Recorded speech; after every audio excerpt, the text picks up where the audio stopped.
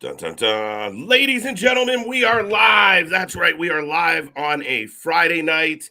And what a Friday do we have for you this evening. Nick and I were just sitting here saying it's like a pay-per-view night with 4 shows. You can see it right there at the bottom. Yes, the channel that covers wrestling like no other, the Wrasslin for Life Network, is here for multiple hours, multiple shows, multiple laughs, and a whole bunch of other multiple things if you're lucky. But with all that being said, folks, yeah, you got it. Smackdown is starting. Bound for Glory is starting. We got lots of action, lots of things to talk about. Don't go anywhere. Whatever you got to do to put a smile on your face, do it. Let's go.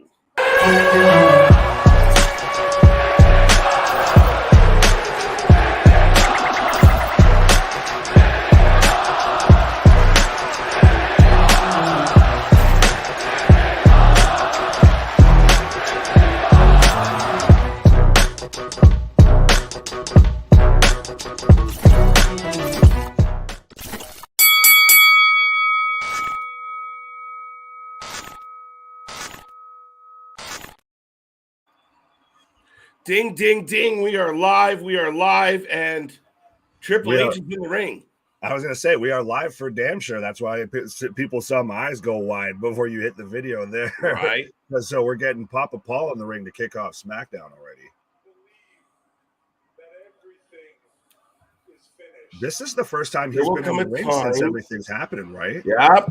Triple H.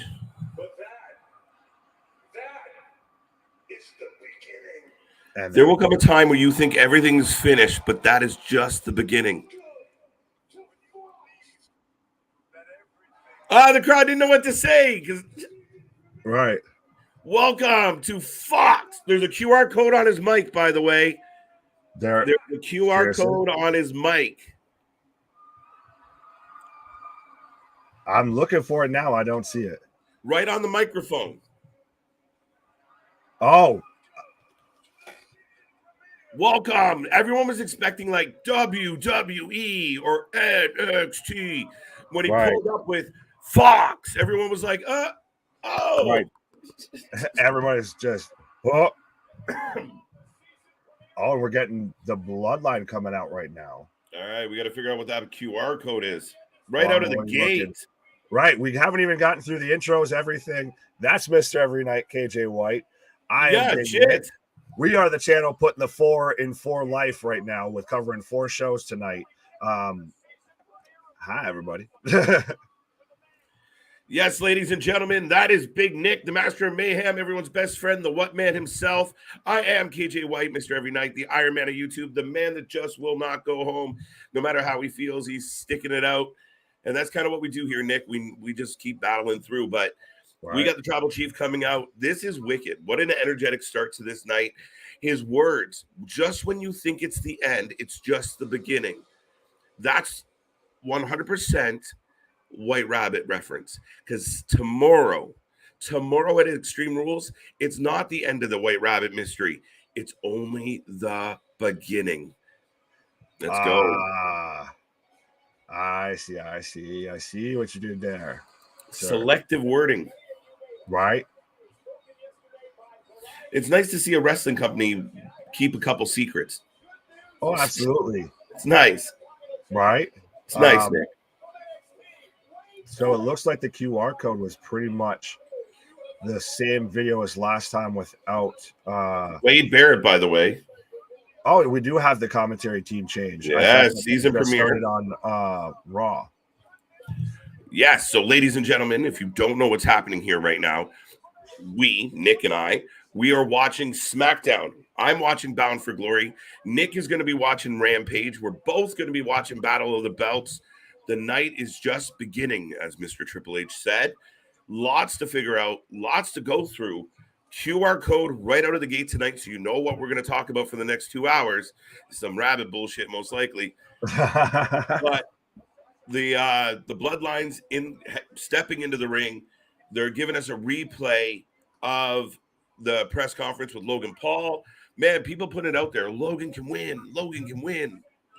No, not at all. I want to borrow your vitamins if you think Logan can win or should win. Right. Well, we are getting the face to face between those two right now. And I did just send you the video. I believe was the QR. It seems pretty much like the Three Little Pigs video like last time. I didn't have the sound on, but we didn't get any of the wolf or anything like that. So interesting. Right. But I really do. Now, fans out there, let me know. Do you think those words were on purpose? QR code was on the mic. Yes, it was. But now we got to watch the signs. We got to watch the people. We got to solve the mystery, folks. We only got one day left before Extreme Rules. Right. JV, how you doing tonight? Juice, how you doing? Yep, we got a QR code. Freddie Gibbs. What? Let's go, Thomas. Jordynne. Let's do this vlog, man. Yes. Bringing what up back. Everybody. Yes. Are they late? Oh, we're never late. The show starts when we walk in. Right, exactly. Yes, perfect. I'm excited to watch all 4 shows tonight. It's going to be amazing. Look, we're looking forward to it. We're going to be right here with you for the roller coaster that is tonight. I guess I should get Bound for Glory going, eh? Maybe just a little bit here. I think Damien, right there, just let us know that Brian Myers retained the Digital Media Championship. I missed the whole match. Wow. Kind of still hard, though, to keep up pace when you've got SmackDown starting off with Triple H in the ring, a QR code. Now we've got the Bloodline coming out. Yeah, I'm a little distracted by just about everything at this moment. But, Damien, keep the Bound for Glory updates coming in. We appreciate it. Absolutely. Keep the whole chat going all night. We're here. Let's go. Nobody covers professional wrestling like we do. What other channel are you going to go to that's going to have not 1, what, not 2, what, not 3, what, but 4 shows, what? And I almost had to put on a 5th going live at the same time. Absolutely. We like I said, we are the wild men of wrestling YouTube right now, where we don't stop. We just keep finding reasons to go on, and out comes Logan Paul.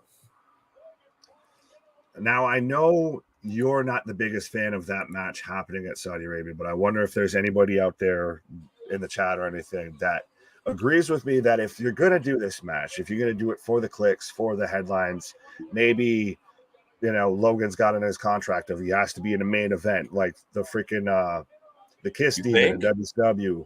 So they just gave him a fucking main event at Saudi Arabia just to appease him. Oh, I don't know. I mean, I don't get that vibe at all. You know what I mean? Like, all right, 1 second. I'm just pulling. See, look, I'm trying to watch 2 wrestling shows. I'm trying to bring up a barcode. Oh, we start with trees. Let me in. Can you hear this? Yes. I hope I don't get flagged for it. Yeah. Whoa. This is creepy as shit. Right. Oh, dude. They gave us Huskus. Wait. Huskus is in the video. I need to now go back and rewatch it, but I was just like, oh, it's Three Little Pigs. Yeah, 100% gave us Huskus, dude. Folks, I know I'm distracted, but we got a Huskus spotting within this new video that just repeats, let me in, let me in, let me in, let me in.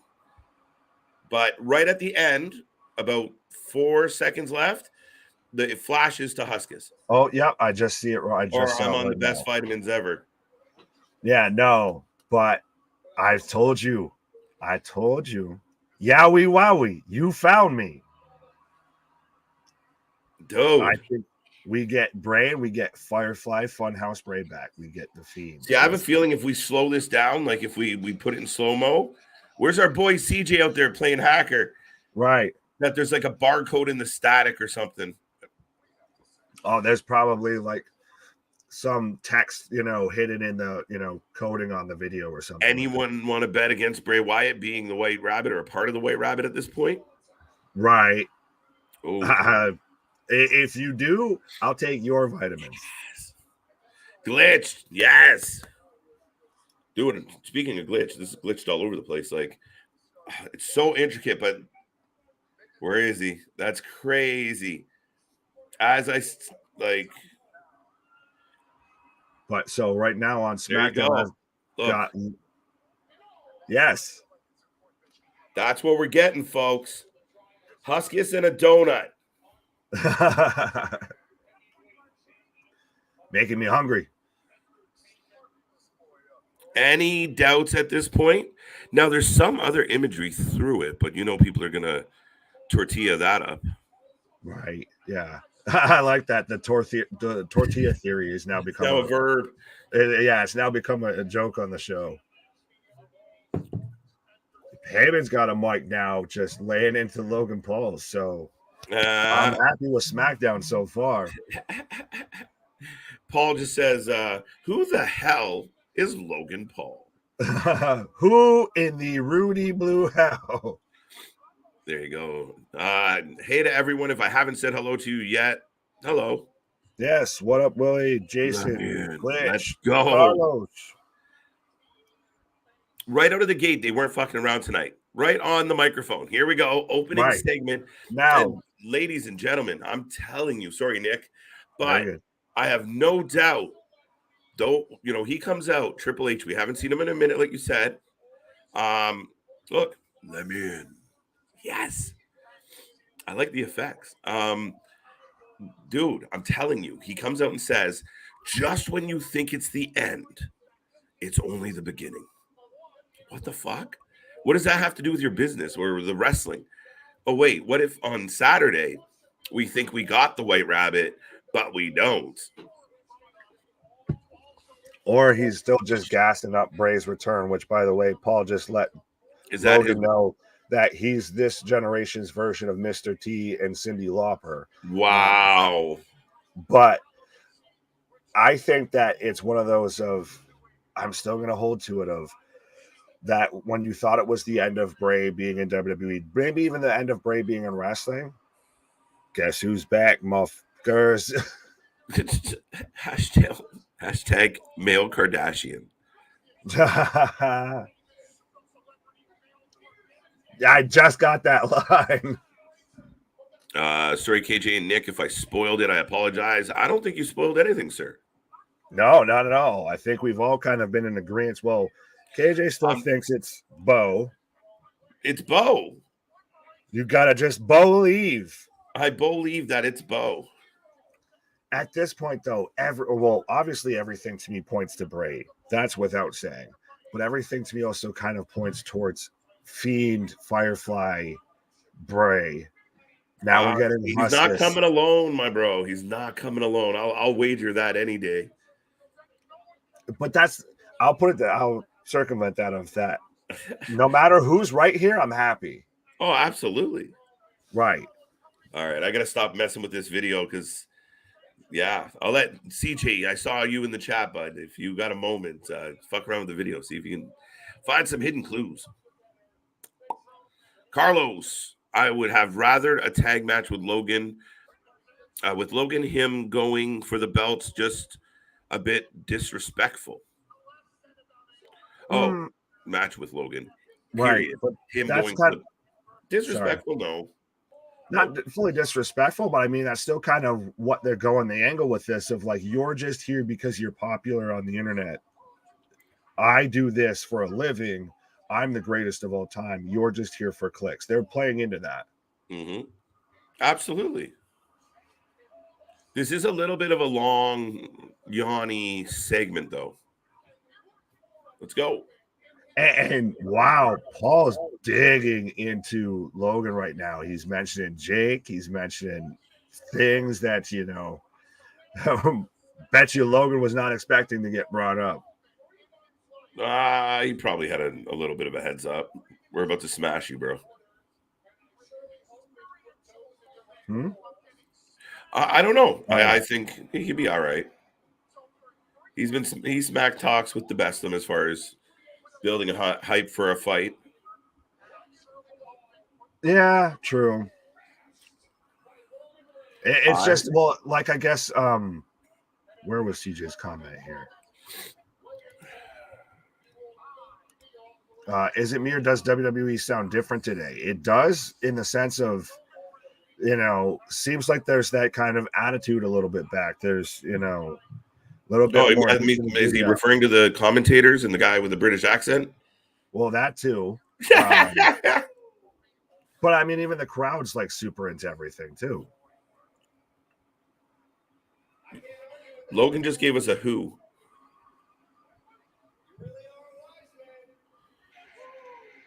What the hell? All right. I'm coming. That's what she said. Pause. Right. Mike said, oh, wait. Raven gave Tommy Dreamer the Raven effect DDT after Raven's speech. What do you think about that, KJ and Nick? Let's have a match. Let's go. No. It's just a fitting way to kind of end it. All of that. Say those goodbye two have been with intertwined. Those two have been intertwined for however long. The effect. It's the even flow. Yeah. Is it me or does it sound different? We got that one. Could they stretch this out until Monday, October 31st on Monday Night Raw? All the way to Halloween? No. Oh, Jay losing his mind again. I like this though with Jay, of just that ultra aggressive kind of character that, right? I'm about it. Ooh, so listen to the crowd. Yeah, that's what I'm saying. So. By the way, Bound for Glory. We got an X Division match between Speedball and the Elite Hunter. So let me know in the chat. Do you have any predictions for this match? Are you going with Speedball, who's been on a heater, or can Frankie take him down? Our buddy Kazarian, man. Going for the X title. I think it's got to be Speedball on that one. It should be Speedball. Right. And I've got Sammy right now breaking up the tension between Roman and Jay. Uh-oh. What is being a kiss ass? But Sammy's so over right now. Sammy's like somehow become the best thing going. Just dig in. Whatever they have. He's been slept on. And now it's just because he's so convicted, Nick, right? Like, and you get it. You look at him and you're like, this is probably what you're like in real life, where you're like, dude, you're my best friend, but you need to go sit in another room for 5 minutes before I can't take anymore. Yeah, you believe that this is Sami Zayn, 100%.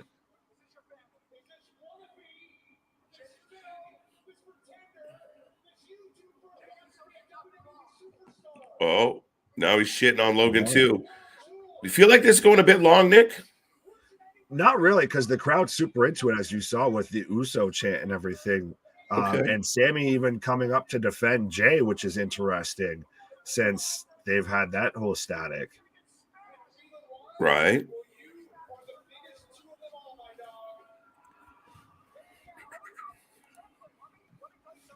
Dum.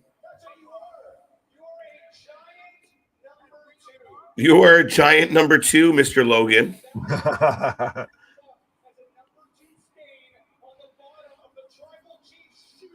Wow. Let's go. Sammy getting the cheer. The Usos getting a huge cheer, guys. Oh, that crowd was probably the biggest pop of the night so far, to be honest.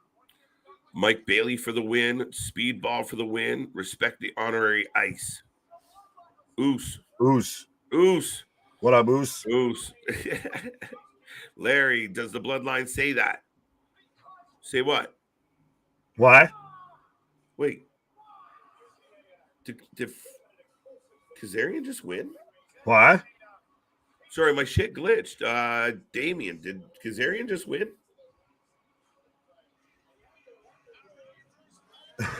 Yeah.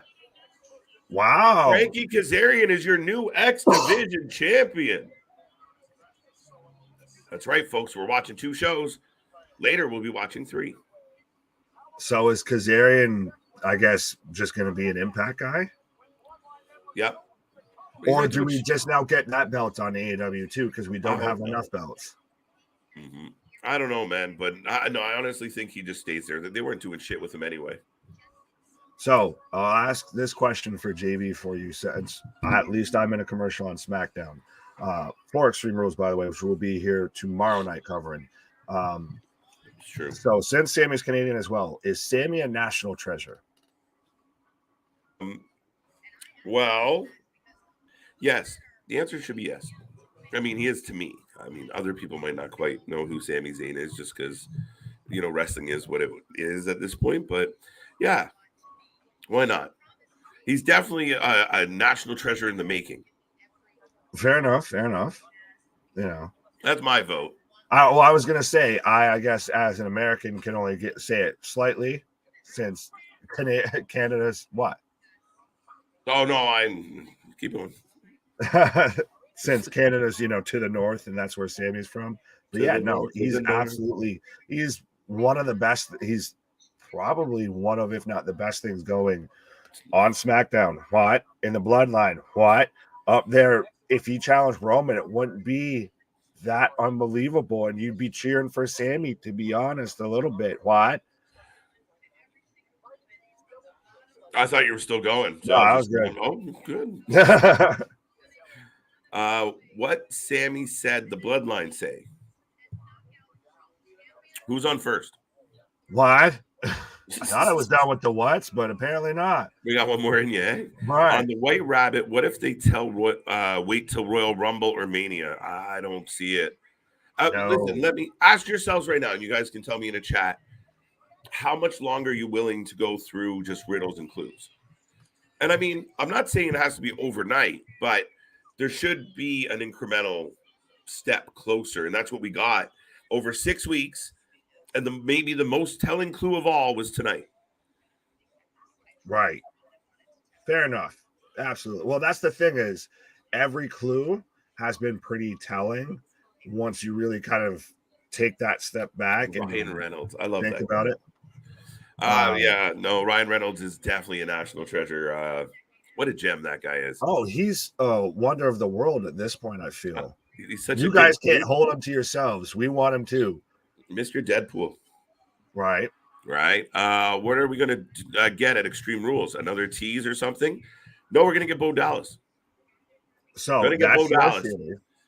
I think we get a person or two, but we don't get Bray. Maybe we just get Bray's laugh. But I mean, dude, they're getting to the point where they want people, like, they want you to know it might be Bray because people are going to tune in. If it had no clue that it was maybe Bray, less people buy the pay-per-view. But once everyone starts spreading the word, it's fucking Bray. People are going to tune in just to see it. Oh, absolutely. We've been hooked pretty much just from the jump. Like, let's not forget, this just started with them playing a song at a house show with the lights out. Fucked up. It's been good, but let's see if my theory is right. 6 clues. Tonight's set number 6. Now, we're probably going to get more shit, so everyone out there, make sure you're paying paying attention to the TV because we're trying to pay attention to multiple TVs. So if we miss anything, let us know. I know the fact checkers out there got our back. I will let everyone know that Mia Yim is on the way to the ring. Part of this, Mickie James farewell tour that she's on. We got Mia Yim and Mickie James tonight. Yeah. Predictions. Right. I'll get my prediction in after that. But I guess my theory on this, as we're getting reminded about the Intercontinental Championship match tonight on SmackDown between Gunther and Sheamus. I think the most distant we get at Extreme Rules is we just get Bray's laugh. I'm still of the theory we get Bray or the Fiend shows up, or we get a Firefly Funhouse vignette or something. You're dying for that. I will lose my mind. I might shed visible tears if we get the Firefly Funhouse. I still don't know that goes that way, but maybe that's what it is. Maybe the puppets come to life, but so the puppets are there.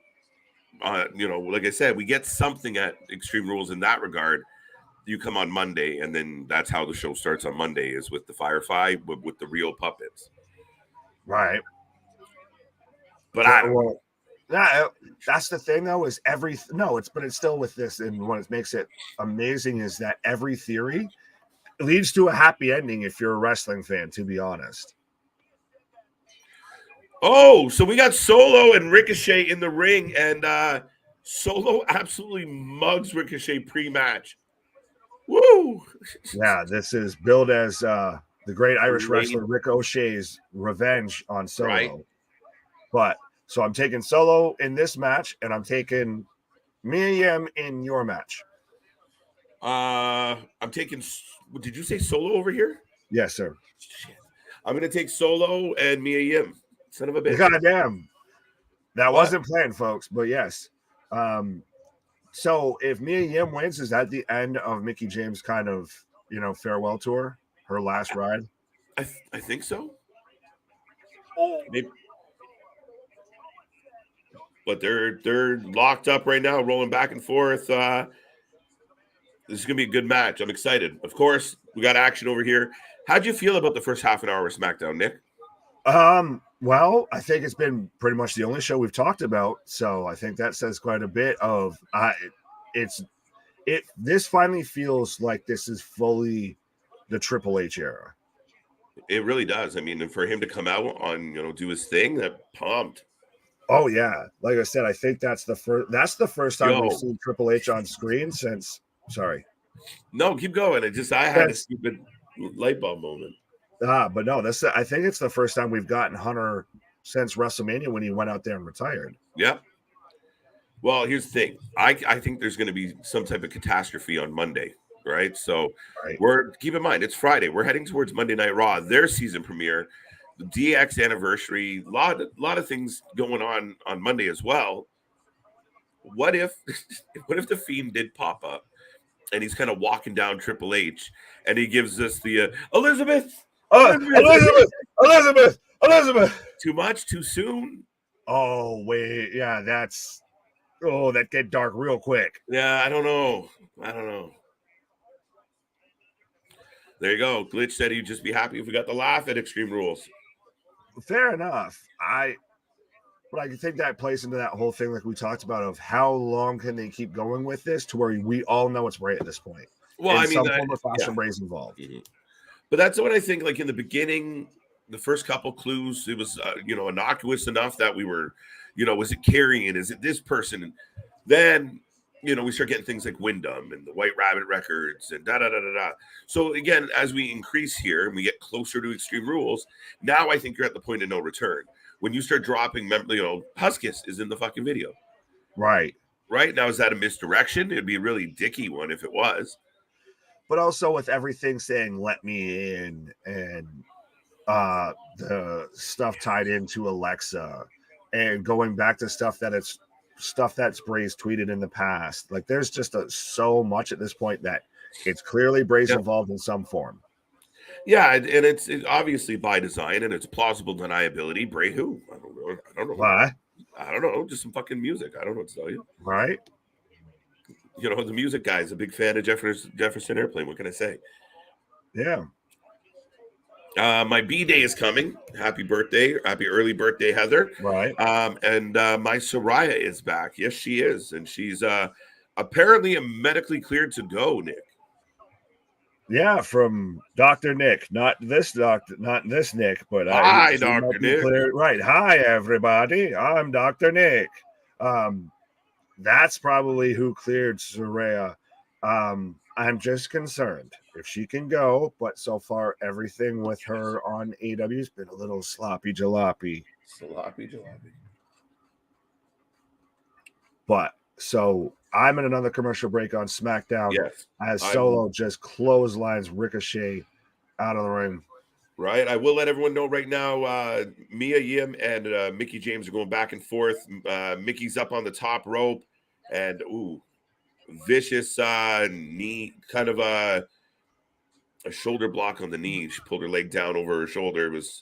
So now Mickey's holding the leg and Mia's in charge. So if you haven't made a prediction yet on the Mia Yim match going up against Mickie James or the Ricochet Solo match, let us know. Yeah, trust me, folks. If you like pro wrestling, we got it covered because we got every pretty much major show, every major company covered tonight. So it's crazy. Right. And I assure you, folks, I don't always sound this bad. No, but that's what we're. that's what we do here. If even, we've both at times been here a little under the weather. I know even a brother from another mother, Mr. CJ Brand's been on here, with a bunch of stuff going on. That dude was on here and barely could stay away because of his day. Poor guy. Yeah.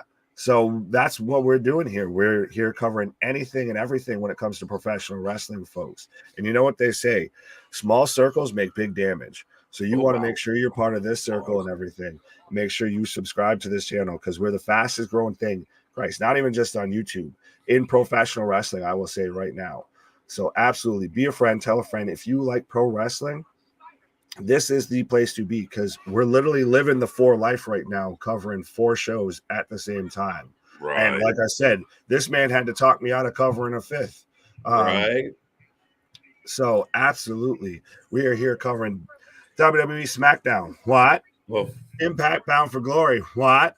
Rampage. What? AEW Battle of the Band. Battle of the Bands. What? Battle of the Belts. What? Battle of the Bands. What? Living for the weekend, gang. There we go. What? Crazy weekend. Don't forget, tomorrow we start at 6 p.m. Eastern. We're going to do GCW Fight Club, Moxley, Nick Gage, career versus title. It's going to be cool. We'll see what happens with it.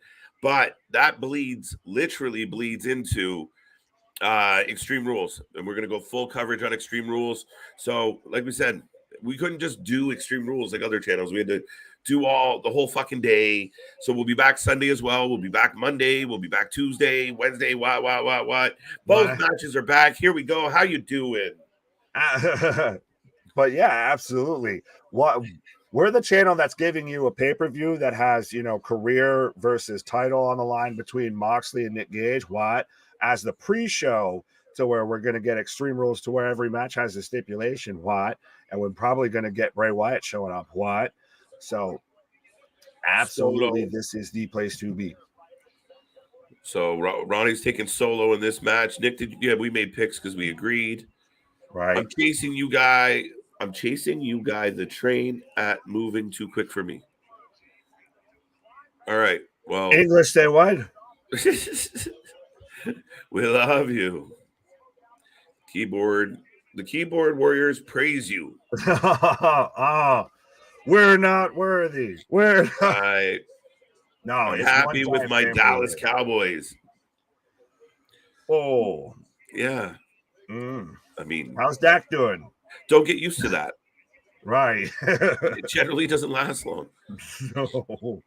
Derp. What is happening with the chat right now, guys? You guys all losing your mind on a Friday? Exactly. I think it's the feel-good Friday effect is taking, full force.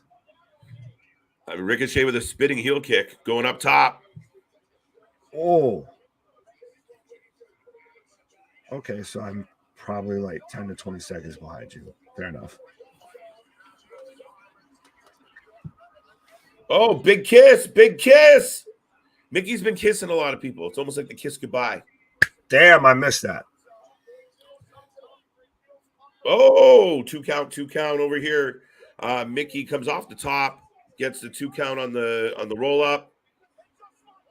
That's clearly a rock bottom that Solo hits at this point. It's a rock bottom with a little twist. It's a rock bottom without the pomp and circumstance before it. He literally just catches him and then just does the rock bottom. Well, there goes Ricochet. Wow. Right. But do you think the Mickie James thing plays into the whole, like the moment that she had with Trish, and maybe that's the last match that she has? Is Trish goes to Impact, or maybe WWE. Mickie James goes to WWE. We've had that kind of connection before.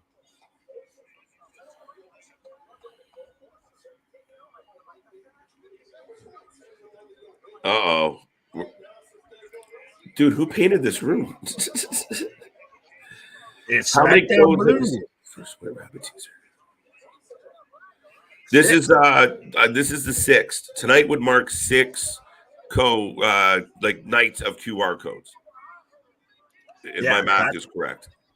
Yes, and that's one of my favorite theories that you've kind of pointed out on here. Is the 6 hints and clues building up to Extreme Rules. That might be literally, I guess, the Wyatt Smackdown or the Wyatt 6. There you go, Heather. Watch it when you can, or watch our stream. We'll get you up to date. Right. And even then, if you're going to wait and watch SmackDown, we're still covering Bound for Glory, covering Rampage, covering Battle of the Belts. We're here covering anything and everything when it comes to pro wrestling. It's true. It's damn true. The Wyndham 6, yes. So I think someone asked that earlier, and I've said it a couple times, where I truly feel like I know Nick doesn't quite feel the way I do. I think this has been building towards a faction the whole time. That's the thing, is if I'm wrong, I'll be happy to be wrong. Yeah, no, I'm not saying you're going to be disappointed. I'm just saying no, yeah, agree. But that's when's the last time pro wrestling? Oh, we've got Hit Row coming out right now after some lovely awkward silence between the Bloodline backstage. Yeah, that was real funny, actually. There we go. The tour continues. Mickie James goes over Mia. It's kind of so if she wins, she keeps going. She goes until somebody can beat her. Yeah, I thought that's what it was. That's pretty cool. Oh, absolutely. It's an interesting kind of farewell tour theory. I agree, Glitch. I agree that's been my theory. I said it about 4 clues ago. Right around the second clue, I said, like, okay, doing the math in my head, it just felt like we were heading towards 1, 2, 3, 4, 5, 6. If they hit every show on the way through, then yeah, Extreme Rules. But I don't think the big reveal is tomorrow. I really don't, guys. We will have to see. We will be the ones here covering that, though. We will be here live. I can't wait. I honestly cannot wait. Dude, I'm like, again. I was itching since we did our prediction show last night.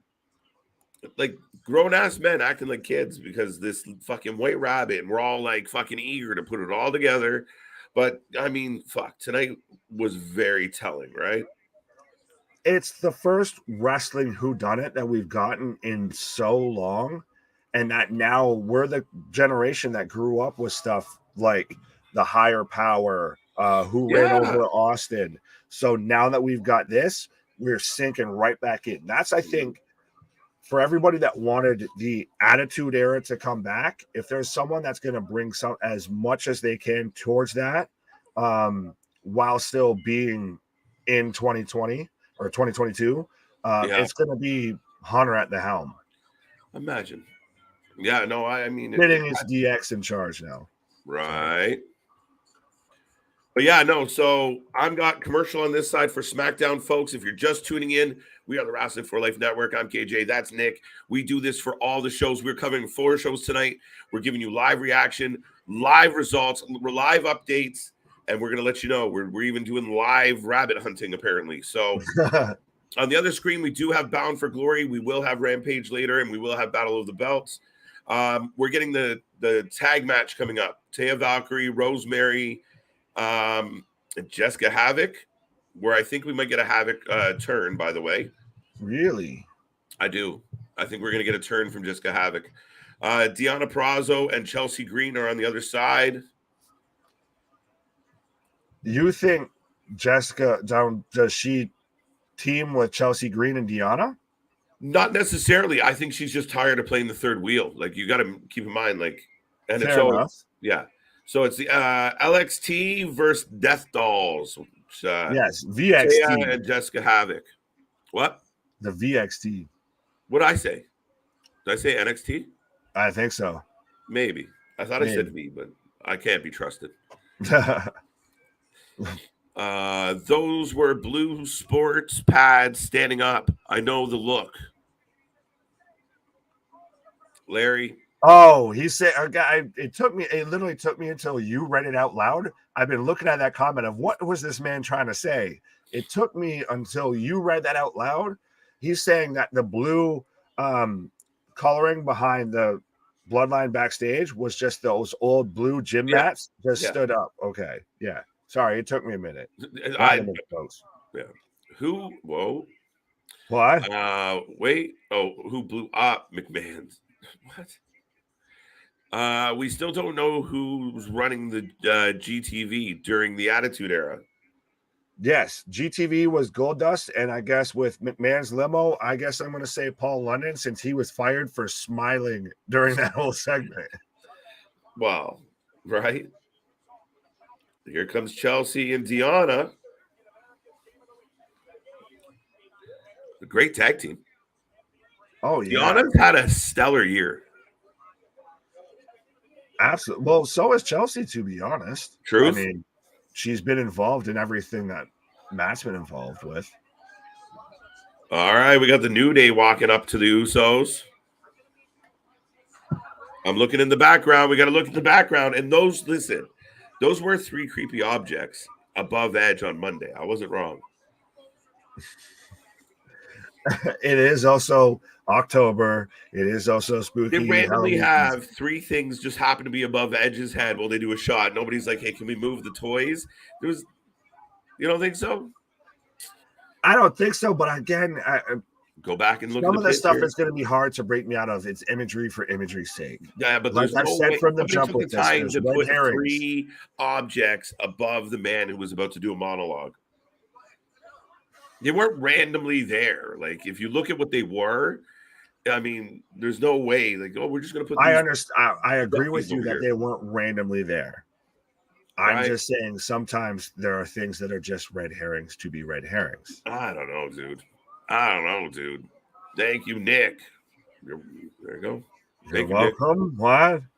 VXT for the win. Tyler Breeze is the 3rd man. Interesting. Ooh. Was there someone in the press room entrance? Maybe. I don't know. What? So we've got Hit Row coming out right now. Yeah, I don't like Hit Row anymore. You've joined the Victor side? Yeah, you know what? I don't care for them.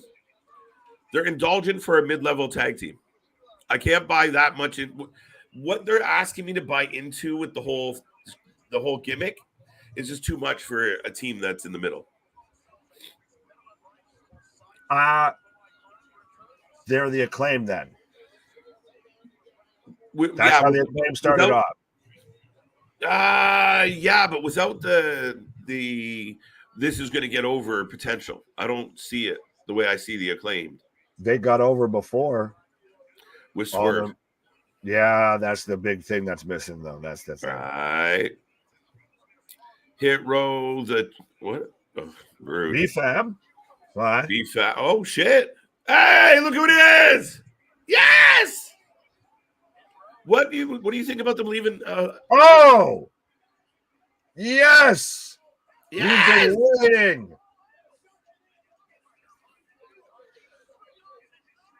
And he's got the mask back. Right? They all do.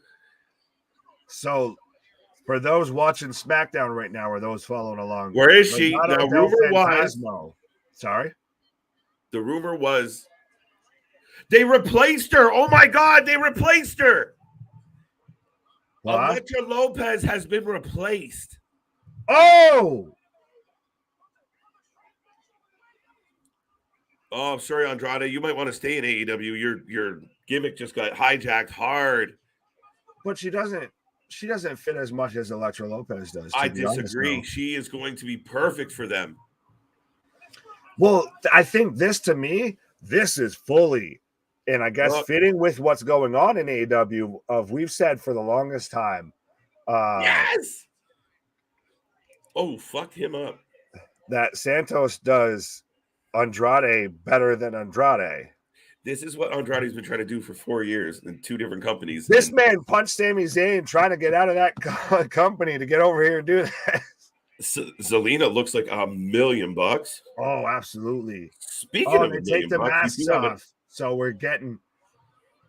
This is what Andrade's wanted for Legado for Los Ingobernables in AEW for the whole time. Poor Elektra, but I think this is an amazing move. I still would have liked to see her with them and then see Selena come back separately. That's just me being nitpicky, but it is good. It's being nitpicky. Nitpicky. Pause. Nitpicky. Right. No, I think for the exact reason she was the first one to speak, and she's back to speaking like she's got an attitude, like she's got a chip on her shoulder. It's going to help Escobar get over with the crowd. White Rabbit, White Rabbit, White Rabbit. Yo, what is this? Dude. Why? There's the X. Yo, folks, are you seeing this shit? Purple X. So we're literally getting a White Rabbit video right now on the screen. Fire referenced. What is? Yes. Yes. Let me in. Okay, there's a bunch of words. 10, Feed 8, your 22. hero. Oh God, they're all in different language. Feed Yo. your head. Wow, let me in. They're paying it off. If that was clear as day right now, at this point, there's no more beating around the bush. There's no more. You think it's the end? It is just the beginning. Strap in and strap on, buddy. You're taking my own gimmicks and using them against me. That's not fair. You got so many. The man, I'm Chris Jericho, the man of 1,000 gimmicks. Right, that's it. What chant? Right, what chant? Strap on and strap in. Just keep going and come back. What chant? Da-da, Right. da-da, what Commercial chant? break. You'll play the video. What chant? Right. But no, to me, sorry, that's absolutely saying 100% that they're at least paying off the White Rabbit at Extreme Rules. They haven't done anything that blatant this entire time. Well, like I said, the breadcrumbs have been like every time we got a clue, it like in the clues, it was the next venue. Okay, now we're going to Edmonton. Now we're going to Winnipeg. Now we're going here. Now we're going there. Now we're going to fucking Extreme Rules. And they're straight up telling us, dude, I'm in. Right. I'm in. So, yeah, I mean, I still don't think it's Bray Wyatt tomorrow. I don't. Is it The Fiend, though? That's the thing. What are we getting tomorrow? Are we getting this? I hope not. That's nightmare fuel. Right. I'd be more happy with Cult Leader Bray than Nightmare Fuel Rabbit. But I think that's what we're getting, especially the fire shooting up from there. Right. Like when he came up from out of the ring after he was, crispy fried fiend. I think that's the way that we're going with this. Now, imagine though that you're somebody who you just watched SmackDown. You don't go on Twitter. You don't go through the social media. You don't follow the QR codes and everything. And now all of a sudden you just get a weird ad for a White Rabbit 8-bit. You're like, what the fuck is this? Just digging through and just fucking codes. You're going to think your TV's been hacked or something. Right. No, they were clear and direct. We got a QR code right away. Now this. Oh, wait, you just popped. The purple X looks like the X on Finn Balor's shirt. I do think that I think that match is going to be the main event, and that's where if we get it, what we get with the White Rabbit will be that. Right. Yeah, I think Bo Dallas helps Edge win, and we're all confused. Right. I know people are going to be like, what is wrong with this guy? No. Facepalm. Glitch LWO, the Latino World Order. The what? They're saying how I think Larry was saying, or JV might have been saying about, I hope Andrade and Rush join Legado del Fantasma. Well, that would be humbling. Of like, here we're going to join WWE doing what we try to do better, but I see it very much being like that. LWO. Shotzi's got a big cannon. Oh. All right, so I guess we got rid of Aaliyah. See, this is cute. Did we miss her? No. But Raquel's still smiling like an idiot. It's bothering the shit out of me. She does at least seem to have a little bit more personality and all of that. The smile looks so forced. Oh, by the way, I apologize, folks. I suck at my job, but there was no turn. Jessica and Taya retain. There we go. Nice finisher. It's over. Now, but I guess this goes into this conversation. I'll say this as we're getting Xia Li and Sonya Deville versus Raquel Rodriguez and Shotzi on SmackDown. But do you think that this might be why we're having so many shows tonight versus trying to compete with Extreme Rules? Oh yeah, no, like I said, ECW's going ahead of it. Nothing's competing with that. right? Well, Battle of the Belts is not going to do ratings no matter where they put it. It might have a chance on the heels of Rampage to do a little bit better numbers than it usually does. But yeah, they weren't going to go up against Extreme Rules. Completely forgot what the pay-per-view was there for a second. But yeah, they're not going to go head to head with Extreme Rules at all. And we talked about it. As far as I know, and anybody out there, any of my fact checkers can correct me if I'm wrong, but Bound for Glory was scheduled for the 8th. And then the WWE announced, oh, by the way, we want to do the 8th as well. And Impact went, we'll see you on Friday. They heard one Jefferson Airplane song and just said, nope, we're going to change our pay-per-view. Thank you very much. But listen, I hate to do this, but as an avid wrestling fan, Nick, I mean, you have this one company with all this kind of upbeat, happy-go-lucky shit going on. Everyone's talking about a goddamn White Rabbit. Everyone's pumped about this pay-per-view. You know, we're even kind of like, all right, new announcers, new interviewers. What's going on? New wrestlers, new head of creative. Who dis? Right? What's going on? We have a long-term storytelling director. Life's good, and on the other place, it's just burning. It's just burning down. It's literally the meme with the dog sitting at the coffee table with his coffee mug while the entire room is engulfed in flames around him, just saying, I'm fine. That's Tony Khan right now.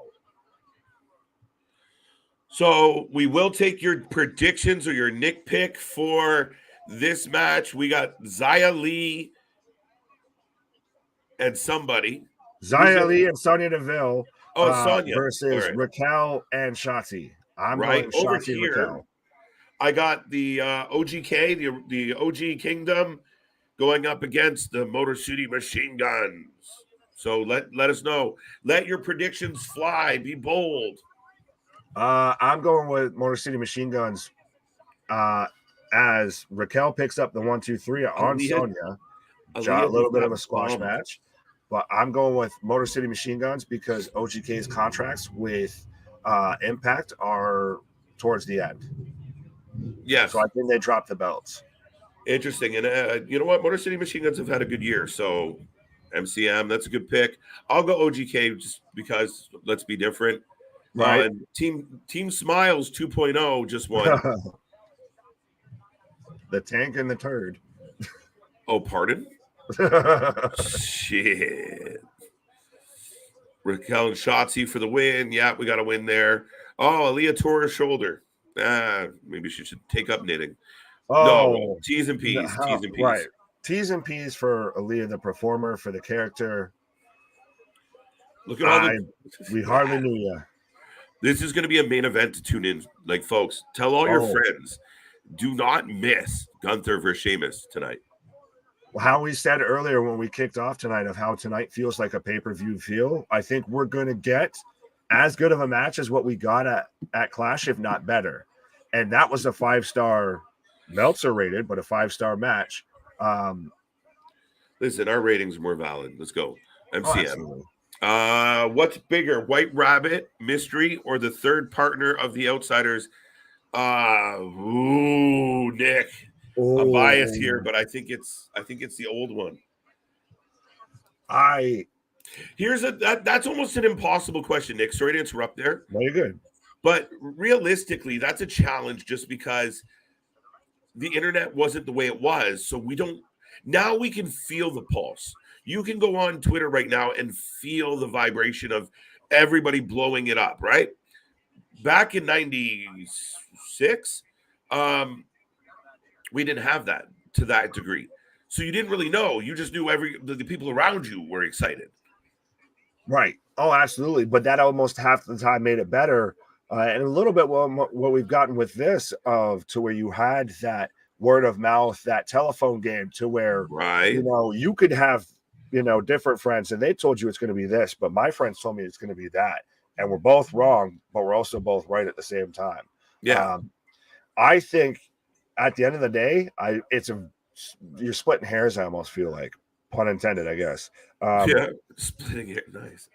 But I do think that yeah. the fact that this is in the conversation already, props to Hunter, props to everything going on in WWE Creative right now, that this is up there, easily debatable in the conversation, with probably one of the greatest kind of surprises in wrestling. Mm-hmm. What I like right now is it feels like everything that we're seeing on the shows, not everything. And listen, we haven't just been like 10 out of 10, 10 out of 10, way to go, Paul. Right. You know, he's put up some sixes. He hasn't been like, smashing everyone out of the park, but he is readjusting the show and he's loading up on talent and he's positioning everything. Okay, you go here. Like you said, he's almost, playing that game of chess where he's moving the pawns up the board. He's figuring out who the bigger pieces are. I like what's happening. Everything seems to have a purpose. I know you said you would have liked to see Elektra Lopez, but I don't know that Elektra Lopez is a mouthpiece the way we already know Zelina is. And he's going, okay, it worked for Andrade. It's going to work for you. And I think it legitimized Phantasmo to the casual fan instantly. I thought it was a good move. Oh, absolutely. I guess if I'm going to get super nitpicky, if the outfit would have changed, it wasn't just kind of this flowy, Aladdin type outfit, I'm bought in. That's right. me getting down to the super nitpicky. Pause. Yeah, I mean, and I get where you're coming from. I feel bad for Elektra Lopez, right? Like you get the tap, hey, we're going to move you up. And you're like, oh, shit. And they're like, psych. Sorry. Psych, I lied. Right? Like, no, not yet. But we're going to let someone else do your gimmick. Like, ooh, it's rough. But I think it was a better move. I really do. The fans out there can let me know if I'm crazy or if they agree with you. But where I'm getting a Ronda Rousey package. I will let everyone know we do have the tag match going on still. OGK and the Motor City Machine Guns. If you're new here, we are the Wrasslin for Life Network. We do this all the time. We are crazy. We're doing 2 more shows tomorrow. 4 tonight, 2 tomorrow. We did 2 shows yesterday. We're doing 1 on Sunday.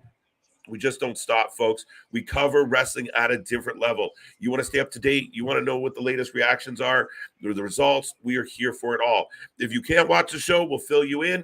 If you are watching the show, it's the wrestling friends you don't have, all here in one space. The channel for fans, by fans. Thank you for being here. Happy Friday. Clearly, I got a lot of energy, but my voice is running out. I will be right back. Thank you. Yes, folks. So you got me. So right now we're getting a video package for Ronda versus Liv. And absolutely, like KJ was just saying, we are the wrestling channel for all your pro wrestling needs, any sort of content you want out there. We've got interviews up there. We did a tier list. We had a ranking show. Might bring that back. What? Got the weekly podcast. Did the predictions for Extreme Rules. Still kind of trying to figure out what we're going to put on the line for that. But absolutely, we are the show literally that's covering anything and everything. We're the show that won't go away, like KJ likes to say about himself and everything. We are here covering everything from WWE, what, Impact, what, AEW, what, NWA, what.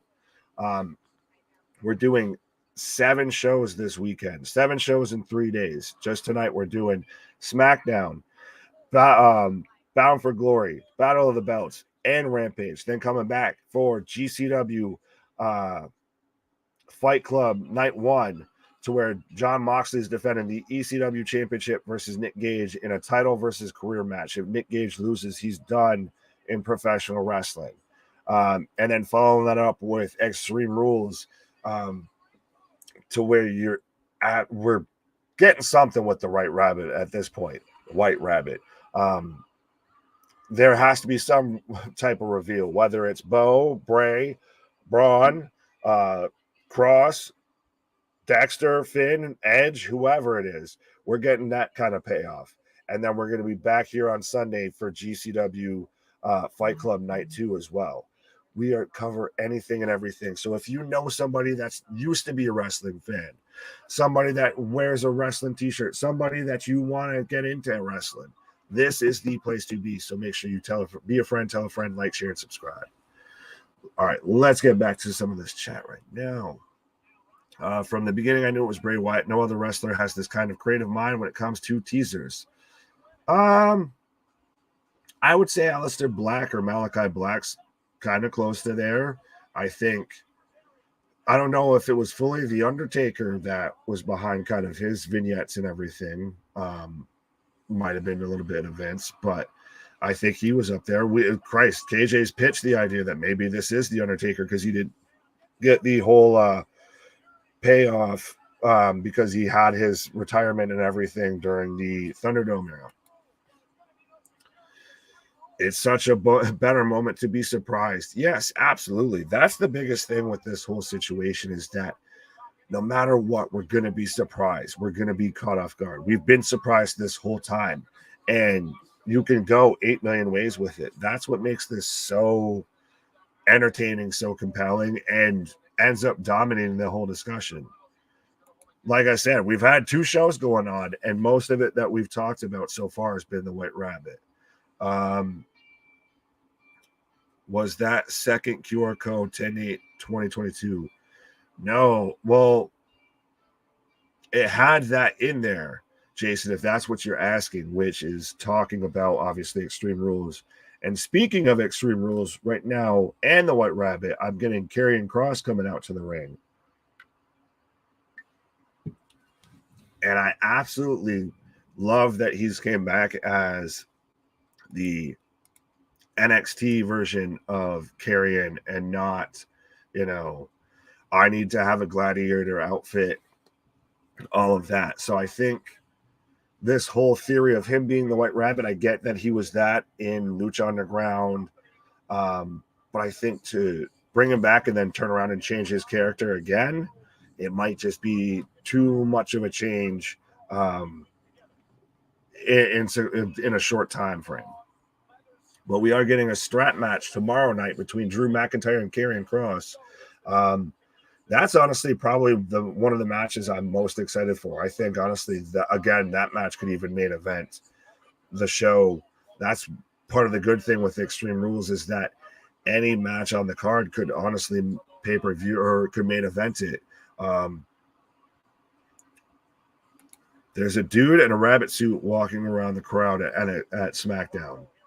I guess I will have to try and keep an eye out for that. And anyone watching SmackDown along with me can try and keep a third eye out for the White Rabbit here. But yeah, I forgot where I was going. All good. I think you were right, Damien. I think Charlotte Flair returns at Extreme Rules tomorrow night after Ronda versus Liv. Oh, and Drew jumps Karrion. I could see that. I think on our prediction show and everything, I took Ronda winning that match because I think we might be getting Charlotte coming back, and I think they're going to do a Charlotte versus Ronda feud way before they're going to do a Liv versus Charlotte feud, because then Charlotte's clearly going to win. Oh, and Drew's got the strap.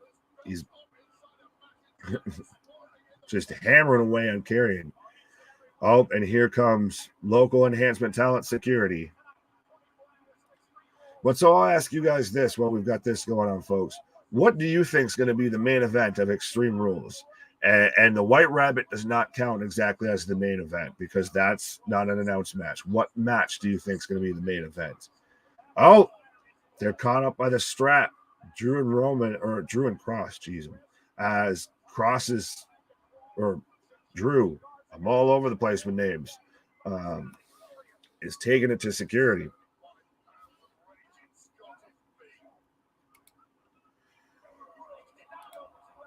Oop. Yep, no one saw it coming. Yep, internet would have ruined that. Oh, you're talking about, so Kross using the strap now because Drew's got his wrist in it, but Kross is out. Seth versus Riddle, Carlos thinks is going to main event the show. Same as Edward. I don't know. Oh, Damien thinks Drew and Karrion. I could see that one. Right now, I guess I think it's going to be the I Quit match between Edge and Finn, but I do think that realistically, any match could main event it. I think that Riddle versus Rollins, that honestly has the potential to open the show. If you want to start off super hot, start off with a fight pit match, start off with Daniel Cormier coming out, and Cross is just laying into Drew. Literally, we're getting the lashings. Like, we saw that from MJF and AEW to where he just used his belt. Cross is pretty much right now doing the exact same thing to Drew, just with a full-on leather strap. Pause. So this, I like that they're showing kind of the sadistic, the healer side of Cross. And I get, and Scarlett's just there looking on, cheering him on. Everybody taking, so everybody looks like they're, I guess, taking Seth versus Riddle for the main event. But where are people from the back? Someone, anyone? They all got taken out by Drew. That's the thing, is Drew just laid out all the security. Yes, I know. If we're going to get, I guess, I should say this, if I'm going to get nitpicky, you can already see the welts forming. But if this is supposed to be a professional wrestling show and this is not supposed to happen, there should be agents, talent, somebody, a referee from out back. I know security just did it, but somebody should be coming out and trying to stop this. This is an assault happening on your professional wrestling show. But it works as a segment, absolutely. Like I said, I am super jazzed for this match, 100%. But we did have the red light on Cross as well, if we're going to go into the White Rabbit lore. But I think it's Riddle versus Rollins in the main event because it's rumored Brock is going to get involved. Why would Brock get involved? We're going to set up Brock versus DC and just stomp over the whole feud that we have going on with Riddle and Rollins. That's Vince McMahon booking right there, is what that is. No. Any match with a women's match, they haven't been main event. Change my mind. I do think Edge versus Finn main event. Riddle versus Seth should open. So Carlos, yes, sold you on my whole pitch there. McIntyre's finna get beat. Ronnie, fix your spelling. I'm loving this. Thank you, Triple H, for bringing back Karrion Kross. He's a badass. Yes, absolutely. Like I said, that's what I think has been the best thing that has happened under the Hunter era, is he just lets them go out and do what they do. We said this even when we got the whole return of 2015, Kevin Owens and all of that. When we got Johnny Gargano back, when we got Elias Ezekiel written off of, he's just letting people be pro wrestlers. They don't need to have 10,000 gimmicks, and we don't need to try and pretend that just because this guy shaved his beard, that he's a whole different person. But I will let you know on SmackDown right now, I am in picture-in-picture, and just to recap everybody on the results so far at Bound for Glory. So far, we kicked off the pre-show with Brian Myers beating Dirty Dango, a.k.a. Fandango, for the Digital Media Championship on the pre-show. Then we had Frankie Kazarian, the Elite Hunter, still getting lost trying to find the Elite. He doesn't know what to do now because they're suspended. So he found his way over to Impact and ended up defeating Mike Bailey by submission for the X Division Championship. And then Mickey James beat Mia Yim, again, going on the, final ride tour, the last ride tour to pretty much, if Mickey loses, she's done. And it's interesting. I picked Mia, but I feel like she might be heading back to WWE, or maybe she goes to AEW to spend some time with hubby. But with her Impact contract being up, it might be interesting to see where she goes. But So Mickey James is still going on. And then we had the Death Dolls, which is Jessica Havoc and Taya Valkyrie, retaining or winning, I should say, the Impact Knockouts World Tag Team Championships from VXT, which is Chelsea Green and Deonna Purrazzo. And right now, to my knowledge, because I'm still trying to get, I got 10,000 tabs open. We have the Kingdom, Matt Taven and Mike Bennett versus Motor City Machine Guns going on right now for the Impact World Tag Team Championship. So if you haven't given a prediction for that, let me know. I'm taking Motor City Machine Guns for that one because maybe OGK shows up in AEW. I don't know. I don't know if I'd want to sign with AEW right now if I was a talent on the independent scene, seeing how chaotic that situation is. Maybe they show up in WWE. Maybe Vincent's the White Rabbit. We didn't know it all along. That's an outside theory, I guess, if we want to go with something.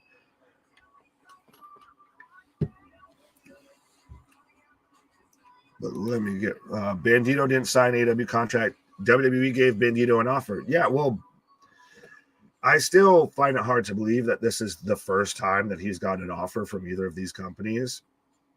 But no, supposedly, allegedly, reportedly, WWE, we're getting a Hot Topic Raiders video package. Or at least something with the Vikings. Oh! We have a female voice. We're getting Sarah Roback because we've got the dreads and everything like that. Wow. That's what it looks like to me, folks, because we just get shadowy, hidden, Viking package. And again, for the first time, we got a female voice. So we might be getting Sarah Logan back. So just when you think they're done bringing people back, what? What are you talking about, KJ?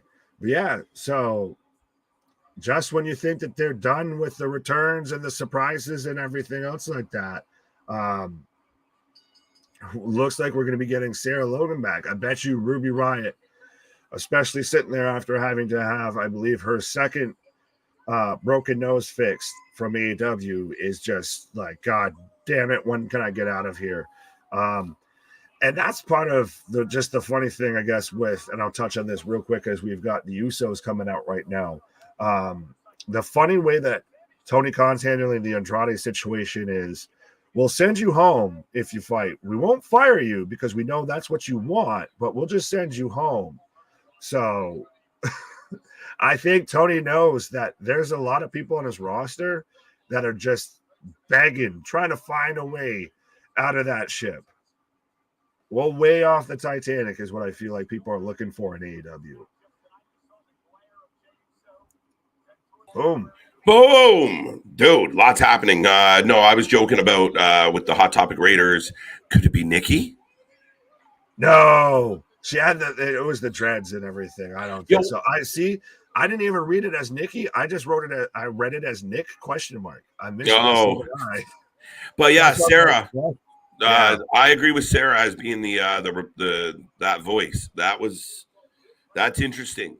Again, that gets me involved. Don't miss a fucking second, folks. It is like literally every time you blink, you miss something on this show right now. But that's who? Dude, who is it? You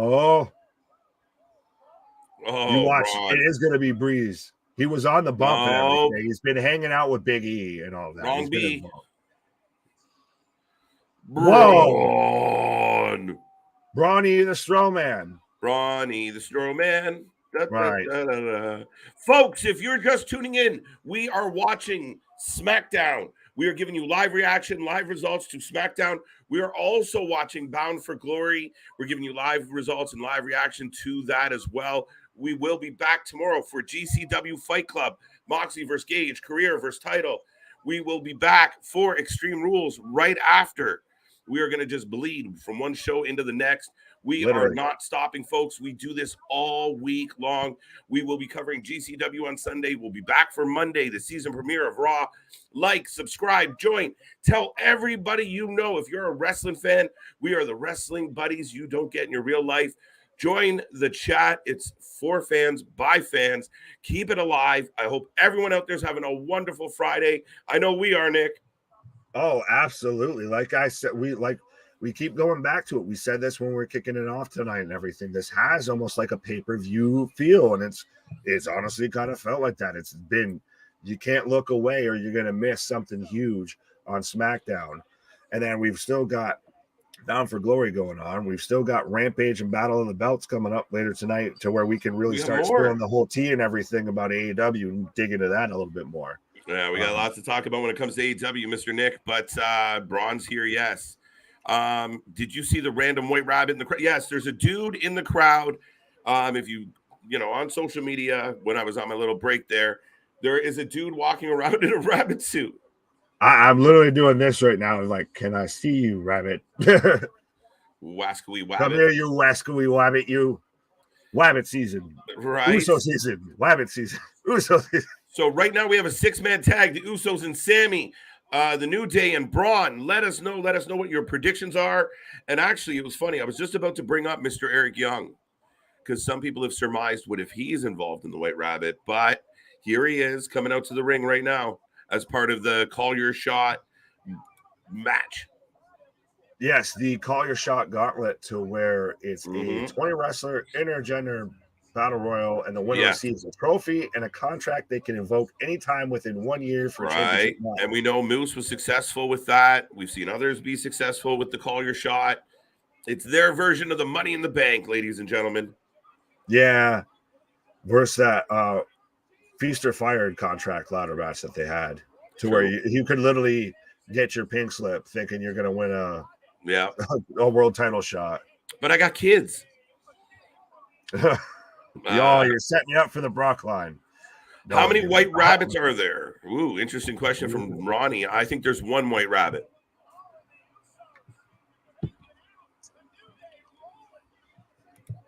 And SmackDown heading into a commercial. Yo, Joe Henry. Man, this guy's made me so mad. I've never, ever seen this dude wrestle. Have you seen his vignettes? I haven't seen his vignettes. I know of Joe Henry from Progress, from WCPW, ICW, all of that. Yeah, but I haven't watched him wrestle, but he's got this whole shtick where like people are in like an AA meeting and he comes bursting in and he's got a whole song. I believe in Joe Henry. Dude, it stuck in my head for a week and a half. I hate this guy already. Yeah, that's been a little bit. He's a quirky character. He's kind of a jack of all trades, He does music, he does this, he does that. Like, he's got that.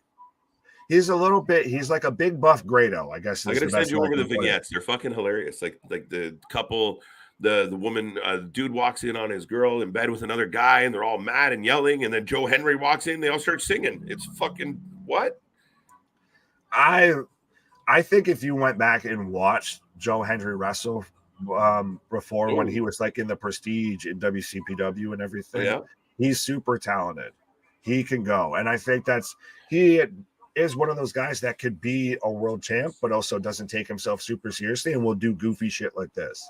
Right. So we have Joe Henry and Eric Young in the ring right now, folks. If you haven't made a prediction on who's going to win the Call Your Shot Gauntlet match, now is the time.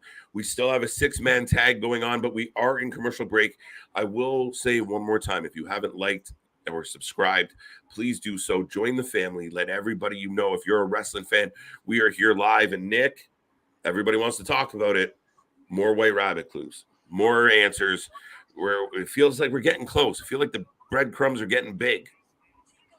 Well, at this point, they're craters. At this point, they're not, or asteroids. They're not breadcrumbs anymore. Okay. Usos and Sammy for the win. The QR code had a voice saying, let me in. Again, we tie it right back to let me in. When we originally saw the 3 little pigs, I mean, you know what the big bad wolf's line is every time he goes to a house, right? Little pig, little pig, let me in. So, yeah, man. I'm really curious where we go with this, but I know we're getting something tomorrow. Oh, absolutely. I still think Triple H's opening speech, as short and sweet as it was, keep that in the back of your brain, folks. You think it's over. It's just beginning. Part of me was like, did they sell? And everyone thinks the company's done, but it's only beginning in Disney. Maybe we got it's a countdown. Sorry, Nick. No, you're good. We got the next entrant. Here comes Mr. Perazo. Macklin, who's been on a tear. I think he's my pick. Yeah, honestly, he's fully made himself a whole new star in Impact. He's done really well. And I mean, he picked up a huge win against Sami Callihan and Moose recently. Mm-hmm. So Bobby Fish for the win. Obviously, Bobby has popped up in Impact because nobody else wants him. Right. He's going to have a boxing match. That's what that was? I didn't see it was an actual boxing match. I thought it was Yeah, no. He signed to fight. You ever go night-night? You going to go night-night?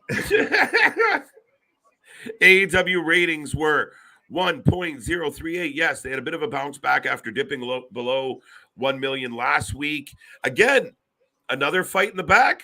People show up to see what's happening. So Tony's got to find a way to book better, because when you get 1 million people tuning in, you got to give them shit that they tell their friends. Like, dude, you got to see this. When you end the show with another fucking shitty ending and Jericho was the hero of the whole fucking show, nobody cares. And Rich Swann is on the way to the ring now. But I think with the 1.038 was saying that's the ratings. I think that was also the ratings that the fans gave that show out of a 10 as well. That's the thing is, people might have clicked in. Cool. They turned into hot garbage. You had a man. We're going to touch on that more when we get to AEW. Yes, I got some things to say. Sorry, Nick. Rich Swann is in the ring and he's on a heater. Just hit a 450, then hit another splash. He is on fire. I'm such a big fan of Rich Swann, but he's face to face with Joe Henry. Kind of reminds me of Mr. Anderson a little bit. A little bit. From a distance. If you're good, sir, I might take a little pause for the cause here myself. All right. I remember EC3 got the fired briefcase. Yes, he did. We got another countdown coming here at Bound for Glory. If you're just tuning in, we do take predictions for all matches. We have a 6-man tag between the Usos and Sammy up against the New Day and Braun Strowman. And PCO is on the way to the ring. The Canadian Frankenstein. Here he comes. He's ready. Where I live, there is a hole with fireworks that are shaking my half of the house. Right on. Larry, you might want to move. I am. Good. Fireworks are illegal where I live. That's sad. Not here. You think Josh Alexander loses the Impact World Championship tonight versus Eddie Edwards? No, I do not. Not yet, Damian. We'll talk about it a little bit more, but I think there's still more to go with Josh Alexander in that title. So I don't think that Eddie Edwards is going to take it from him. I could be wrong. Monday Night Raw season premiere, Firefly Funhouse season 2. Glitched. My buddy Nick is going to be happy to hear you say that. That's what he's holding on to. I think no matter what this is with the White Rabbit, no matter what is going on. Oh, here comes Savannah Evans joining the Call Your Shot gauntlet match. And PCO laying out everybody. Big leg drop on Joe Henry. I believe in Joe Henry. Has anyone else seen those vignettes? Holy shit. Oh, Jay and Sammy are arguing. That's right, folks. We're watching 2 shows. Oh, Jay lays out Xavier. They take a bit of a botch on that move, but recovered all well. Kingston going for the tag as Savannah. Macklin trying to get PCO over the ropes. And here comes the Strowman Express. It's very possible. I do think whatever happens will happen somewhere around the DX celebration. I do believe DX is in trouble on Monday. Johnny Swinger is here. Braun Strowman laying waste to everybody. Jay and Sammy are arguing.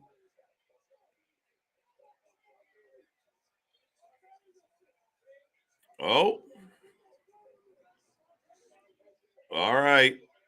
Strowman tags Kofi, and he's going for a lap around the ring. And he devastates both men, kind of, sort of. Michael Cole is down. Most physical Michael Cole's been in 15 years. The Flash looks different. Uh-oh. So wow, who picked the New Day and Strowman?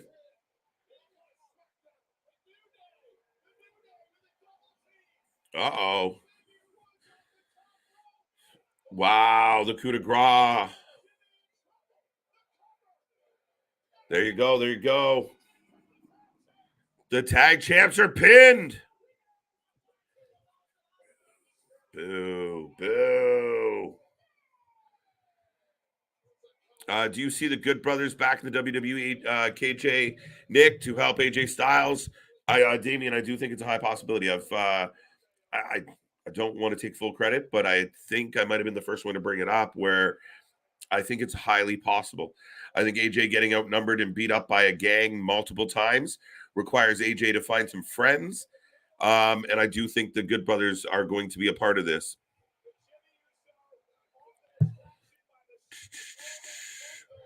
I hope there's a big reveal tomorrow, Glitch. We are going to get something. What we get, I can't tell you. I can't promise you anything. Your guess is as good as mine. My theory has been that we are literally going to get a secondary character. We're not going to get the main character.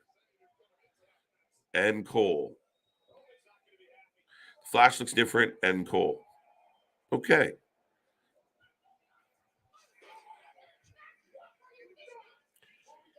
Oh.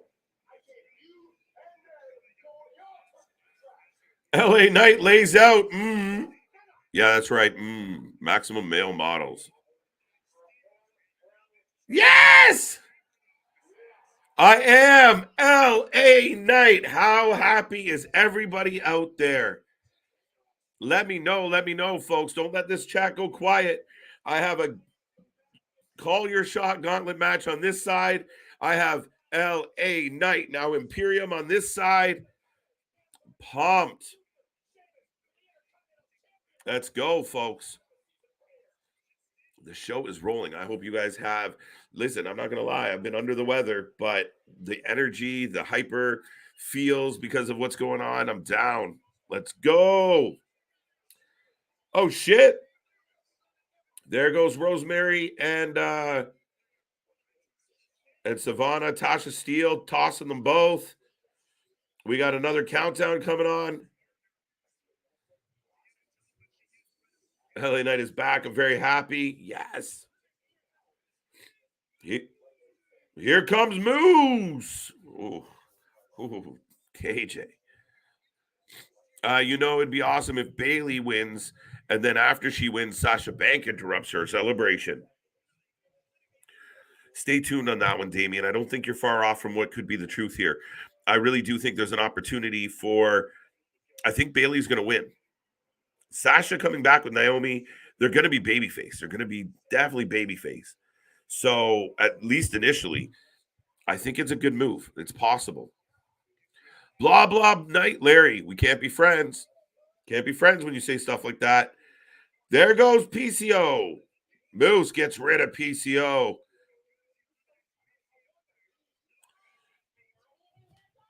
What is this? Bachelor in Paradise. Son of a bitch. I'm happy that LA Knight is back. I like it. The king of Kavorka is back. Oh, shit. Sami Callihan here. Going right after Moose, poking him in the eyes. Oh, now he's got a hold of Macklin. So we got the barbed wire massacre all over again. Up, down. Macklin takes the power bomb. Bray Wyatt doesn't need to go for any titles, but instead just needs to lay people out. I agree with you, Glitch, completely. Me and you are kind of on the same page tonight, where I do agree with exactly what you're surmising. Bray doesn't have to go after the title. And that's why even if you put him, like if you got Roman primarily on SmackDown a lot. So if Bray's actually on Mondays, it keeps him away from that championship. And then he just destroys your Monday night roster. Don't stop his momentum. Don't fuck it up this time.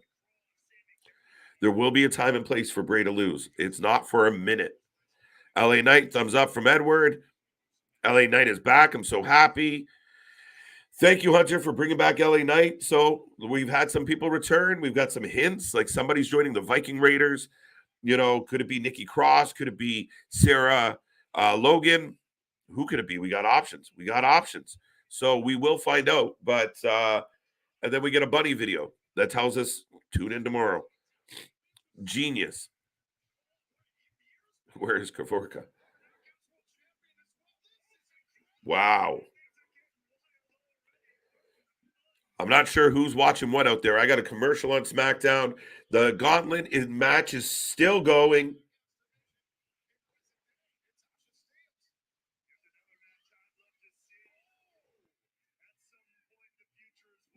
Crazy, folks. I will remind everybody real quick, just when my buddy Nick is on a break, SmackDown coming back to action, but I will take a moment to say we have t-shirts. That's right. If you're just tuning in and you didn't know, we do have t-shirts inspired by the host of this channel.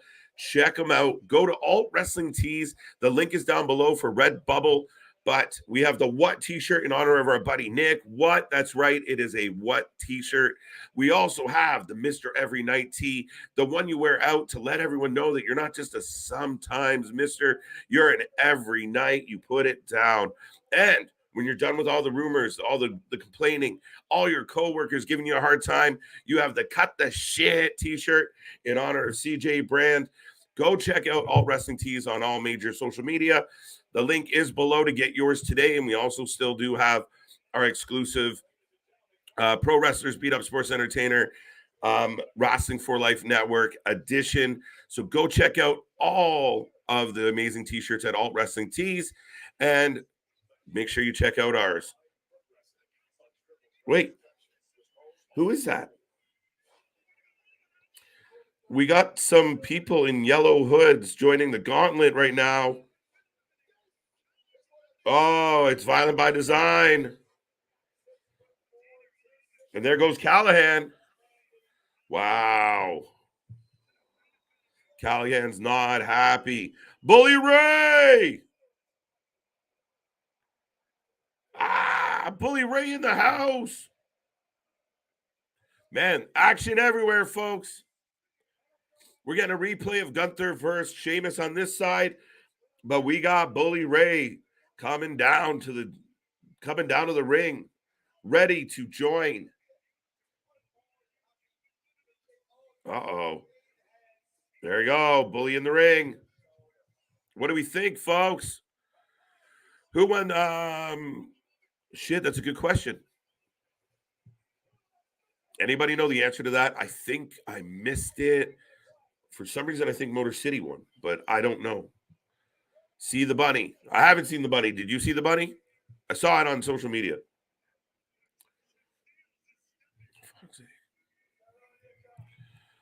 Yo, KJ, how much you want to bet that Bray Wyatt is in the bunny costume? Nah, I take that bet. I don't think it's him. That'd be really funny if he was just wandering around, just smiling under the suit. The Kingdom one. There you go. That's what I meant.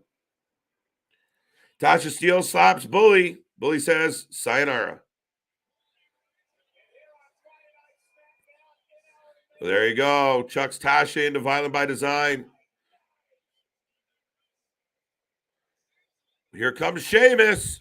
Wow, the night went fast, folks. We're an hour and 30 minutes into the stream already. And Sheamus and the Brawling Brutes. I love what they've done with the Brawling Brutes over the last few weeks. Here comes Bully's buddy, Tommy Dreamer. And it looks like we're going to have a bit of a face-off between the busted open friends. Maybe they'll bust each other open. See what I did there? The bunny was behind the announcer. I didn't see it. I was looking at this one. Sorry, guys. See if I can catch him again. It's kind of funny, though, right?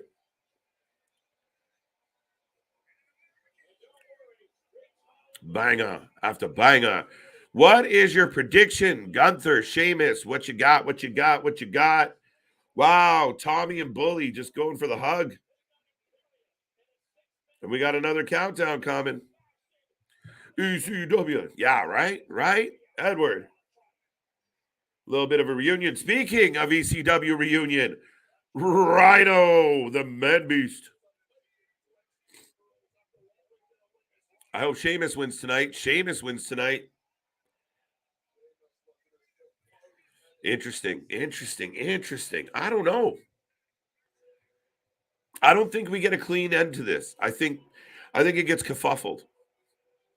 Love the entrance for Imperium now that they've switched, especially with the big screen. It is perfect. We got them back in black. We got them back in black, not bright red. It's a tough one to call, Larry. It's a tough one to call.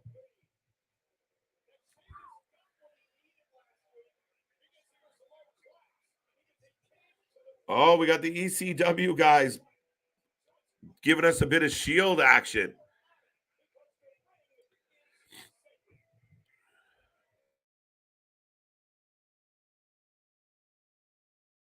All right. So Imperium's that was pretty cool. They practiced that jacket spot for sure. Gunther. So we're split. Larry's 50-50. The crowd is 50-50. I'm leaning towards Gunther. But truthfully, I don't think we're going to get a winner. It's going to lead into the Donnybrook. It's going to lead into some type of brawl at the end of this match that we don't get a conclusion. We don't get a definitive winner, so it leaves it open. Bhupinder is on the way to the ring. I don't know if anyone's excited about that. Speaking of on their way to the ring, I'm back at it like a jackrabbit. Hi, buddy. Rhino, the real final ECW heavyweight champion, not Ezekiel Jackson. Facts. But they're doing like the spotlight pre-match now, like they used to do in NXT.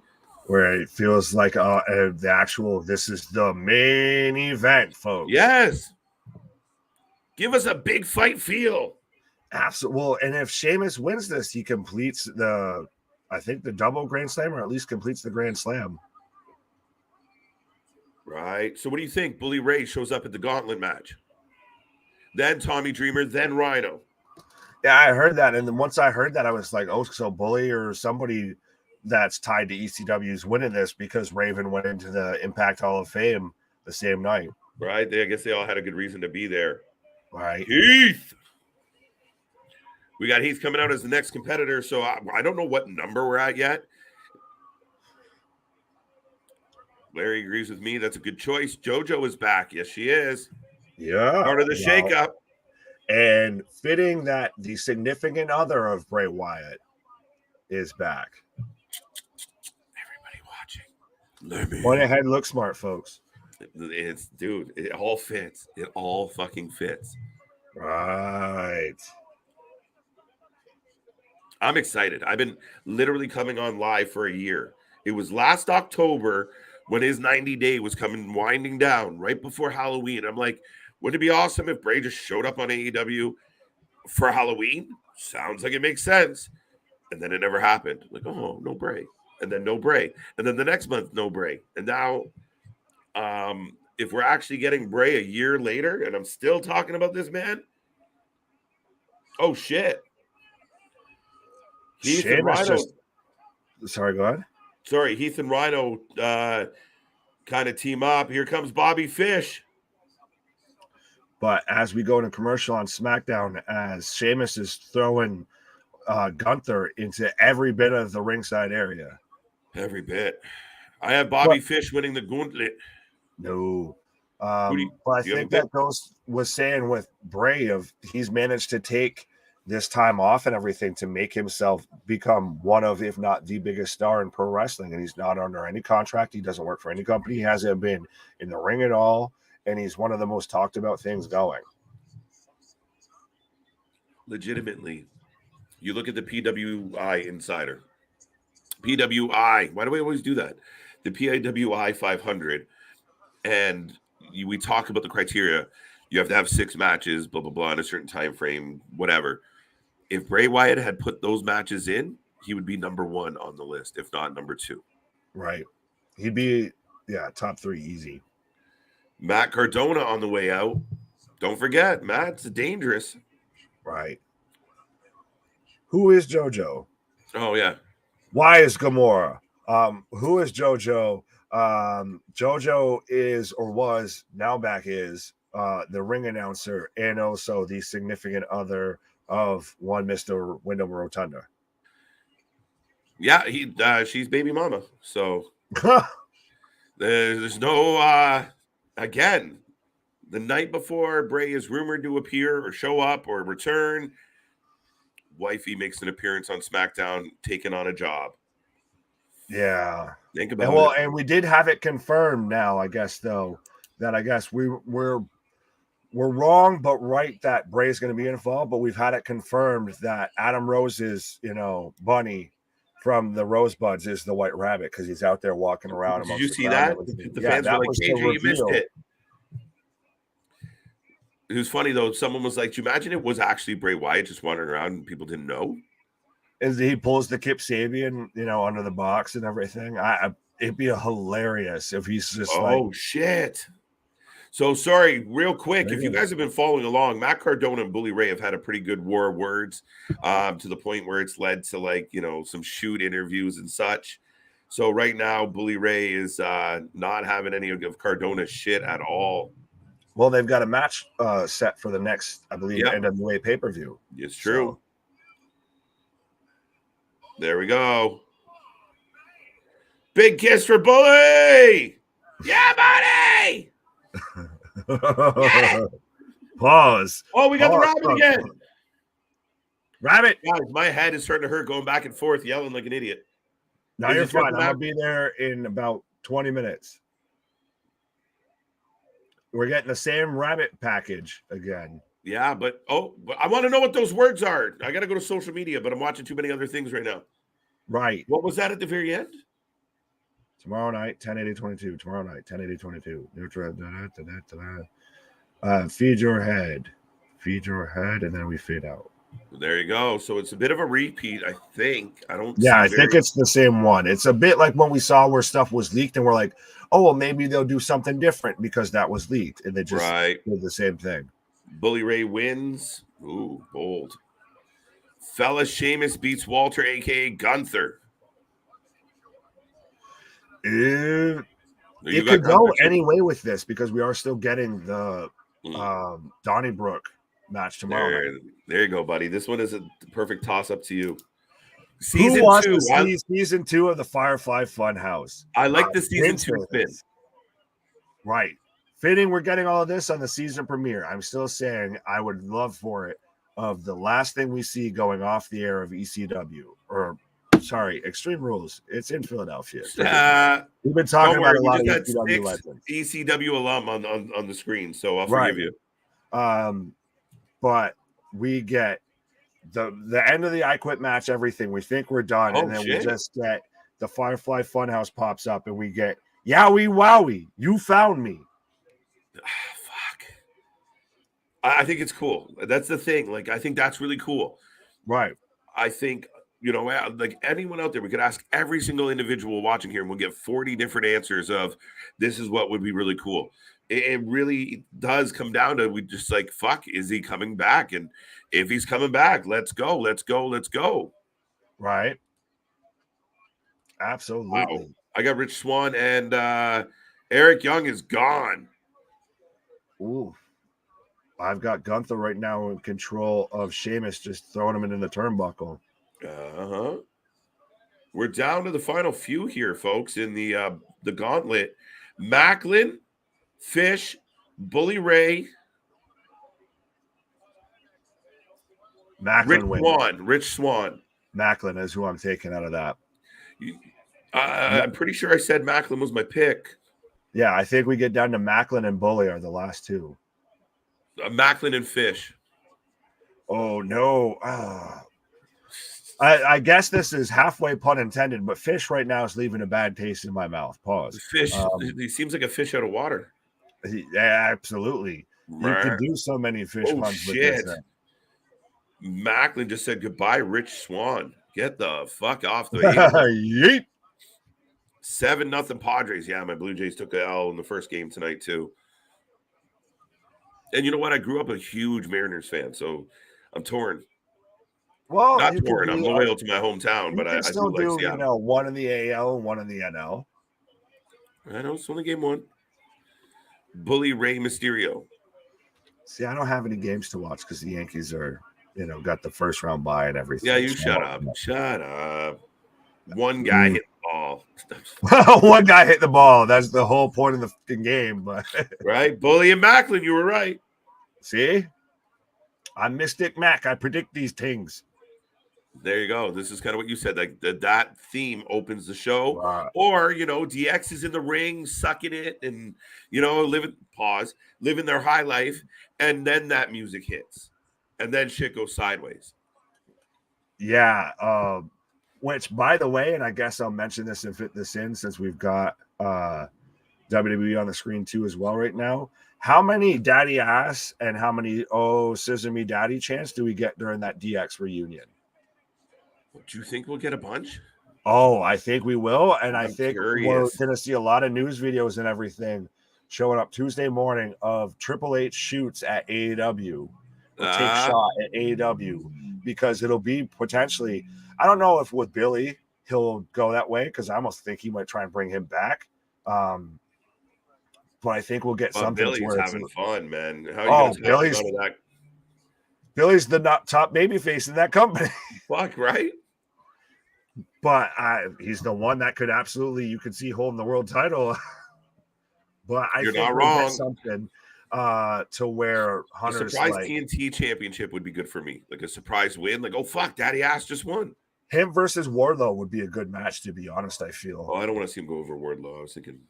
Well, no, I'm saying even if he beats him, I think you'll get a pop for that. Bully Ray gets the 2 count for those following along at home. So now it goes down to a pinfall. Yeah, final 2. Gotcha. We go for pinfall. I like that in a battle royal any day of the week. Right. But I do think we get one of those moments of like what he did with when they got the 2 sweet whoop whoop chance of our stuff was cool. That ain't. Yeah, definitely. Right. Wow. Boom. Bully Ray is now the winner. Bully Ray is going on. He has won the Call Your Shot gauntlet match. My hacked up, hack brain theory that, we had Raven introduced in the Hall of Fame was right. Yeah, your cocky mean, your correlation between ECW and Raven's induction. There you go. Bully Ray with the W. Yeah, and I think Edward called it too. So see, folks, just point ahead. Wow. Yeah, there you go. Edward called it. Always bet on TBD. Hey, KJ, your team got lucky to get best of 3. Yankees got 1 and done, losing to the Red Sox last year. It's true, but I'll take it. Rules are the rules. We just play the game that you ask us to play. So I feel bad because I feel like I've won people over just for being a Yankees fan. Right. The bane of my existence for years. It's fucking Yankees. Oh, good. They're winning again. Great. Right. New York 27, 62. Why? So I got interesting. I have Sharon Osbourne shot the You got Sharon Osbourne. What the fuck? I had a commercial for a series with her, and I felt like I wanted to go Ricky Starks of like, can you just shut the fuck up for a minute? Tomorrow night, Liv Morgan, Ronda Rousey, in the worst match of the show. Facts, honestly. Ouch. No, we got all right. That was kind of heartfelt. I don't know, dude. This main event's going to be interesting. Josh Alexander. Oof. I don't know what way this is going to go, but it looks like we're going to get Jordynne Grace for Slamovich, who just spanked my girl Ali Catch. So rough break. So who are you taking in that match? Masha. Masha's on a heater. Okay, I'm gonna take Jordynne. Look at your Yeah, I'm gonna go Masha. Masha the monster. Let's go. It was the monster Masha. No, I'm a big fan of Jordynne Grace. I have been for a Jordynne. Yeah. I think Masha's a monster and she's on a heater. She's a bit of an indie darling. Yeah, they're building her up, so it would kind of wouldn't make the greatest sense to build her up and then have her lose. She could lose though. Fair enough. Oh my god, dude! What did they make Sheamus out of? Welcome back, Baird. Yo, I thought I saw it going around today. The bring back like I got bad news. I think you should do that at commentary. Well, I got bad news, Michael. But I mean, if he plays it in, that's fine. If he gets the podium and everything, and comes we don't need the podium, anonymous DM. Yeah, unless he's going to actually wrestle, but I heard he doesn't want to.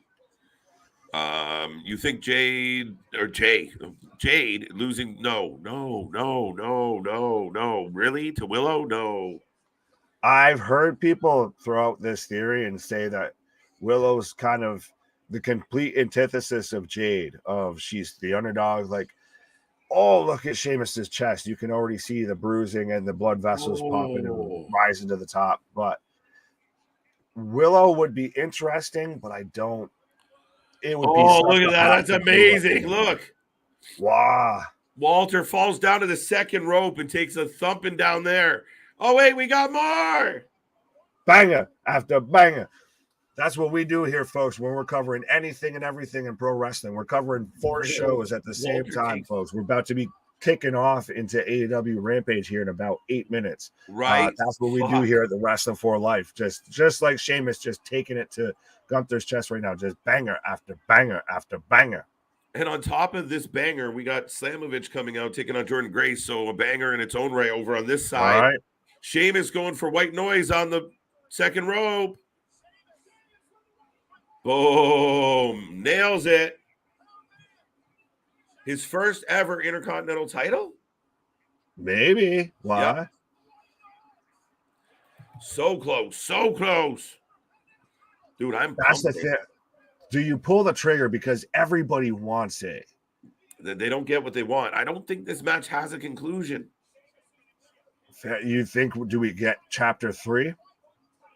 I do. Unless, Sheamus wins it. They go into the 6-man match on the weekend, and it goes either way. It doesn't really matter, and it leads to Survivor Series, like a last man standing match. Now, this would be me really long-term booking if we've got, the director of long-term booking position. Not done yet. Go. As the crowd chants, this is awesome. But we get a dusty finish here. Then we get to, the match at Extreme Rules. Brawling Brutes go over. Then we get the 3-way War Games at Survivor Series Powerbomb by Gunther. For all the belts? No. I was going to say. And then we, that just pays off. That goes how it goes. It's probably going to be Bloodline gets the win, I guess.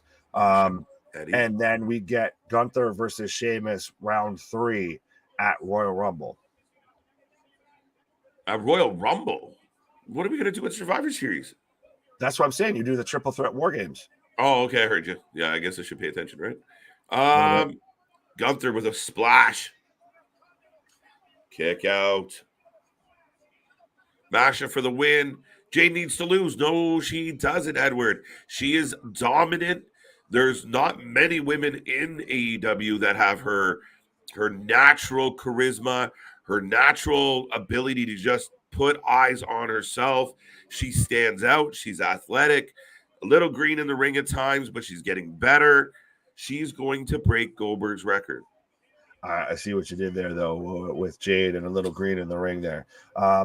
But like he said, though, to put the big strap on her, I guess my interpretation and my feeling on it is Jade's made that TBS title the big belt. Right now, the AEW Championship, it's an interim. You have the weird backstage stuff with Thunder Rosa. Right. Like, there's no one. it all feels cloudy and murky and hasn't felt like anything of relevancy since Britt Baker. So I think the TBS title has now become the main women's championship on the AEW. Yo, he's got him in like That's wait, his relief. Wait, what? What? Is Gunther gonna tap? Everyone, wait, he technically did. He did. What? Terrible officiating. The crowd is pissed. See, this is good wrestling. The crowd are on their feet. They're yelling. This is how you get to part 3. You get the dusty finish. He technically tapped a bit like Liv to where she tapped. Can you hear me? Yes, I can now. Okay, sorry. I had a technical glitch for a second there. You're good. I just talked over you like I tend to do at times. That's good. And I couldn't speak anyway. There we go. Here comes Imperium. Kind of called it. Here comes the Brutes. Big pop for the Brutes. Yeah, they've become the babyface in this whole situation. This match over here, guys, if you guys are watching Bound for Glory right now, these two women started this match on fire.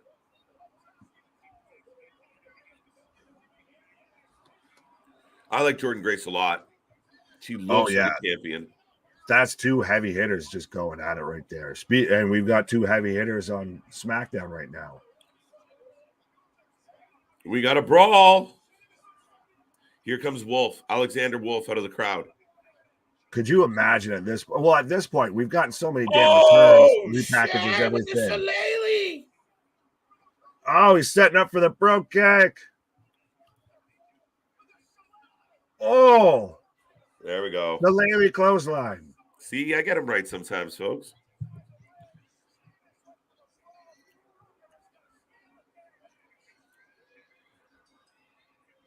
Fair enough. So there you go. I'm okay with it. I think we're gonna get part 3. Oh, Walter and Sheamus a crown jewel. No, I think you keep them away from that pay-per-view. Yeah, honestly. Maybe. You're already getting. Sorry, go ahead. No, Gunther won. I was just saying what Dale said. Right. No, I think Crown Jewel is always just kind of a clickbaity pay-per-view. I think you're already going to get Logan versus Roman. I think we're going to get Daniel Cormier versus Seth Rollins there. Shut up. Maybe. Well, if you want to hear my whole theory about that, you have to go. Yo, we got a couple. Okay, we're going. So we're going off the air with a brawl here at SmackDown. Bound for Glory still going. Slamovich is in control of Jordynne Grace. And that was SmackDown, folks. You can give your ratings. You can give us your thoughts. We're going to quickly do – we don't have much to do, actually. But, yeah, we're going to quickly hit the music again, and we'll be right back. But, ladies and gentlemen, for those who don't know, we are currently watching Bound for Glory. Rampage is about to start. Then Battle of the Belts right after it, folks. We are not going anywhere. You make sure you stay here. Tell all your friends you're watching us and get them in here. Let's go. Let's go. Let's go.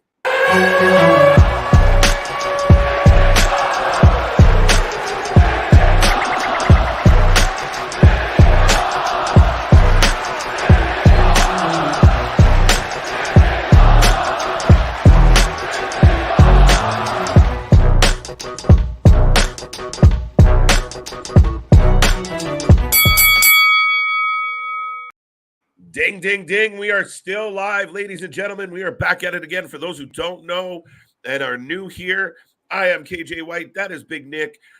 Big shout out to CJ, the third member of our little triangle that run this channel. We are rocking and rolling, folks. We are getting your ratings out of 10. If you're new here, at the end of every show, we take a rating out of 10 on the show. SmackDown just finished. What did you think of the go-home show for SmackDown? I currently have Bound for Glory. Nick, you're going to have Rampage coming up as well. Yeah, I'm getting right now the end of Captain America Civil War, but we've got Rampage coming up. Hey, what a fitting fucking movie to have on before an AEW show. Oh, absolutely. Civil War. All asshole wrestling. Wow. Listen, if Tony Khan wants the Booker of the Year trophy, he turns all this discord into some type of fucking war. Like Punk comes back leading Andrade and Miro and FTR, and they try and take over AEW, and the AEW faithful hate them. That's what I'd be doing. You don't think though that the dirt sheets and everything like Meltzer isn't going to be like, In oh that yeah, company. well he still booked this and Yeah, he they drew a need to lot of get away attention from and that. it grew in ratings, blah blah blah bullshit. Yeah. Listen, WWE, Triple H, since the changeover, has proved the value of a fucking secret. Right? Absolutely. It's important. If people don't know all the answers, they tune in to find out. And that's what they're doing. Oh, here, tune in to see the show in Winnipeg. Everybody tunes in. Tune in to see the show in Pittsburgh. Everybody tunes in. We just bounce around. Now we get another rabbit code. Tune in tomorrow. Guess where everyone's going to be? Trying to figure out the fucking rabbit tomorrow. Here we are. Oh, we'll absolutely. Be live. It's amazing when you use your TV show to play into your next TV show. It's amazing how that works for boosting ratings and everything. Slamovich and Jordynne Grace are just smacking the shit out of each other right now. And we're starting off as I'm getting a scissor chain in the front row on to start off Aew Rampage. Wow. Again, words I thought I would never say talking about professional wrestling. Right. But we're starting off with Roosh and Private Party versus Moxley, Claudio, and Yuta, the Blackpool Combat Club. So poor Andrade. Starting out of the gate. Poor Andrade looks to the left, and there's Roosh with his faction and his gimmick. Then he looks to the right, and there's Zelina with Escobar and his gimmick. He's just stuck in the middle. Right, stuck in the middle. That's I'm looking at Sammy just stuck in the middle with Charlotte. Right, absolutely. That a man. It's not a bad place to be stuck. But. Honestly, though, because Tony Khan might have just sent him home and on paid suspension. Because Christ, we had people get suspended that were breaking up the fight at All Out backstage. And meanwhile, Sammy Guevara was involved in now his second altercation backstage. What pictures did Sammy and Tay take of fucking Tony Khan at their wedding? Right. Like how smashed and naked did that man end up at that wedding where Sammy can do no wrong? The fucking Teflon Sammy. Well, when your boss is at your wedding, that's already saying you're in like Flynn. But I think Sammy has the problem of Twitter Sammy writes a lot of checks that real life Sammy ass can't cash. Dude, you're 105 pounds. Shut your fucking mouth. Right. Andrade could dust Sammy in his sleep, I feel. And that's not saying Andrade's, Andrade, Eddie Kingston, fucking Tay Conti could probably beat him up. There's many people that are saying that Tay should just come out and be the defender for Sammy at this point. She's a black belt. What is Sammy? Right. He's a Twitter black belt. Yeah, right. He's the one. I put it out on Twitter. I put it out on Twitter the other day when all this started. Of like, Sammy realizes like it's like the tattletale or like the little brother syndrome of I'm gonna say whatever I want because if you smack the shit out of me, I'm just gonna cry to mom and you're gonna get it. And that's what's happened. Eddie Kingston doesn't like something. Potato. Oh, Tony suspended. Right. Andrade doesn't like something. Smack in the face. Tony suspended. Right. Oh, by the way, Sammy, go enjoy the main event. Take the pin. You want to take the pin in the main event. Yeah. I'm gonna just bring up real quick just that they had part of why is Bivens eating cake? Yeah, Bivens eating cake. The firm there, thank you. But they were in the front row. But no. So I'm gonna go for a hot minute on this while we've got Private Party and Roosh versus Blackpool Combat Club. Because to me, this whole situation is Tony just has no say in this whole company. No mabos. At this point, well, it's come out that he's sitting there doing worrying about stuff with the soccer club that he manages while he's backstage at AEW. And now we've got Andrade does an interview to where he just says, so Sammy complained that I was a bit stiff with him, like a little in the ring, like a little girl. Meanwhile, John Cena's, never complained. And nobody else that I've worked with has complained. The only person I really seem to have an issue with, I haven't had an issue with CM Punk or Kenny Omega. The only person I've had an issue with is Sammy Guevara. And Andrade basically said it as calm and smooth and everything like that as I did, maybe with a little bit of more Hispanic flair. But then Sammy goes out there and you're a jobber, you're only a favor hire, and instantly starts off this whole Twitter situation because he knows he can do nothing at all. Right now, we've got Yuta and one of Private Party in the ring for those following along on Rampage. But like I said, Twitter Sammy just writes a lot of checks that his ass doesn't want to actually cash. He ran his mouth about Eddie Kingston and everything, and then when Eddie saw him backstage and ended up pie-facing him, all of a sudden, like KJ was just saying there, Uncle Tony, he touched me. He's mean. Oh, I don't know why Eddie was so upset or anything. It was a little unprofessional. He's the instigator, and then the second he gets caught, he plays like he has no idea what you're talking about. And the same thing with Andrade, which to me was completely mishandled by Tony of, oh, well, I talked to both guys. Cool. Did you actually talk to them, Tony? Or did you just text them? Did they sit together in the room together when you talked about this or not? Because it doesn't seem like it, because the first time that they got together, Sammy instigated some stuff and Andrade was about that action, when I see you, it's on site, and gave him that 2-piece with the soda on the side. But it shows that Tony has no actual control in this company, because he sat there and told Andrade, and he told both of them when he talked to them of, now we don't want any fighting, and because he knows that Andrade is just trying to go back to WWE at this point, honestly, because if I was a lot of the ex-WWE guys, I'd be wanting to do the same thing. I would want to see, test my waters back over there now that Hunter's in charge, and Hunter's very much reaching out over there and trying to bring back who he can and try and, tamper with that. But you're going to tell the guy, now don't fight, but if you fight Andrade, I'm not going to fire you. I'm going to just send you home. And so he says he's going to send both guys home, and then they fight. And Sammy then ends up going over, getting the pinfall in the main event. After they already suspended guys who were just trying to break up the fight at All Out. But Sammy's, Teflon Don in this whole situation. And like I said, it's a terrible sign when your boss is at your, employee's wedding. And I get that, it's a nice thing to do, but you get the feel with Tony Khan. The man hugs, wrestlers like they're his lost teddy bears. He books shows like he's just playing with action figures. The man sits there and says he can't put, people on TV enough. But he goes and buys a whole other promotion and still has no idea what to do with their belts. But right now I am in picture, folks, as I've got Rouge hitting the Tranquilo pose. Oh, so I guess a nice little shout out there to Andrade for those who know, back to the Los Ingobernables. And Rouge and Andrade very much have that connection.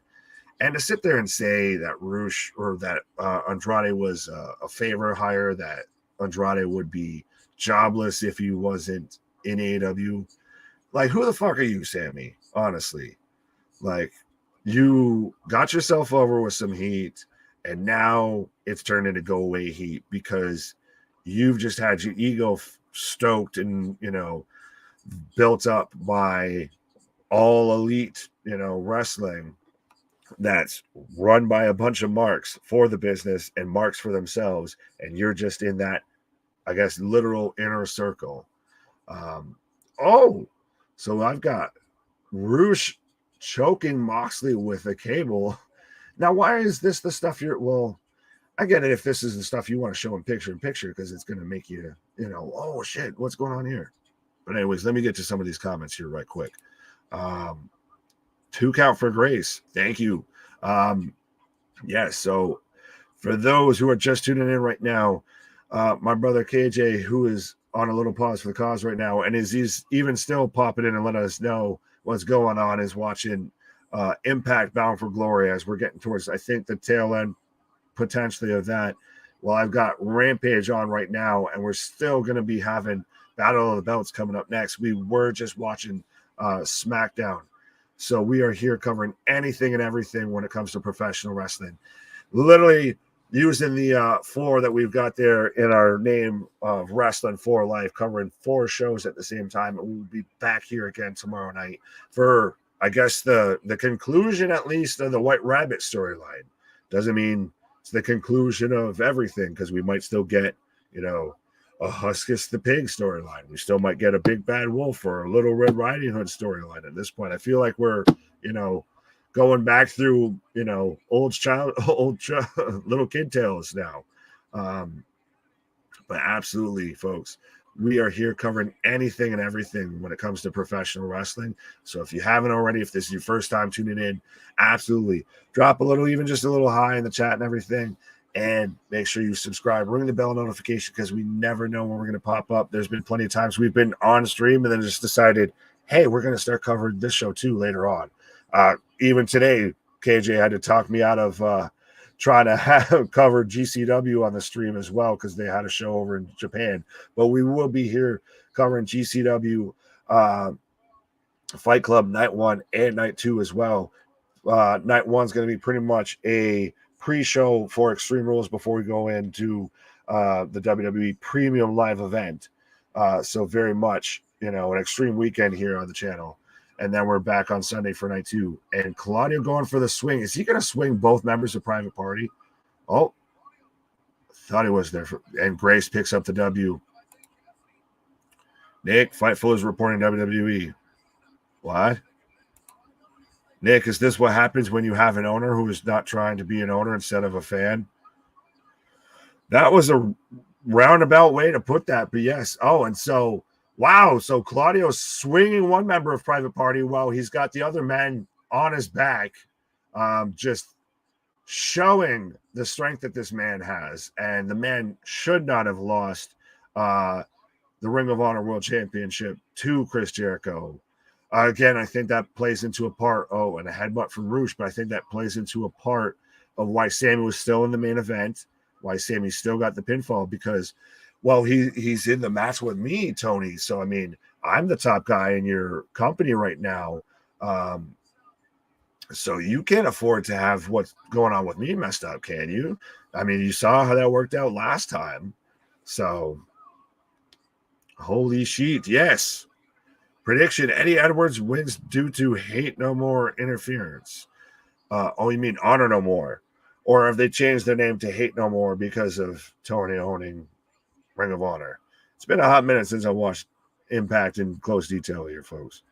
But no, I think Josh Alexander takes that win. But let me know, folks, who you're taking for this match, whether it's Roosh and Private Party or the Blackpool Combat Club, because I've got Moxley with a tope suicida on a Roosh on the outside. But now this match is suffering from legal man syndrome, because I cannot tell you, why is Moxley using the cutter right now? It's very weird.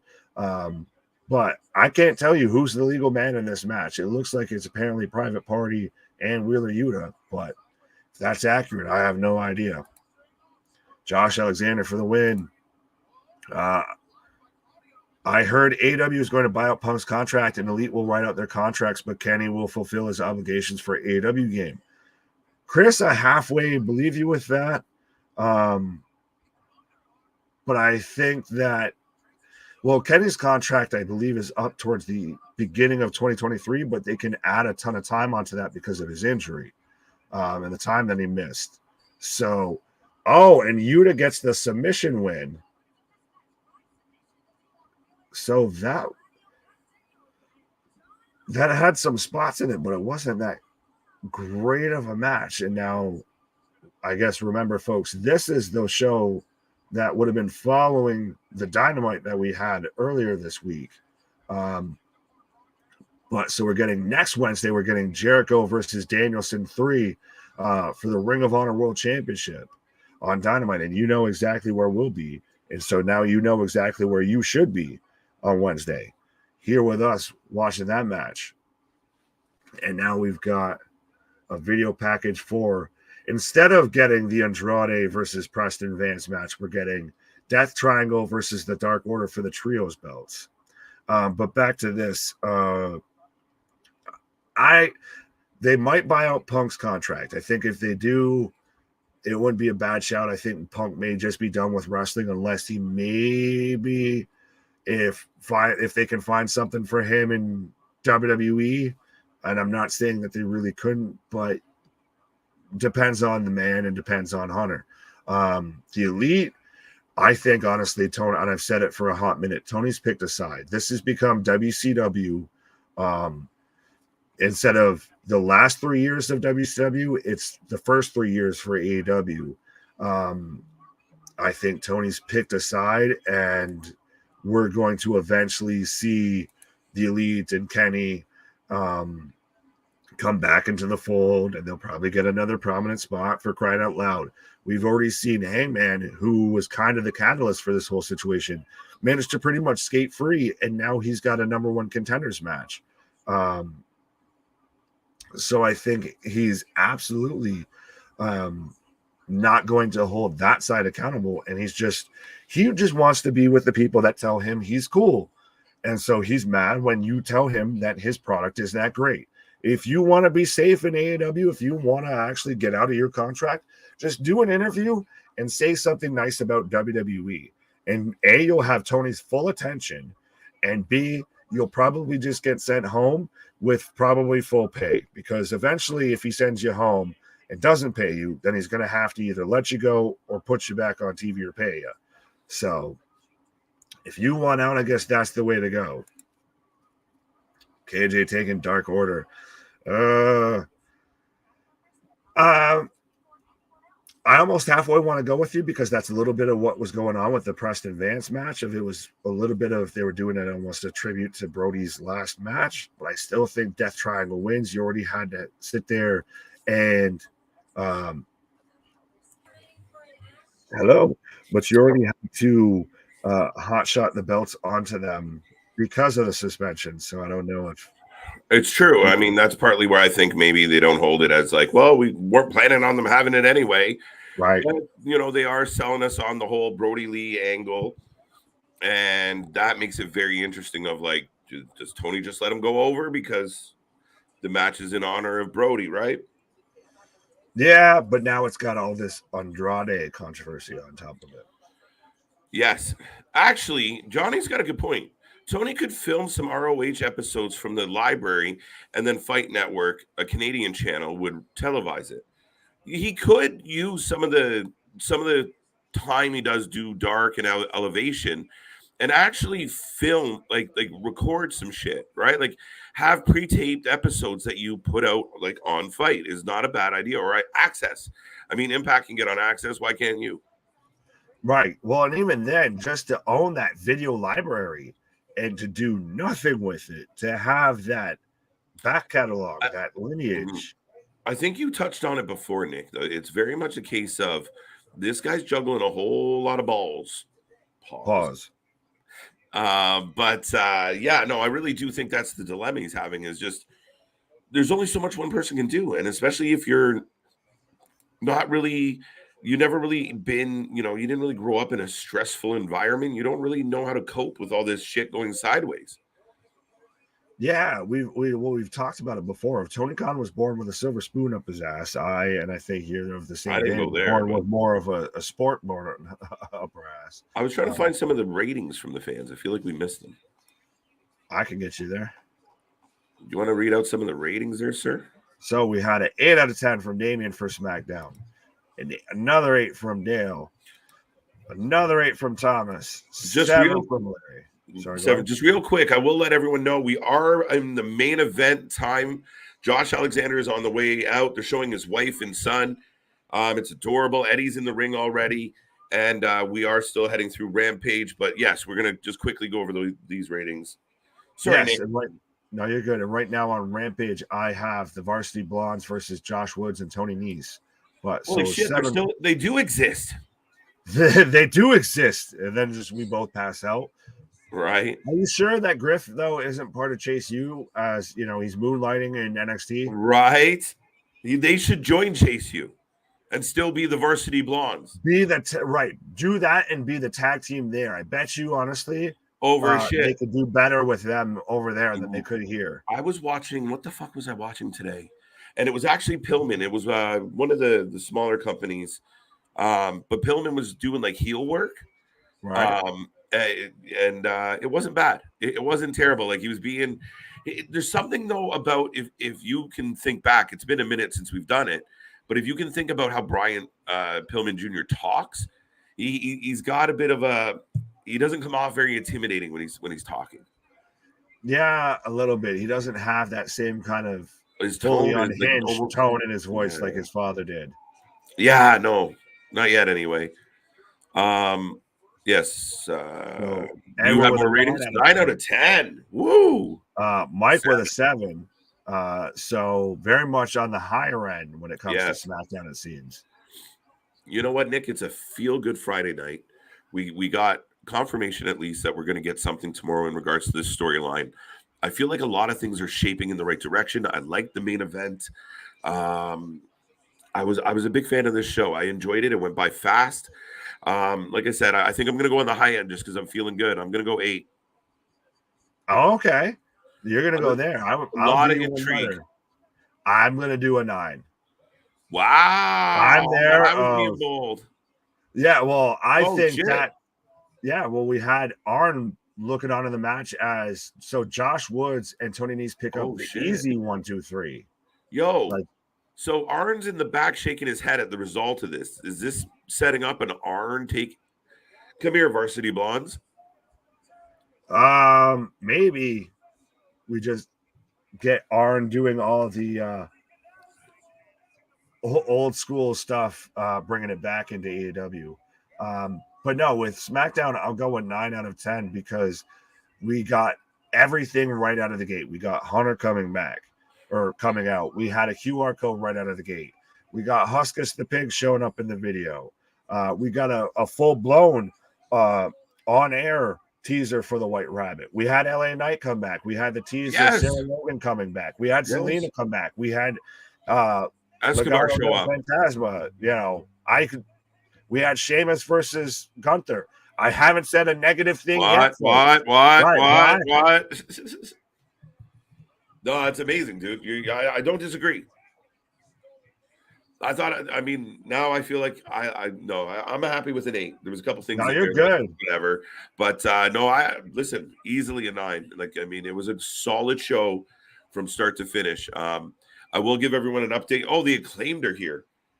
I'll give everyone an update that the main event has started. Eddie Edwards, Josh Alexander. Let me know who you got in the main event of Bound for Glory.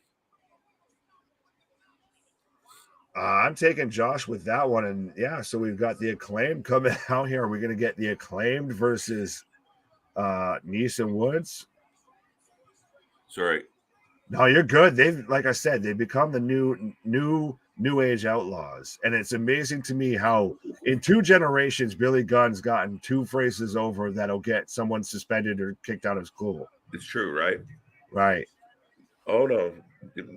There was a couple times where I had a teacher explain to my mother how, your child doing suck it in class is not appropriate. Right. I said, what else are you going to do? So the Acclaimed are out here. I'll give Caster credit. His ability to come out and do his rhymes is improved immensely. He's actually got a bit more of a flow, a lot more confident in it. Yeah, he's got a little bit of bass in his voice. Look at this. Eddie. We're getting back to Eddie getting his match overturned against Guevara. Oh, really? That's what I've got right now. Man, imagine Eddie just. Eddie's it's great because he's talking even to the producers. He's like, so I only get 30 seconds, and MJF gets 2 minutes or gets 2 hours and shit. They were telling him to do a whole interview or a promo and all that, and he's like, no, fuck off, you're rushing me. You're only giving me 30 seconds and all that. Fuck out of here. Right. Eddie is my favorite person right now in AEW. This is Eddie, dig in. This is what you need. But you need Eddie to go over on this shit. And if you keep building him like this, and when he comes out to the ring and do you remember he would snarl at the cameraman, get off my ring? Oh shit. Right. Why is he so pissed off? Eddie, either as the Mad King, but I think you still have a chance with Eddie to build him as an underdog and just climb the ladder. slowly, 8 months, a year in the making, but just let them just gain momentum, big win, gain momentum, right? Like, and then hit a couple big wins. Then, oh shit, misstep. Somebody beat me. I got to battle a little harder now. I think it writes itself, and I have no problem with Eddie Kingston having the strap. Oh, not at all. He very much could have done that whole kind of Brian Danielson angle. And so we've got the Incel Iconics coming out right now of Tay and Anna Jay. Yeah. I don't know what to make of them. They're like edgy, beautiful people. Like, cool. Like, you're just doing the same stuck up, you know. It's working a little, I guess. Go away, Heat. I don't think a lot of the fans want them to go away. They're probably the prettiest part of the whole show. Well, and fitting that they're doing the whole beautiful people knockoff of we've got them versus Madison Rayne and Sky Blue in who gives a shit match. They're giving Sky Blue a bit of a rub here, and Madison Rayne dressing up, you know, in her younger attire, I suppose. Avril Lavigne coming out. It's fucking Cora Jade and what's her face are interchangeable. Cora Jade, Sky Blue, and Roxanne Perez are all the same person. Prove me wrong. Fucking 100%. Does someone do that of the Spider-Man meme to where they're all just pointing at each other? Right. Wow, Josh Alexander kicked out of the ring onto the floor, folks. I hope you're following along. If you haven't made a prediction yet, let us know who you're taking in this match. Let us know who you're taking between Anna Jay and Tay Conte versus, I was going to call her Cora Blue. It'd be fitting. Right. And Madison Rayne. So we got some Sky, we got some Rain. No, we don't have Sky. I just added that. Cora Jade, Sky Blue. We do have Sky Blue. Sky Blue, Madison Rayne, Cora Jade, and Sky Anna Blue. Jay, hey, what do you say? Tay, fuck out of the way. Tay, what do you say? Do you want to get out of the bay? Maybe eat some hay. Maybe play with some clay. Hey, what do you say? You and I are the only two that laughed at that, but I'm fine with it. If you didn't laugh at that, Google that shit. Right. I don't care. That was funny. I want to see the Acclaimed versus Tony Nese and Josh Woods at AEW World Tag Team Championship. That match could be very good, or would be very good. I like Josh Woods. I don't like Tony Nese at this point. I think Tony Nese is talented. I just don't know what to do with him. I mean, he's a little guy, right? Like cruiserweight division. I kind of think they should think about it. I would have rather had cruiser. Here's one for the fans. We got the trios belts, which have kind of gone stagnant since the suspensions. Would it have been better to have a cruiserweight division or a junior heavyweight division or this trios belt? Or guess what? You do something with the company that you bought, Ring of Honor, and there you go. Holy shit, now you've got some people on that roster. All I heard Amazing when you said that, how things just work out like that when you fucking think about them. All I thought of when you started that sentence was, how about no? How about no, you crazy? I was about to say something that I like having a YouTube channel. I think we could get away with that, you know. Well, I was going to say involving a fine white powder. Oh, no, you're not. Right. The Wizard, Man in the Mask, Shave a Knee, and Mr. Barbecue Commentary. Jericho, Excalibur, Shave a Knee. I'm lost there. And then JR. Yeah. Oh, wait. So Shave a Knee, was that Taz? Oh, Shivani. Oh, Shivani. I like how that was clever, Larry. I'll give you that one. I'm on way too vitamins to make that fucking. I got there with you. But so now that I guess we're going to talk about commentary while we're in picture. Now with Nigel McGuinness out of WWE, with Jimmy Smith out of WWE, with Mauro Ranallo still floating around, do we maybe get a little shakeup, a little refresh on the AEW commentary side? Fucking do it. Do something, anything. This fucking 4 guys on a fucking table sucks. It sucks because at least 2 of them aren't doing shit. And we've talked about this before, Nick, where Tony literally is just a cheerleader. He contributes nothing and never calls out the name of a move. I don't like Excalibur for a multitude of reasons. I'm sure he's a nice guy. Excalibur, if we ever bump into each other, I think you're a swell dude. But on commentary, it doesn't work. And it 100% doesn't work when, like, dude, when they do those, like, road to all out, you got JR like, yeah, these are two serious competitors. And then they flip over to a guy with a mask on, and it just doesn't work. Right? He's not a known luchador. You know what I mean? Like, oh, that makes sense. He's not a known anything. Well, that's not nice. But doesn't mean I'm wrong. No, true. But for me, I think Taz is phenomenal. I want to see Taz on, or if they do now, this just came on me like a bad idea. Shit, dude. What if, so for Ring of Honor, you do Riccaboni and Taz. You do that as a show. Like I said, came on me like a bad idea.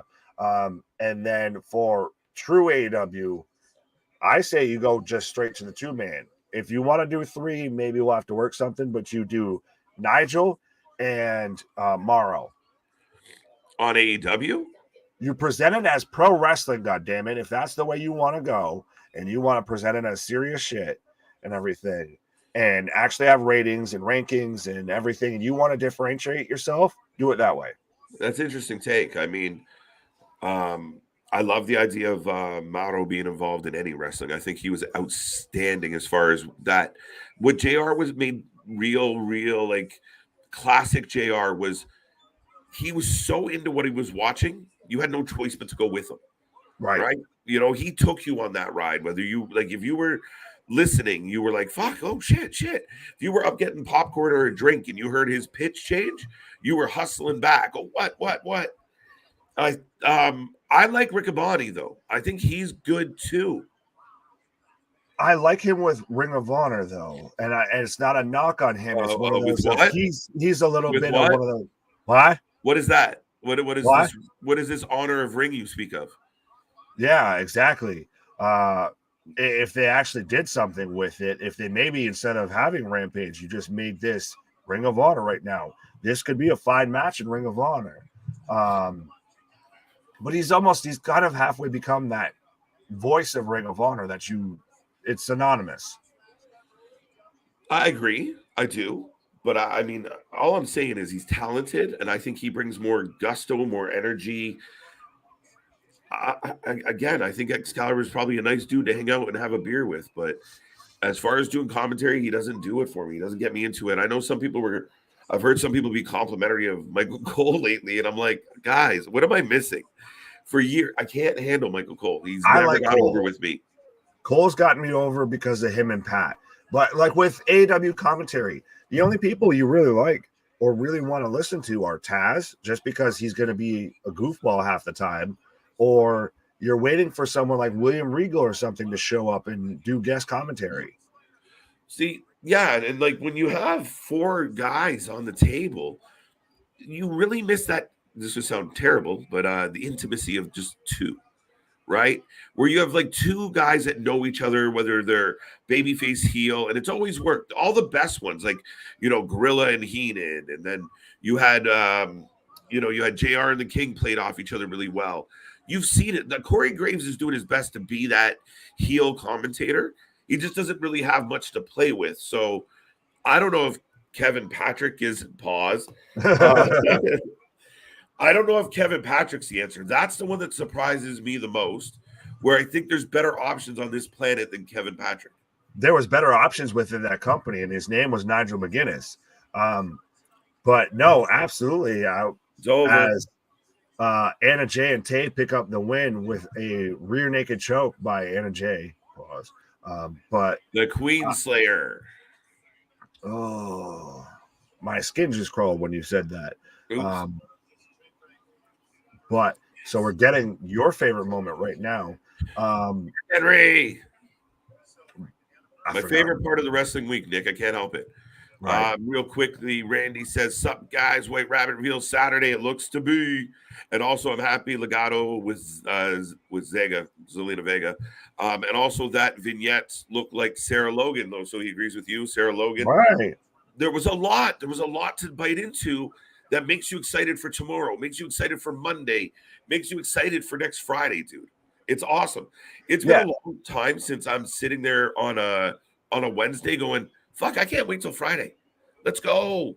Exactly. It was one of those you blink and you miss, a big chunk right there. I know when you took a little pause earlier and everything during SmackDown, that's when we got the Sarah Logan tease and everything. I took a little pause. That's when we get the LA Knight return. Right.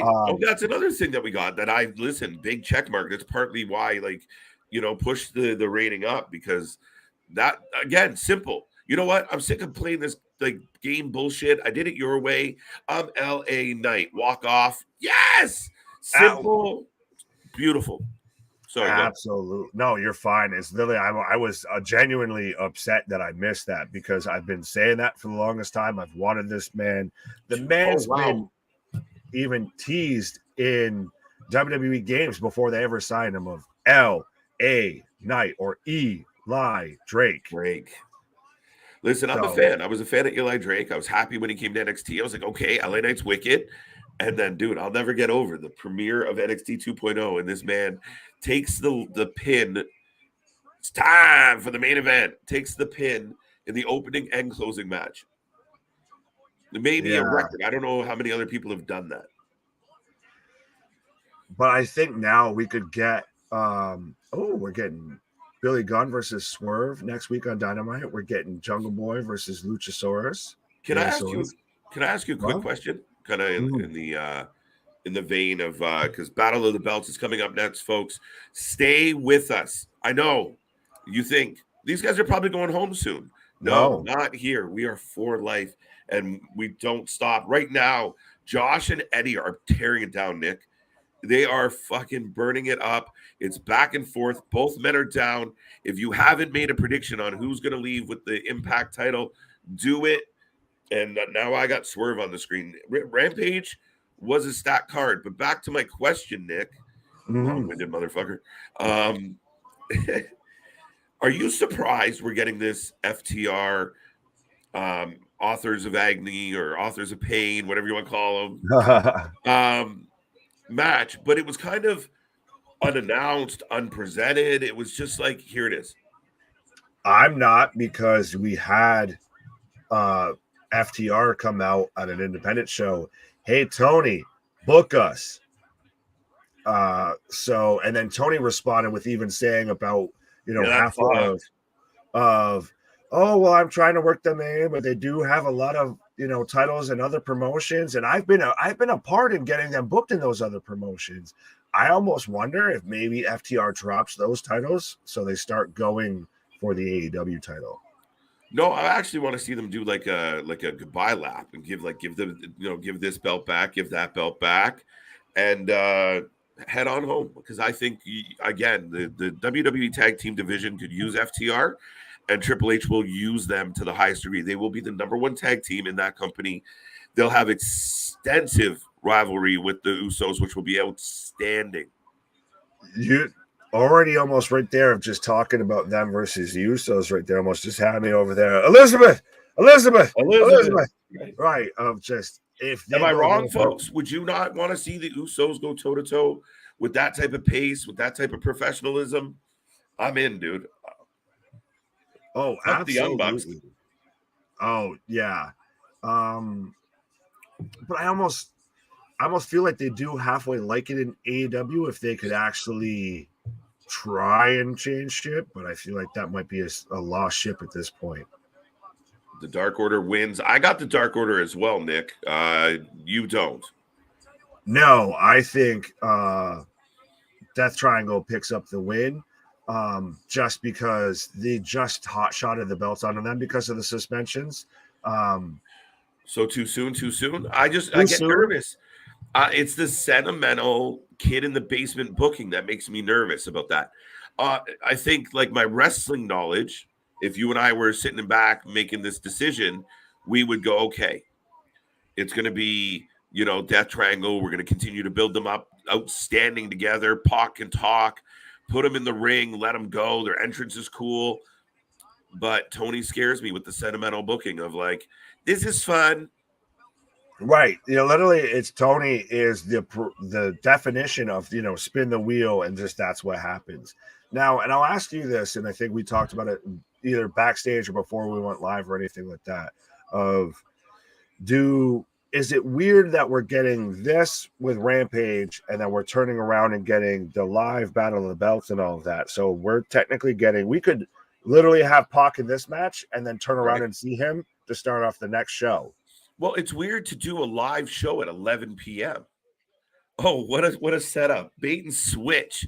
Ladies and gentlemen, it is a little weird. Like, they are going live for Battle on the Belts coming up next at the top of the hour. Do keep in mind, we are not going anywhere. We're heading towards that 3-hour mark. So we still got some time on the clock.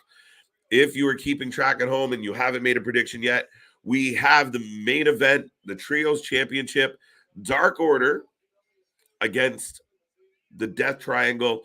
Get your votes in. Let us know who you think is going to win. Eddie Edwards and Josh Alexander are tearing it down right now. And Josh is going for the Styles Clash. Drilled it. Into the ankle lock. Folks, I've really enjoyed Bound for Glory tonight.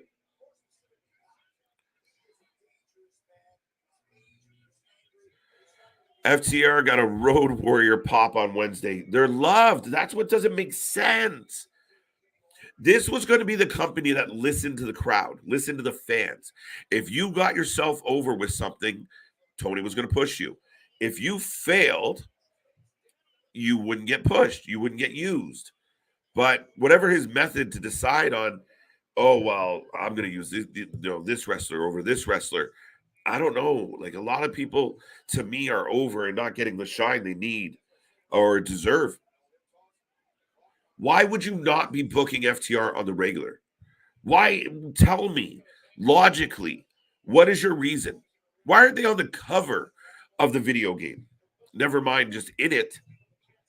Why would you not be booking the best tag team in the world consistently in tag matches, not single matches, not trios matches, tag team matches, quality ones?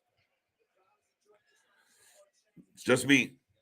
The two best matches in AEW this year were on Ring of Honor's pay-per-views, and it was with them and the Briscoes. Twice. Think about it. Death Triangle should win, but more spot booking upcoming. Yeah, Carlos, I got that feeling. Oh, shit. Alexander's got him up. Driver. This has got to be it. Folks. I know I'm all over the place, but oh, shit. Honor No More lay out the referee.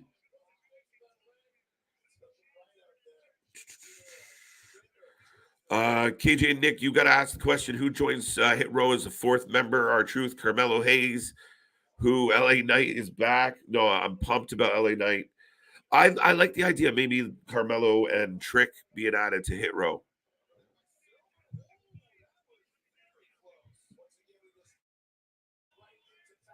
There we go. Death Triangle for the win and retain. There we go. Death Triangle should win. I got that. Yeah, they're over. Good Brothers will also come back to the WWE. I really think that's a possibility, Chris. Okay, security getting rid of Honor No More now.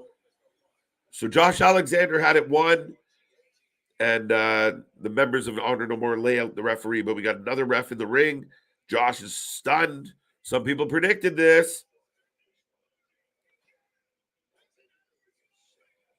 Oh, big kick out.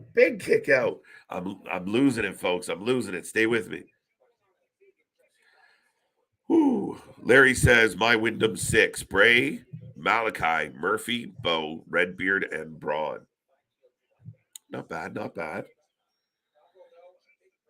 When my Wyndham 6 debuts as a faction, Dark Order, and -1, and Mom in the audience.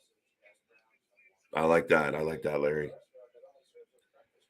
But she worked, I believe Brody's wife, whose name's eluding me at the moment. I do know what it is, but is she not working for AEW? I believe she's employed with that company. KJ saved my comment when your friend comes back. All right, Jeff. What comment? Oh, this one. I didn't read it either. Sup, KJ and Nick. What if Bully Ray wins the Impact World Championship by joining Honor No More? Not a bad shot. And here Tony Khan allowed Billy to show up with the Acclaimed. But if he said he went said if he wanted to WWE start, I got you lost there at the end, Jeff. Sorry, folks. But yeah, I don't think Tony's going to do it. Tony seems to be harboring some frustration with Triple H and Stephanie right now. Oh, wow. Another 2 count. What a match. If you're watching Bound for Glory, let me know what you think of this match right now.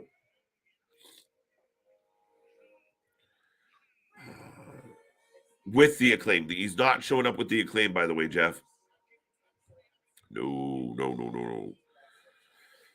Got that one. Does Sammy complain if someone's too stiff with his... Oh, pause. Yes, she works for AEW. Thank you for confirming, Nick. Kingston could be really good as trios champ with just about anybody. Man is great on the mic. He is one of the best promos you have in the company. He might be one of the best promos in the industry.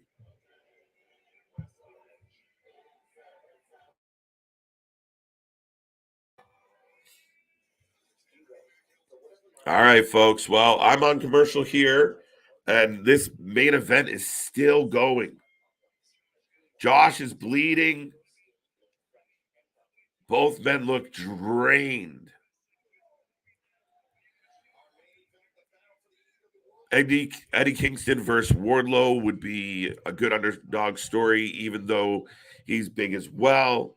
I like it. Could be a story where Eddie winning and not typical champ, not Jack like Wardlow. But do you have to turn Eddie heel to go after Wardlow? I don't know. Wow. Holy shit, folks. Eddie Edwards and Josh Alexander are just smacking the living shit out of each other. And you hear the potatoes landing.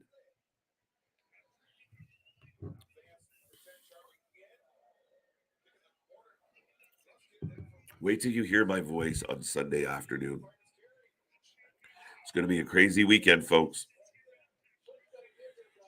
Codebreaker by Penta. 1, 2. 2 count over here.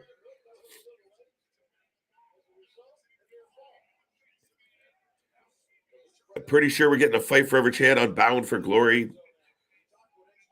Takes the helmet off and just starts slapping Eddie. Left, right, left, right, left, right.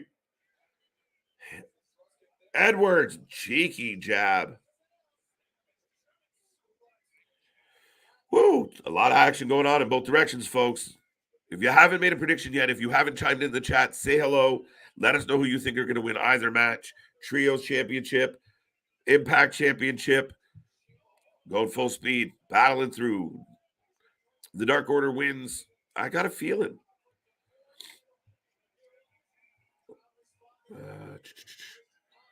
I found a clue on the White Rabbit, and in the video, it said tomorrow night. Yes, it did. It's over. That's got to be it. There you go. Josh Alexander, good old Canadian boy, retains. What a match. What a match.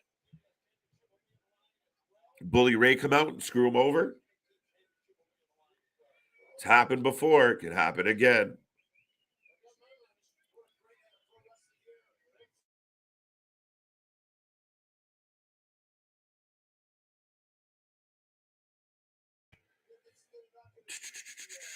Boom.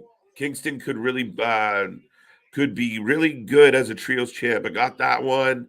Got that one. I'm looking forward to FTR versus Gates of Agony. Going to be a good match. Yes. Now, right now, Honor No More is beating the hell out of Josh Alexander. Here comes Rich and Heath. Alexander needs to be in WWE. Wow. Scissor me timbers is what Jericho just called the move on AEW.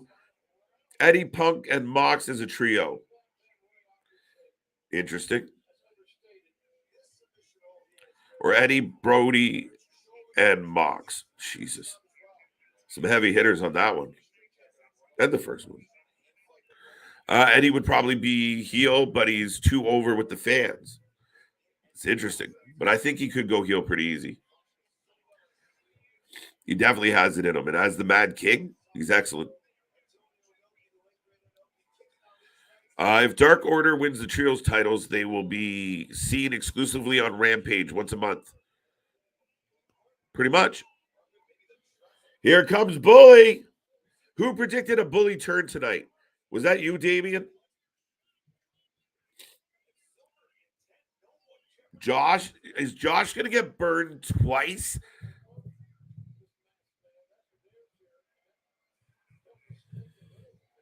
Interesting. Whew. Speaking of Mad Kings, I am back, sir. Yes. But so it's going to be interesting. Does Josh Alexander just become the Sting of Impact of everybody just turns on him and he just constantly gets screwed over in the end? It's fucking brutal. But I believe it was Damien said that, Bully could potentially join Honor No More. And he goes I can't be an ECW icon anymore. I'll be a Ring of Honor icon. He's cashing in. Are we going to get Bully Ray as the Impact? Could you imagine we're going to get like a winner take all match or an Impact World title match at NWA? Yeah. Josh is rising to his feet. I'm not convinced that Bully's going to do it yet. He's going to, Austin Theory attempt to cash in and not cash in. What is happening? I feel like Bully's going to turn on Honor No More. They're just dragging it out a bit, but I don't know. Yep, called it. What? You called a lot of things. I got that one. Which one? What happened? Bully didn't turn. Yeah. Gotcha. Yet. Keyword yet. Yeah, Bully turned on Honor No More. They cleared the ring out. Bully's holding the belt.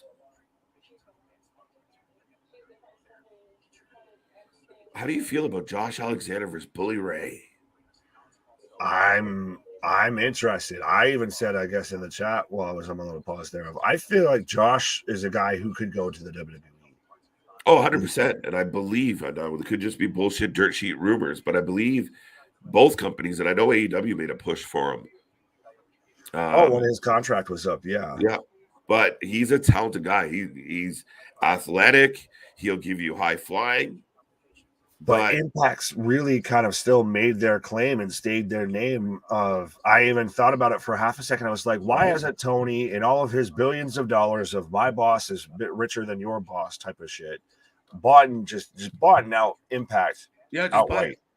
I guess because he's already trying to run a couple shows. Well, and I think Impact very much has staked their claim to, no, we put on good goddamn wrestling. We have a good show now. It's been hampered by Dixie Carter, by Vince Russo, by Eric Bischoff, by Hulk Hogan, all of that nonsense.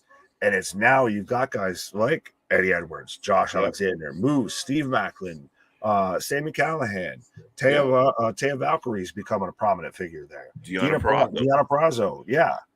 Yeah, and then you got up and comers like you got Slamovich, you got Speedball, you got Trey Miguel. I love Trey. Excellent wrestler, great entrance, great attitude. Sorry, go ahead. No, I was just gonna like Chris Bay. Like there's a lot of guys. Absolutely. Yeah. Oh, that's wait a minute. Sorry, it's funny. So the show ended. Bound for Glory ended. It's been off the whole time we're talking here, Nick. It just came back on. Are you just getting a replay? No. So Mike Bennett stumbles into the ring. And Josh Alexander and Bully are still looking at each other. Here comes the 3D through the table. I got an ad for Battle of the Belts 4 while watching Rampage in picture, and now I've got a countdown clock in the top right corner for Battle of the Belts. Right? Why not just make the whole show Battle of the Belts? Yeah. And you know what you should do? Or do a 2-hour Rampage, for fuck's sake. Do you know what you should do on Battle of the Belts? Pick an ROH champion and put them up against an AEW champion. And that's why it's called Battle of the Belts. It was, when it all started when two men were trying to figure out Battle of the Belts. Who's the better champion? Just my take.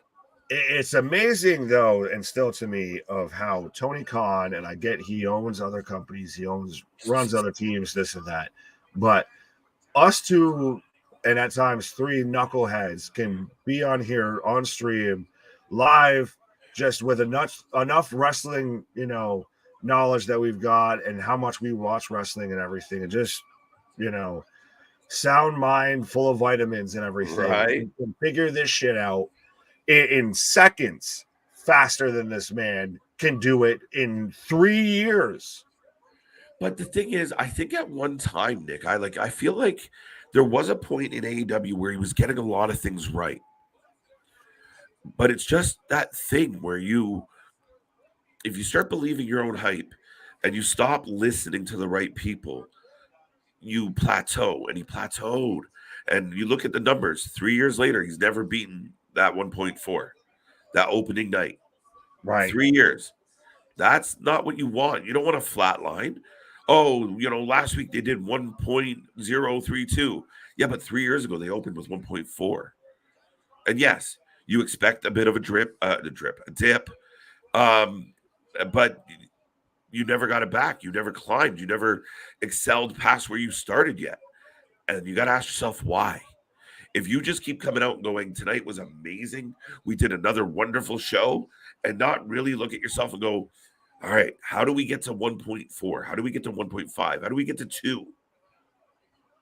That's it. Right. Yeah, he does fan service matches at this point, and I've said it this whole time. It's Tony playing with action figures. It's Tony likes to do the matches that he wants to see, that his buddies tell him are going to be good. And regardless of, no matter how much us sit here and talk about how it was a bad show, how you could have done this better, how, why are these matches happening? You should be doing this. He turns a blind eye to all of it somehow, some way, and still thinks it's a fantastic show. It's the hottest product out there. Right. No, it's just you gotta be self-aware, right? Like listen, I know it's a different scale and shit, but you got people every day that wake up and go, all right, I gotta keep grinding, I gotta keep moving the needle. Like, what can we do? How do we get better? And it's small time guys like us to the big time guys that want to stay at the top.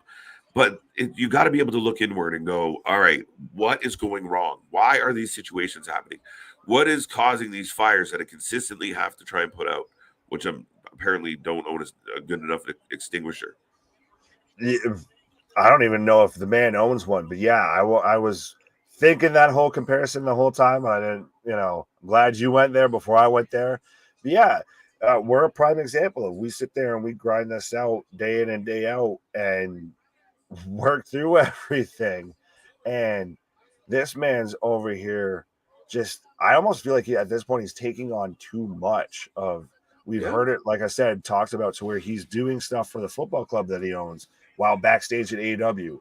Hire a goddamn creative team. Hire a head of talent. Or if you do have them, Tony, they ain't doing what the fuck they're actually hired to do. So maybe you need to refresh it. What is happening?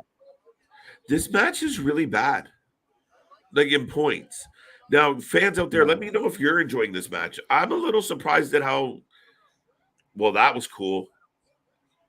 Well, we did say, though, that it was going to be tied. It could go either way. Of maybe that's a Brody Lee tribute, or maybe it's Phoenix almost botched. Yeah, that pendulum bomb was awesome, by the way.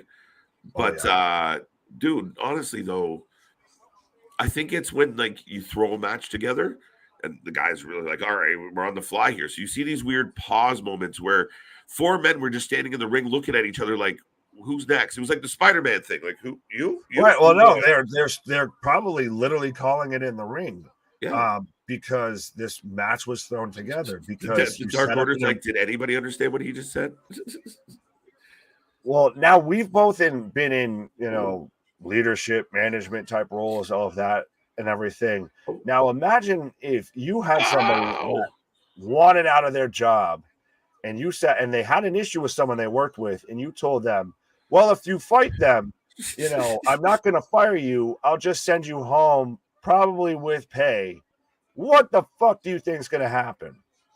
I think it was like wink, wink, like, but go dude, ahead. I don't even think he actually really talked to them. I think Tony Khan texted them. I can't imagine that was the conversation, right? It can't be. I don't believe that's true. Wow, this close. Oh, sorry, folks. You're good. Jose with a contract. Roosh. It's not bad, just a bit clunky. Fair enough, Chris. I might have spoke a little too soon. It's picked up. Oh, we got Jose again. Son of a bitch. What the hell did we just see? There's Rouge. Is that the enemy of my enemy is my friend? What the fuck is happening? Right, you'll know when you get there. I know, I see it. Like, so Rouge hands the time bell hammer to Pac, who then hits the Dark Order with it. What is to happening? Get them the 1, 2, 3 as he picks up the win with the Rings of Saturn. So it's for a split second thought Pac was going to turn and hit Penta with it, and we're just going to get a heel turn. On a heel turn on a heel turn? But like, yeah. What is the... It's AEW. They put a hat on a hat.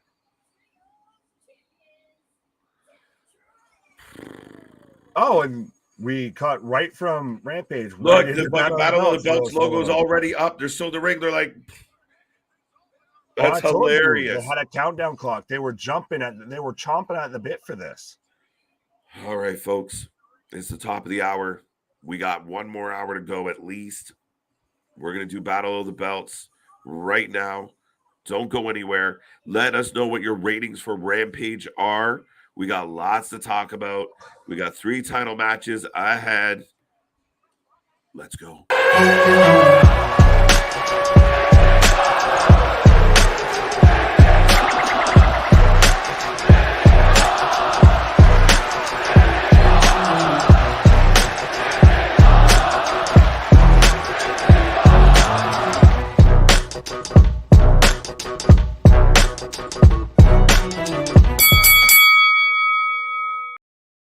We are live again. Ding, ding, ding. The show keeps going.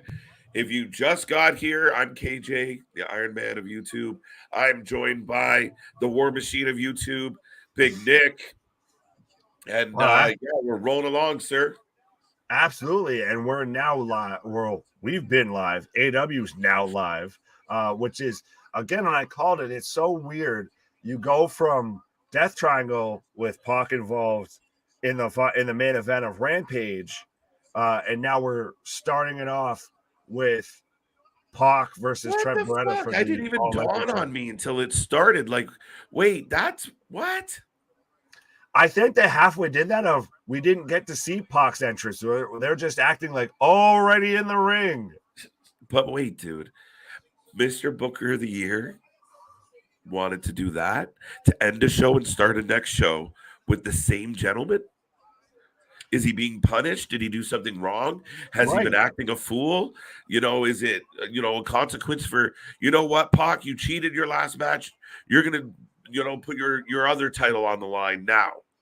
Okay. Well, why? Yeah, he's just so badass that he needs to defend both titles back to back. Okay. And you say Booker of the Year. I almost want to say Bullshitter of the Year, because that's all Tony Khan has been selling most of these people and most of us is a whole lot of bullshit. 5 out of 10 for Rampage. 5, 5, 5. 9 for Bound for Glory. Yes, Bound for Glory ratings. We missed a lot of those. I give Bound for Glory an 8.5. I'll take your word for it because I was mostly watching the other stuff. So I'll absolutely take your word I was for watching the other shit, KJ. Yeah, no, Edward, 9's not a bad. I mean, I could see why, especially with the main event and such, why you might go, oh, this is a 9. Absolutely. Anyone else out there that watched Bound for Glory, let us know your rating. If you watched Rampage, also let us know your rating. Yeah, what's your rating for Rampage there, sir? You know what? Rampage I didn't really pay attention to a lot. I didn't really love that main event. It was clunky as fuck. It was like chunky soup. Fuck. 8 out of Some 10. Campbells? Some Campbell's. I need some soup at this point. Yeah, you sound like you need a cough drop, some Vicks, some NyQuil, some soup, some grilled cheese. I will. It's fitting that was the third show that we covered tonight because that's the rating I'll give that. And I'll give 3. that a 3 piece. Oh, I never gave a rating. I'll go. No, you're fine. I'll go 4. I'll give it the Andrade. Oh, well, fair enough. You're still below, I guess, the fan average there. I'll give it the 2 piece with the soda on the side. The Andrade special now, I guess, that he gave to Sammy. He combined Andrade and Eddie. So yeah, the nice old 3 there.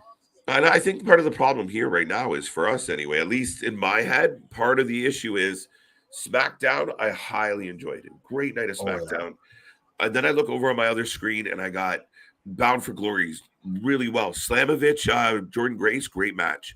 The tag title match, great match.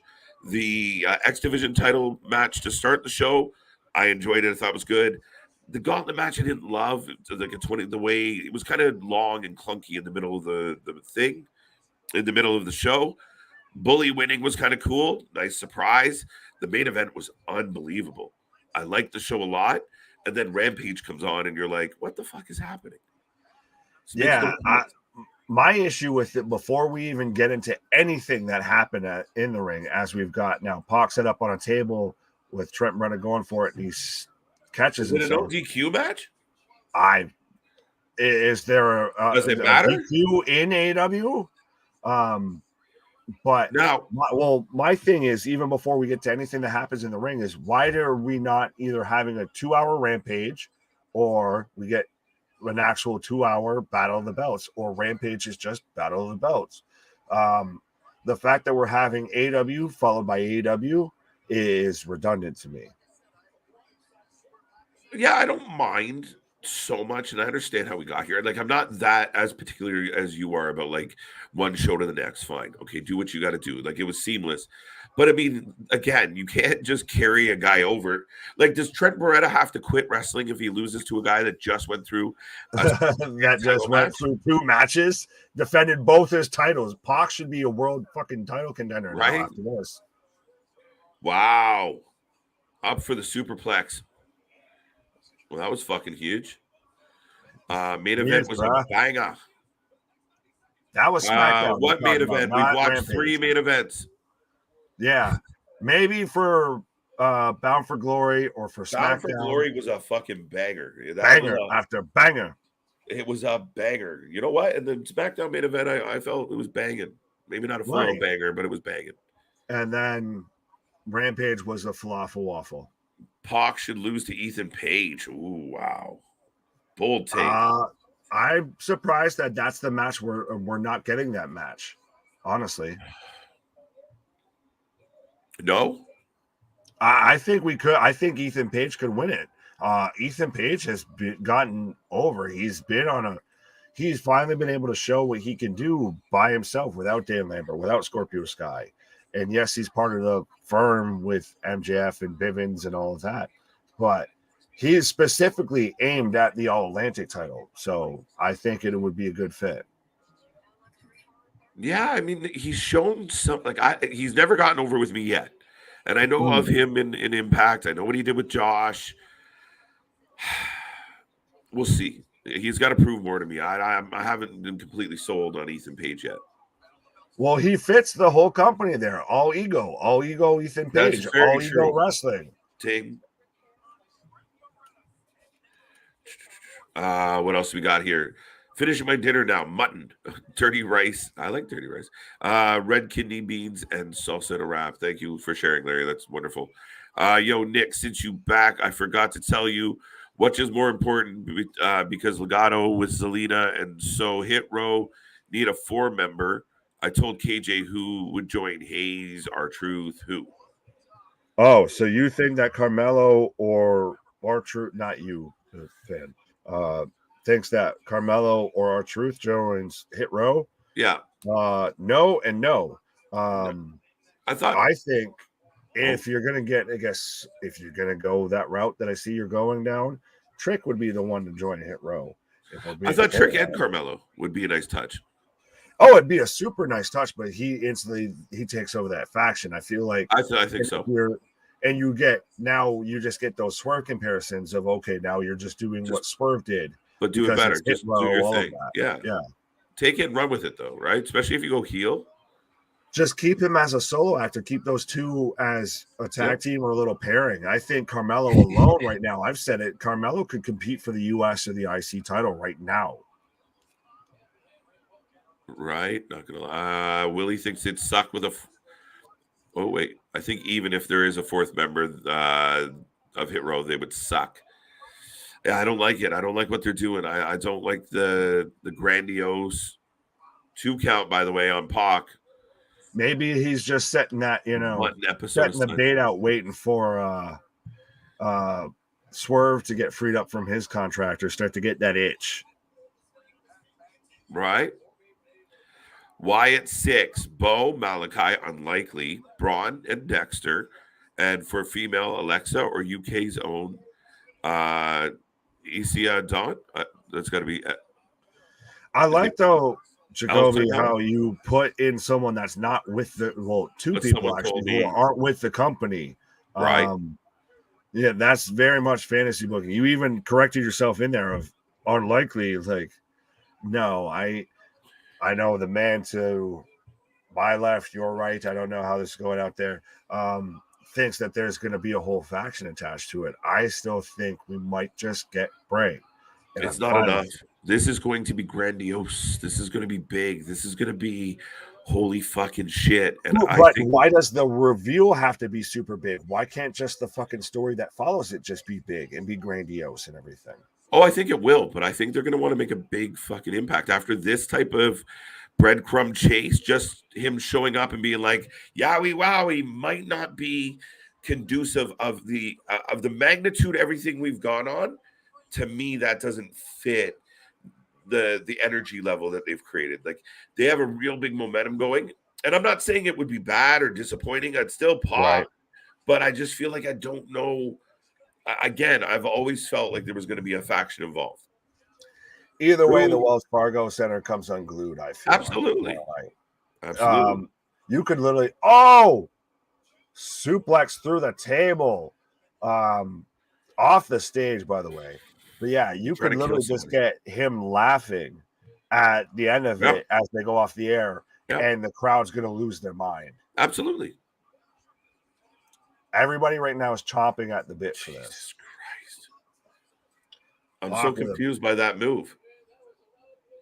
Who delivered the move in this picture?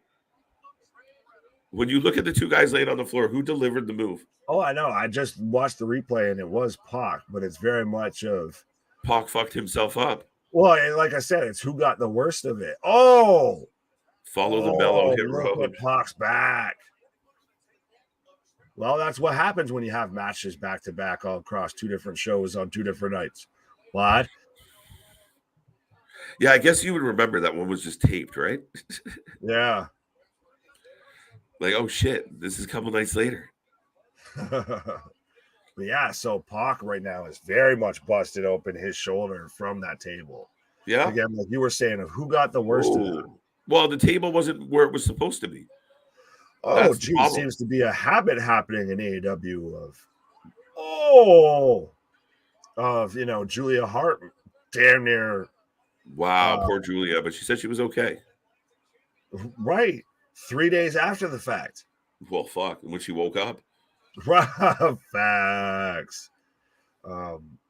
That finisher takes way too long to get to, in my humble opinion. He seems shaky quaky there up on the top rope. Well, he's bleeding out, so it's a problem. Okay, he's not gushing that bad. That you're saying he's bleeding out. Like the man's, No, he's not okay. Someone get medical attention to this man. I'm worried about him. I hate AEW this is his second match in a row, remember? Because he did just have the trios match on Rampage. Right. So we're going to stay to the kayfabe. That's it. We're going to stay to the kayfabe. I know you say that, Edward, that the tables look so weak, but why do so many wrestlers in AEW bounce off tables then? Why do so many people not know how to set up a table in the proper spot to keep the person who's taking the bump from not almost fucking injuring themselves severely? I just don't get. It's a good match though, Nick. However, it's picked up. Why was that? Listen, maybe I'm just being the old guy on the fucking porch right now. Was that table spot necessary in the middle of a good wrestling match? Yeah, in what's not a no DQ match, what's not a street fight match, what hasn't been built up with a ton of story. It's been a good match and it's picking up a lot. Like Trent's very much seemed like he's got the crowd on his side. He could win this match. Why was that lady had tears in her eyes? Wow. That's aggressive. A super half and half. Sup, guys? Lone Wolf, Baron Corbin return tomorrow. Oh, outside chance. Dark horse in that situation. Next Friday. Next Monday? He's part of your, I guess, Wyatt 6 faction? No, I think he's off doing something with JBL. I really think I'm eager to see what they're going to do with Baron Corbin. And I know a lot of people are going to be like, you're fucked. No, I'm curious to see where they go with Baron Corbin. I like the pairing of JBL. I think it could take him to a different plateau. Yeah. As the crowd got to quit wrestling. Sorry? Trent's going to have to quit wrestling. Well, we've got the crowd chanting fight forever. Oh, and we're going back to what we just had, but pay no mind to it's an entirely different hammer.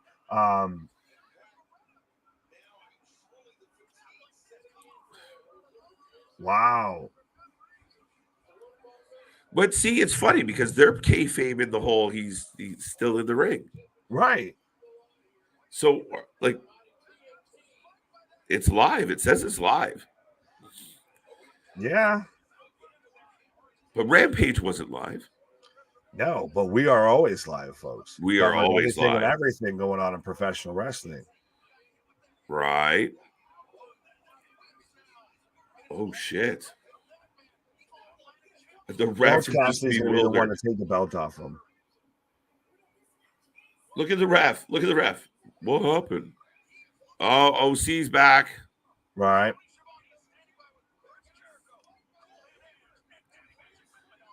So Pac just hits everybody with the hammer now. That's his gimmick. Apparently, now I have to cheat to win. It is kind of funny though that Triple H has the sledgehammer and little Pac has like the little hammer. You're muted. I can't hear you. Sorry. Still can't hear you. So Carlos says after Darby spot on Arthur Ashe, AEW needs to take a break from tables. Yes, they do after that, after Julia Hart. But that's the problem is everything is just gimmick after gimmick after gimmick. And right now I have oh, folks, don't hit the button on your mic. It goes dead. Don't do that. That's fine. I've accidentally bumped my mouse and managed to take myself out. But I've got Chris Jericho and Coke and Diet Coke cutting a promo backstage with Tony Schiavone. With Tony. Shave on knee. Yeah. The spots. Listen, I love it. Tomorrow we're gonna start our live coverage tomorrow with GCW Fight Club. We're gonna get Moxley. We're gonna get Gage. We're gonna get Sawyer Rack, Ali Catch this weekend. We're gonna get a lot of action. We're gonna get some ultraviolet matches. I'm all for going hardcore once in a while. It's just like that match right there. Why did it need the table spot? I don't get it. Didn't add anything to that match, and you risked two guys' careers. I know, maybe I'm overshooting, but for what? It added nothing. It shouldn't be happening in a toe-to-toe straight-up match. Period. Right. Because then when you have that same type of spot in a week or two, it doesn't feel as big anymore now because you already saw it. Yeah. And then the ref just stands there like, oh, darn it. Yeah, you need to save stuff, keep rounds in the chamber. You don't need to, everything doesn't need a fight forever, this is amazing, this is awesome chant. Yeah, but sometimes you can just have good wrestling. Well, yeah, like little things, like the ref rolling out of the ring and trying to stop a guy from setting up a table. Right. Hey, you get back in the ring. Give me some Earl Hebner. Like, get in the guy's face. Give him some business. Absolutely. KJ the White James Earl Jones. Luke, I am your father. Please read this comment slower, please. Follow the mellow hit row. Follow the mellow hit row. Say it again. I get it. It's one of those that just, I don't know what type of fantasy you got going on of wanting this man to read this comment out slower. Say it slowly. He's like True Lies, slow, right? Nice and slow. So now we've got Alice in Wonderland. Now we're doing Wizard of Oz to follow the Yellow Brick Road. He gets all the guys from 205 to come out there and represent the Lollipop Guild. Right. What the fuck? So now Pac has to cheat to win, apparently. Just running around hammering everybody. It's fucking hilarious. What? What was worst booking? KJ, huh? Huh? Why? KJ, not yet. What is happening in my life? The crowd has turned on you, sir. KJ and Nick, they did a table spot because they know that the match was boring, so they need a fan hype. Yeah, but no, the match was pretty good. Got pretty good. Was good up until then. And here's the thing, though. If you book it better, you don't need to do stupid things like that. You own the company, Tony. You're the head booker. Like, who are you trying to say did that besides you? Right. Pac can clobber an Oopa Loopa. All right. Thank you. That's someone else's gimmick, though. I agree, KJ. That's old school mentality. There you go. I don't know if that's a bad or good thing, Randy. You agree with me, but am I being old school or should I have the old school mentality? I think I'm good on it. That's the thing. At times, if you blend that old school mentality, and I think that's why. So I guess if we're going to look at the Venn diagram between Tony and between Tony and Papa Paul. Thank you. Yeah. So dumb. I thought I was mumbling because my throat. Like nobody can understand me. No. I don't know why I hit the button. You were saying though, sir. I was being rude. No, you're good. Because you have Hunter who was in that Attitude Era, who still is a fan of the old school style of wrestling, but gets what modern audiences want.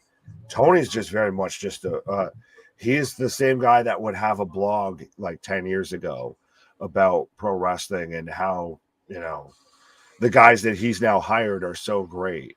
Time out. Can I interrupt for a second? No, you're good. I'm done.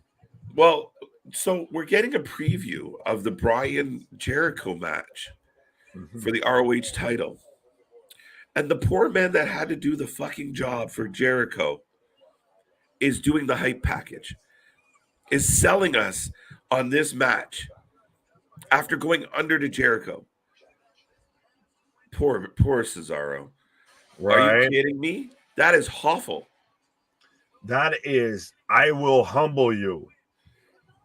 Hey, can you tell us how good the match that you could have been in is going to be? Yeah, it's again, this is for everybody. Yes, I know Chris Jericho. Oh, it's still I'm here because I'm in AEW. Cool. Well, you're fucking sinking the ship, Chris. Get the fuck off the boat. Listen, bro, I love you, but Willow Nightingale's. So as KJ takes a little pause for the cause there. So right now I have Willow Nightingale coming out right now versus Jade Cargill. So let me know who you're taking for this match. I've seen some people kind of think that it might be Willow might sneak the win here. This might be kind of the end for Jade, and I guess she goes towards the big title. But I feel like Jade's kind of made this become the big title, as the fans got a sign in the crowd saying 39-0 for Jade. She is the star of AEW's women's division. She's made, like I said, the TBS title feels like the big belt.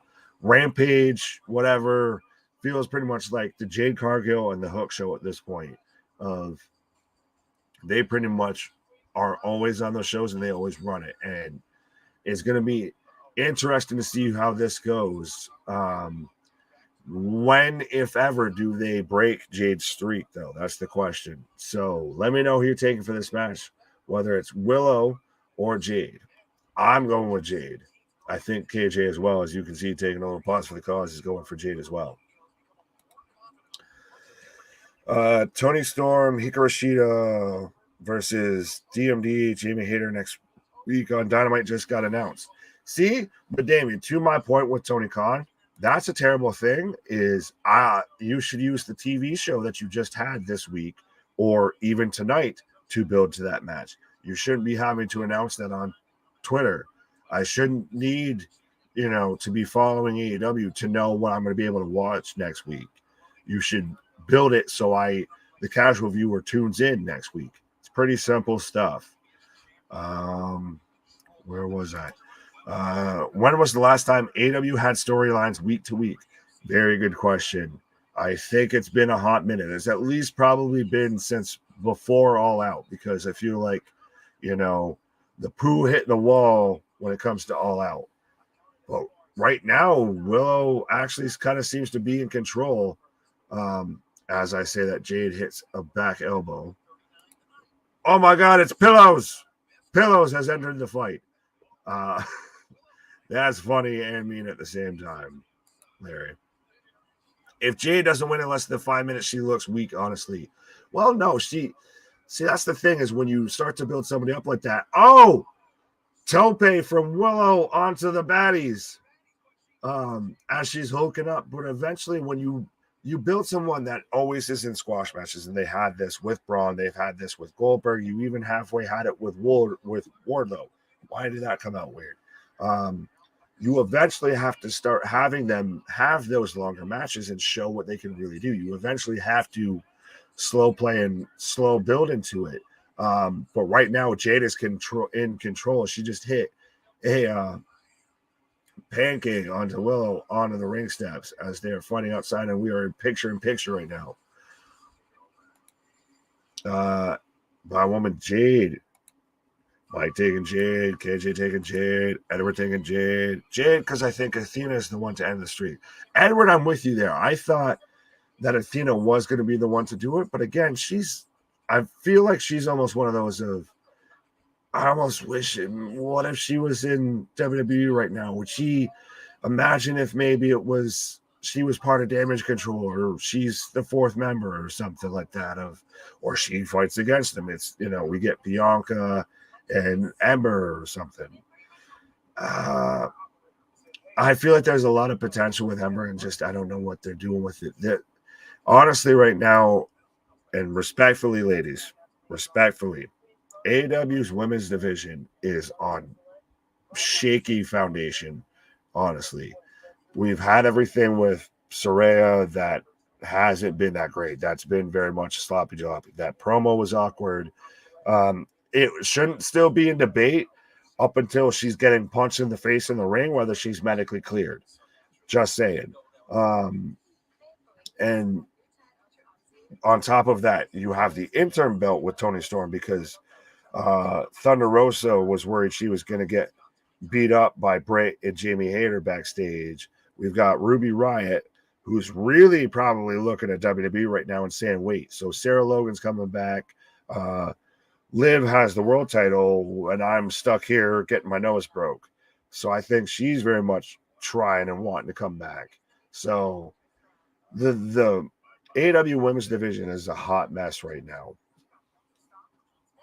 But again, as we are in picture, Jade's still in control and just talking to the crowd. Jade Cargill for the win. Damien, it's Jade, not Jay. In a match with the guy complaining about stiffness. What? Explain yourself, sir. Juan Carlos. Oh, Ruby's no. Oh, yes. Well, yes. Thank you. Where Eddie's buddies were losing to Sammy Guevara and Tay again and again and again and again, because Eddie, I guess, pie faced Sammy after Sammy was talking shit. And we want to say about, people working too stiff. Like Andrade even said, well, John Cena never complained about it. No one that I worked with in any other companies ever complained about it except for this guy. And that's the thing, though, too, with Sammy putting that out on Twitter and everything, is that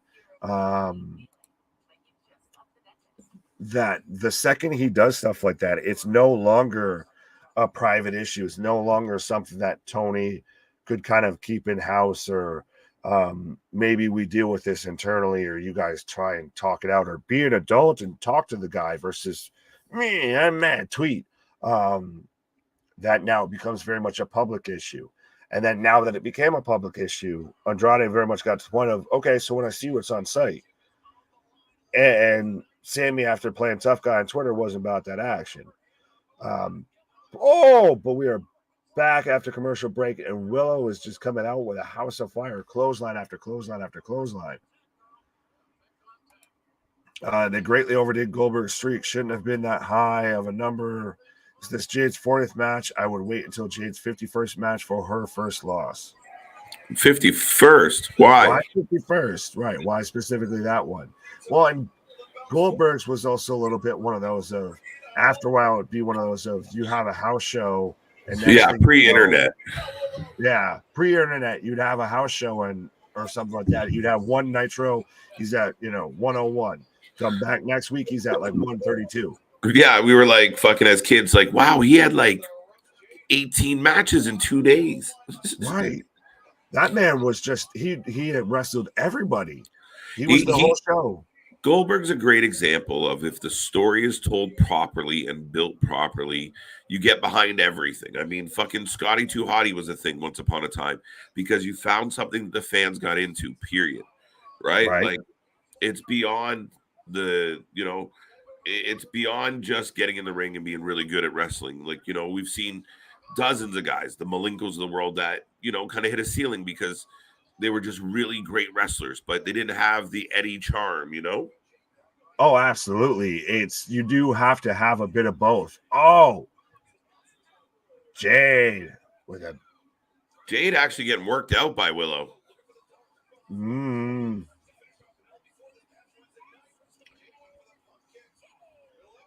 Oh shit. Yeah, so anybody that really, that was ugly, but okay, she's okay. I thought maybe Jade just blew her shoulder.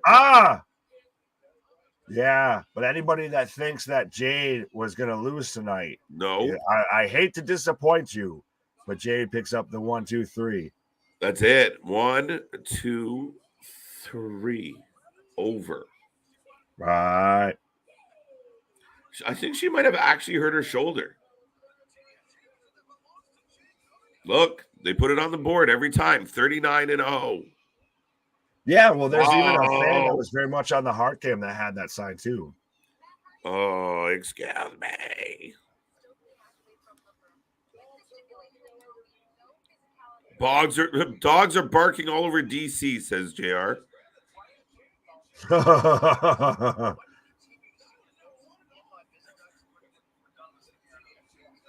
Well, she just took it. Just ran off with it. Jade versus Nyla, I can buy that. It makes sense, TK. All right, Carlos. Right, but you know what I can't buy is to where that's how you set up a match is just take off with the belt. Yeah, like interesting. What is happening right now? Ethan versus Matt Hardy? Huh? Rovi do.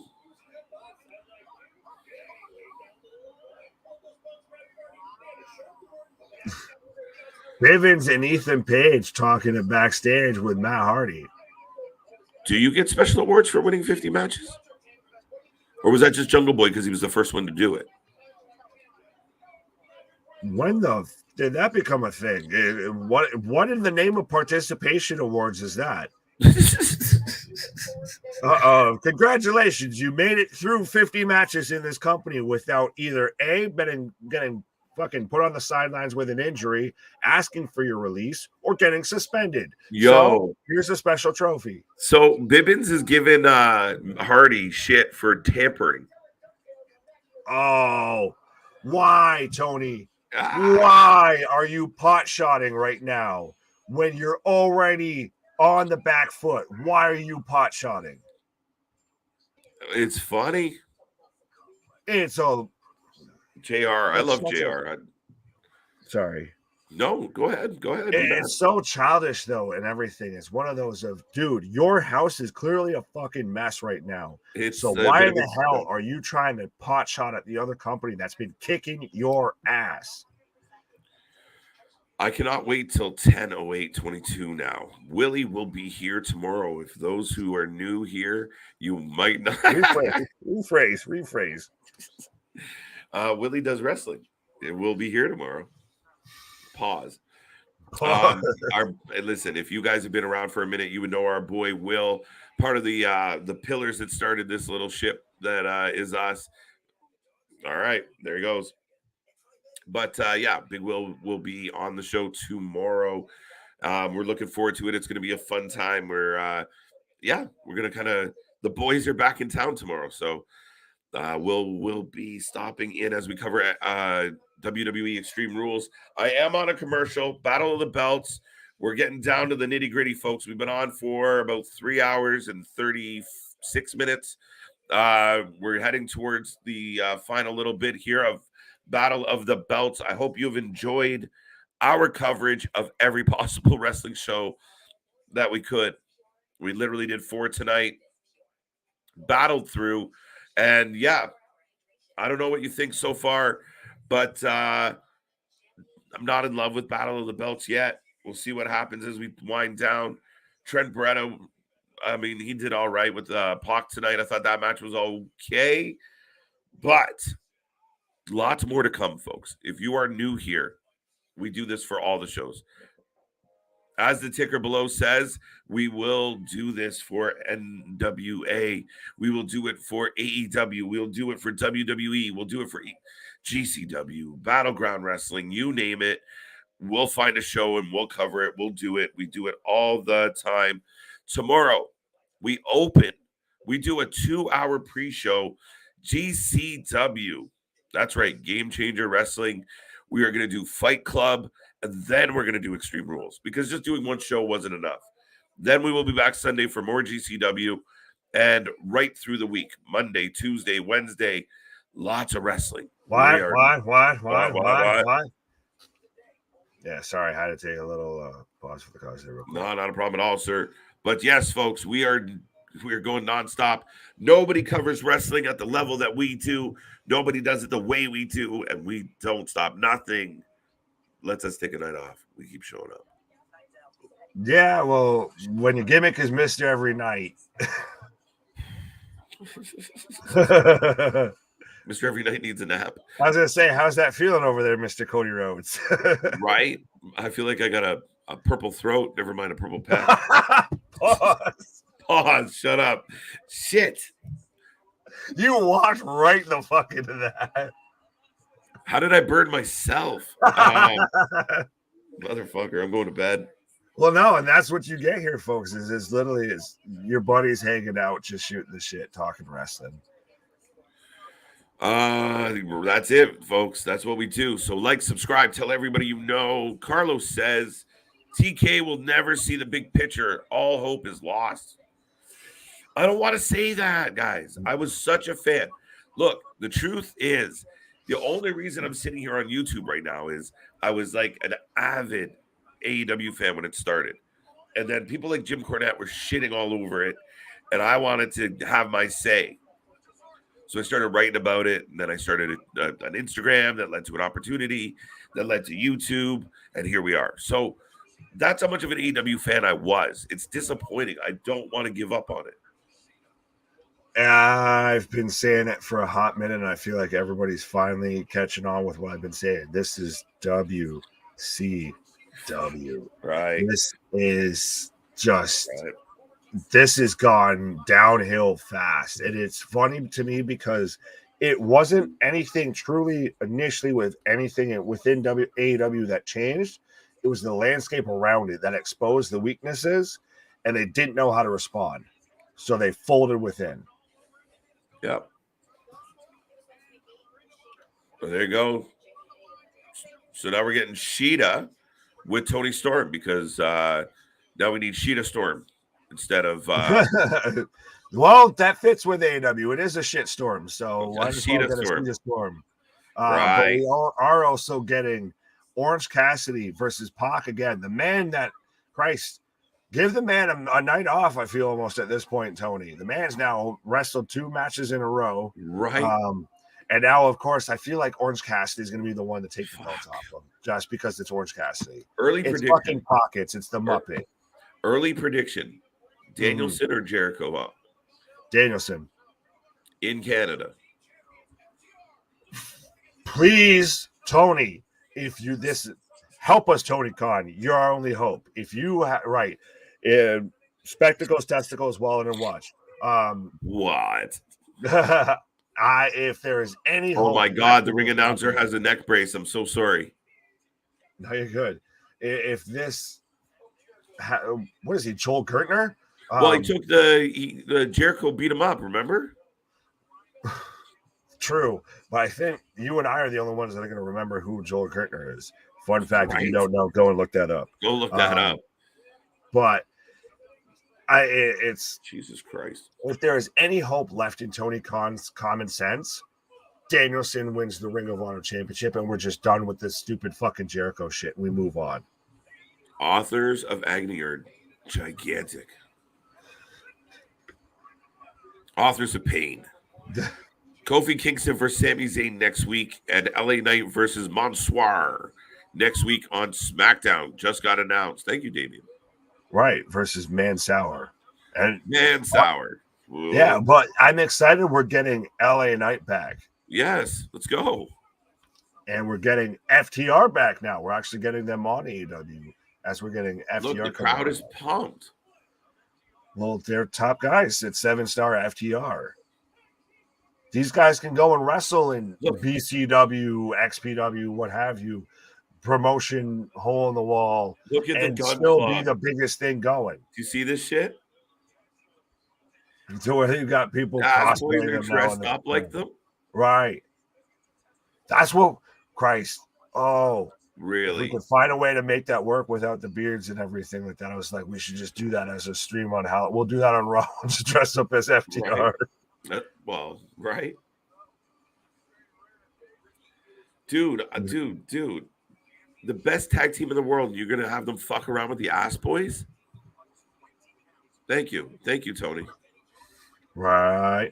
Slamovich looks like a cross of Rhea Ripley and Becky. Chucky did. She win her match. Slamovich lost this evening. LA Knight back. Yeah. Time for FTR to save the show. Let's hope. They got lots of time on the clock. Oh, I think this will be a good match. I'm a big fan of Authors of Agony. I like Khan. I like Toa.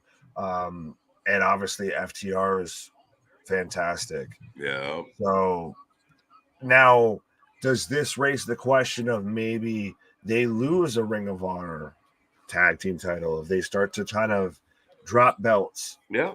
They could lose tonight, dude. Right. Listen, I'm picking FTR because you have to pick FTR because nobody's that fucking stupid. But if they lost tonight, I wouldn't be like wouldn't be. I'd be like, okay, yeah, okay, I get it.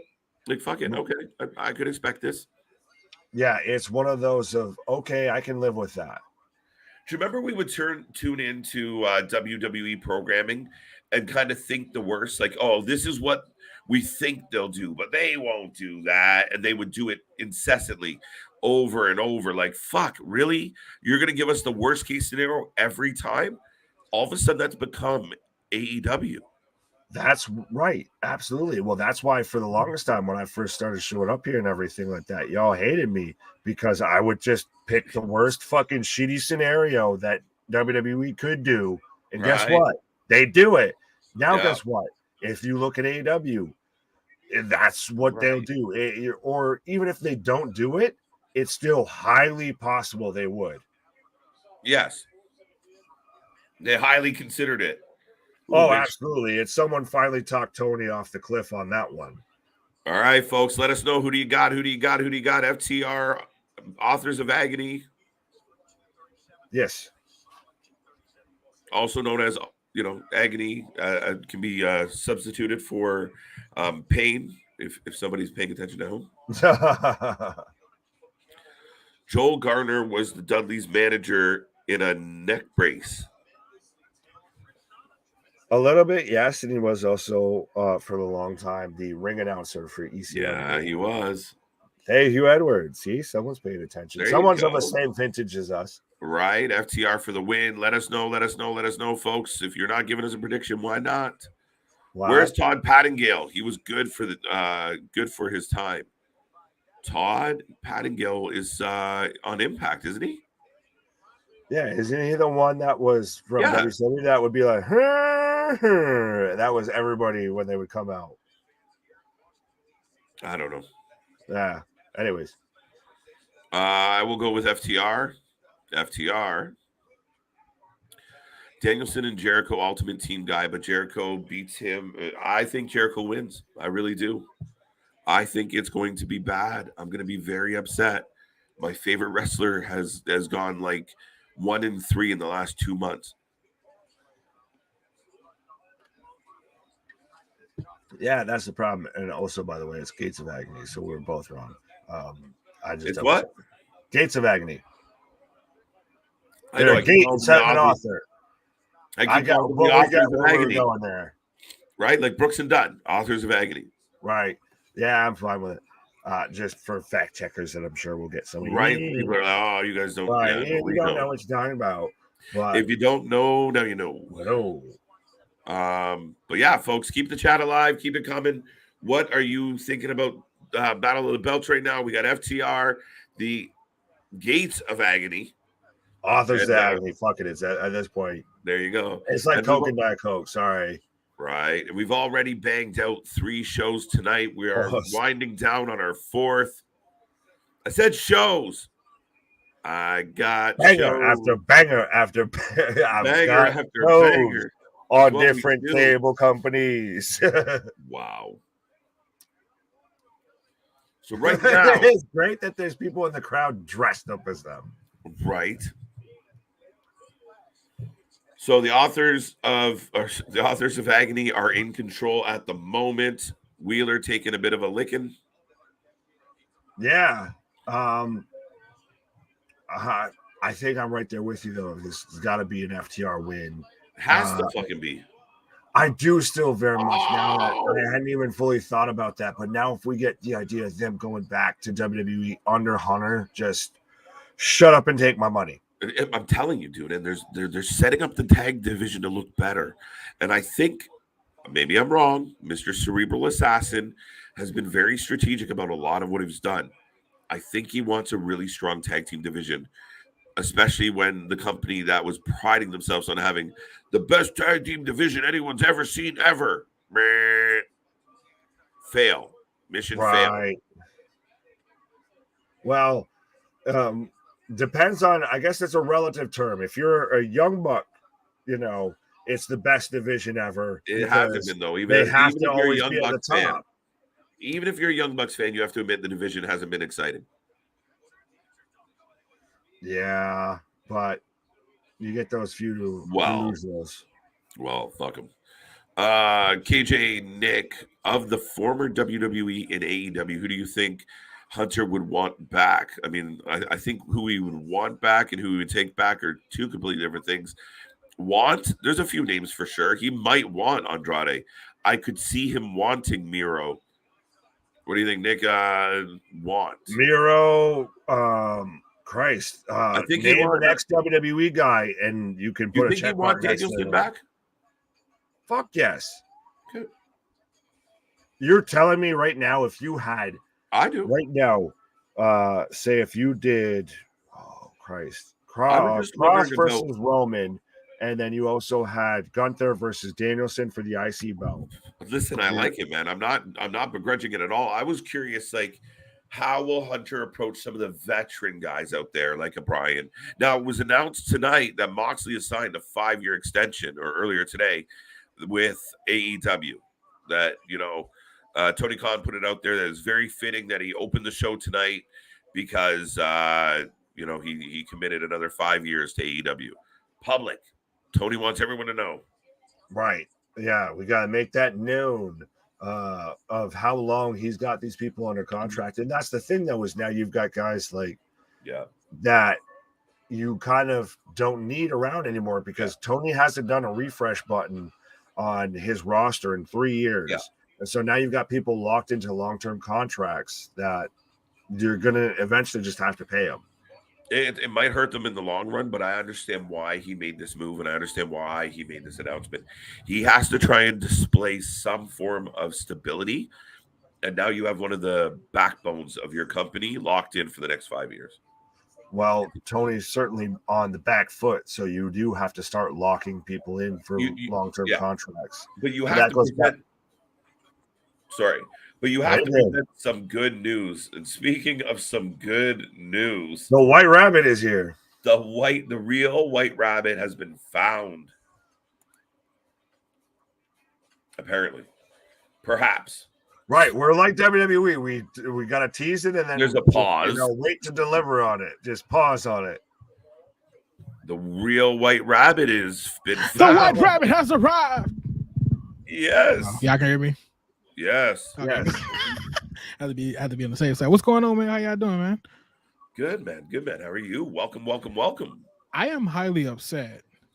I thought we were going to stop at high, but okay. Hey, I'm here. The brand is here. The official White Rabbit that looks black is here. Our Black Rabbit is WWE's White Rabbit. Man, right.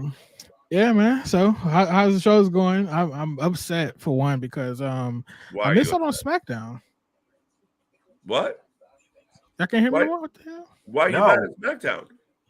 Because the QR codes. I don't know if those videos you guys sent me were real. Yeah.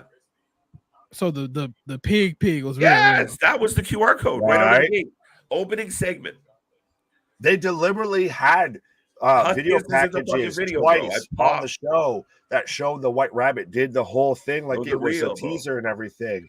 That they dug into the purple X on the ground for like Extreme Rules or like Balor's shirt, and then you had the big fire that shot out and all the little teasers and everything. Right. You even had Hunter when he first came out. The first time we've seen Papa Paul since WrestleMania.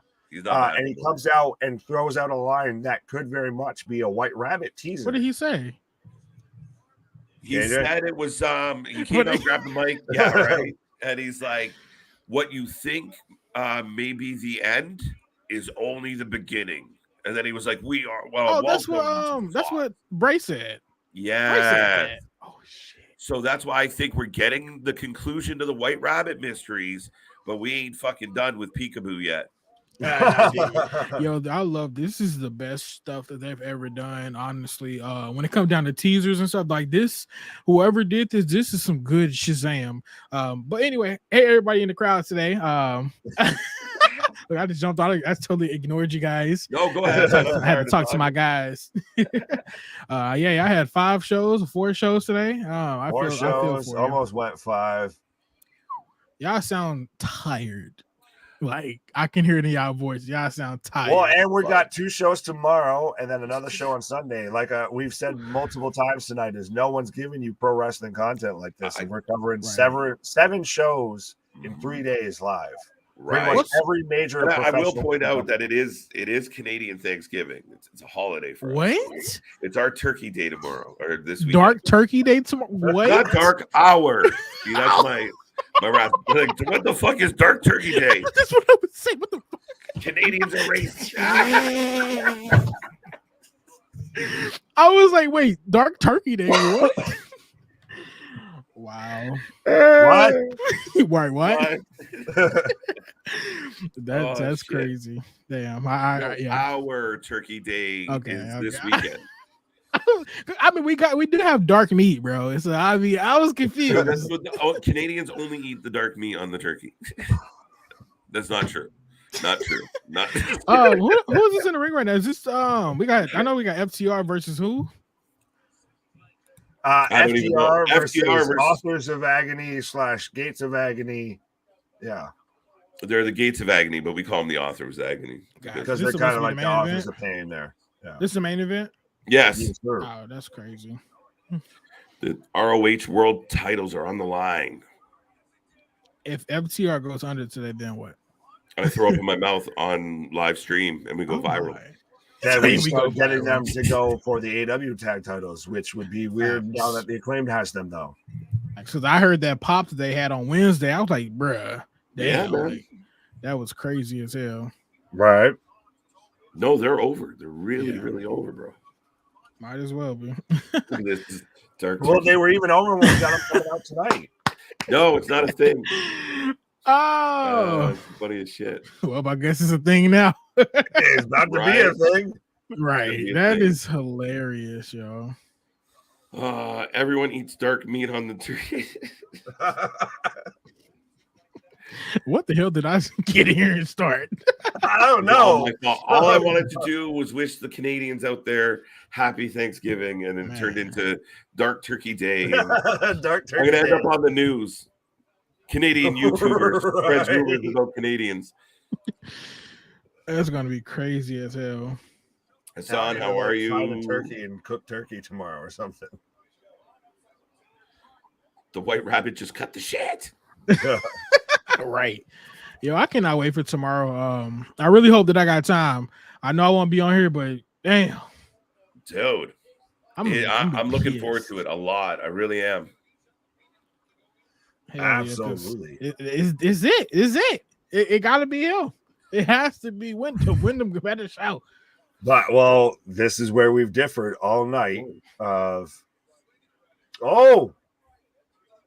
Prince getting involved. FTR with a backslide. Oh wow. Dream. It's over.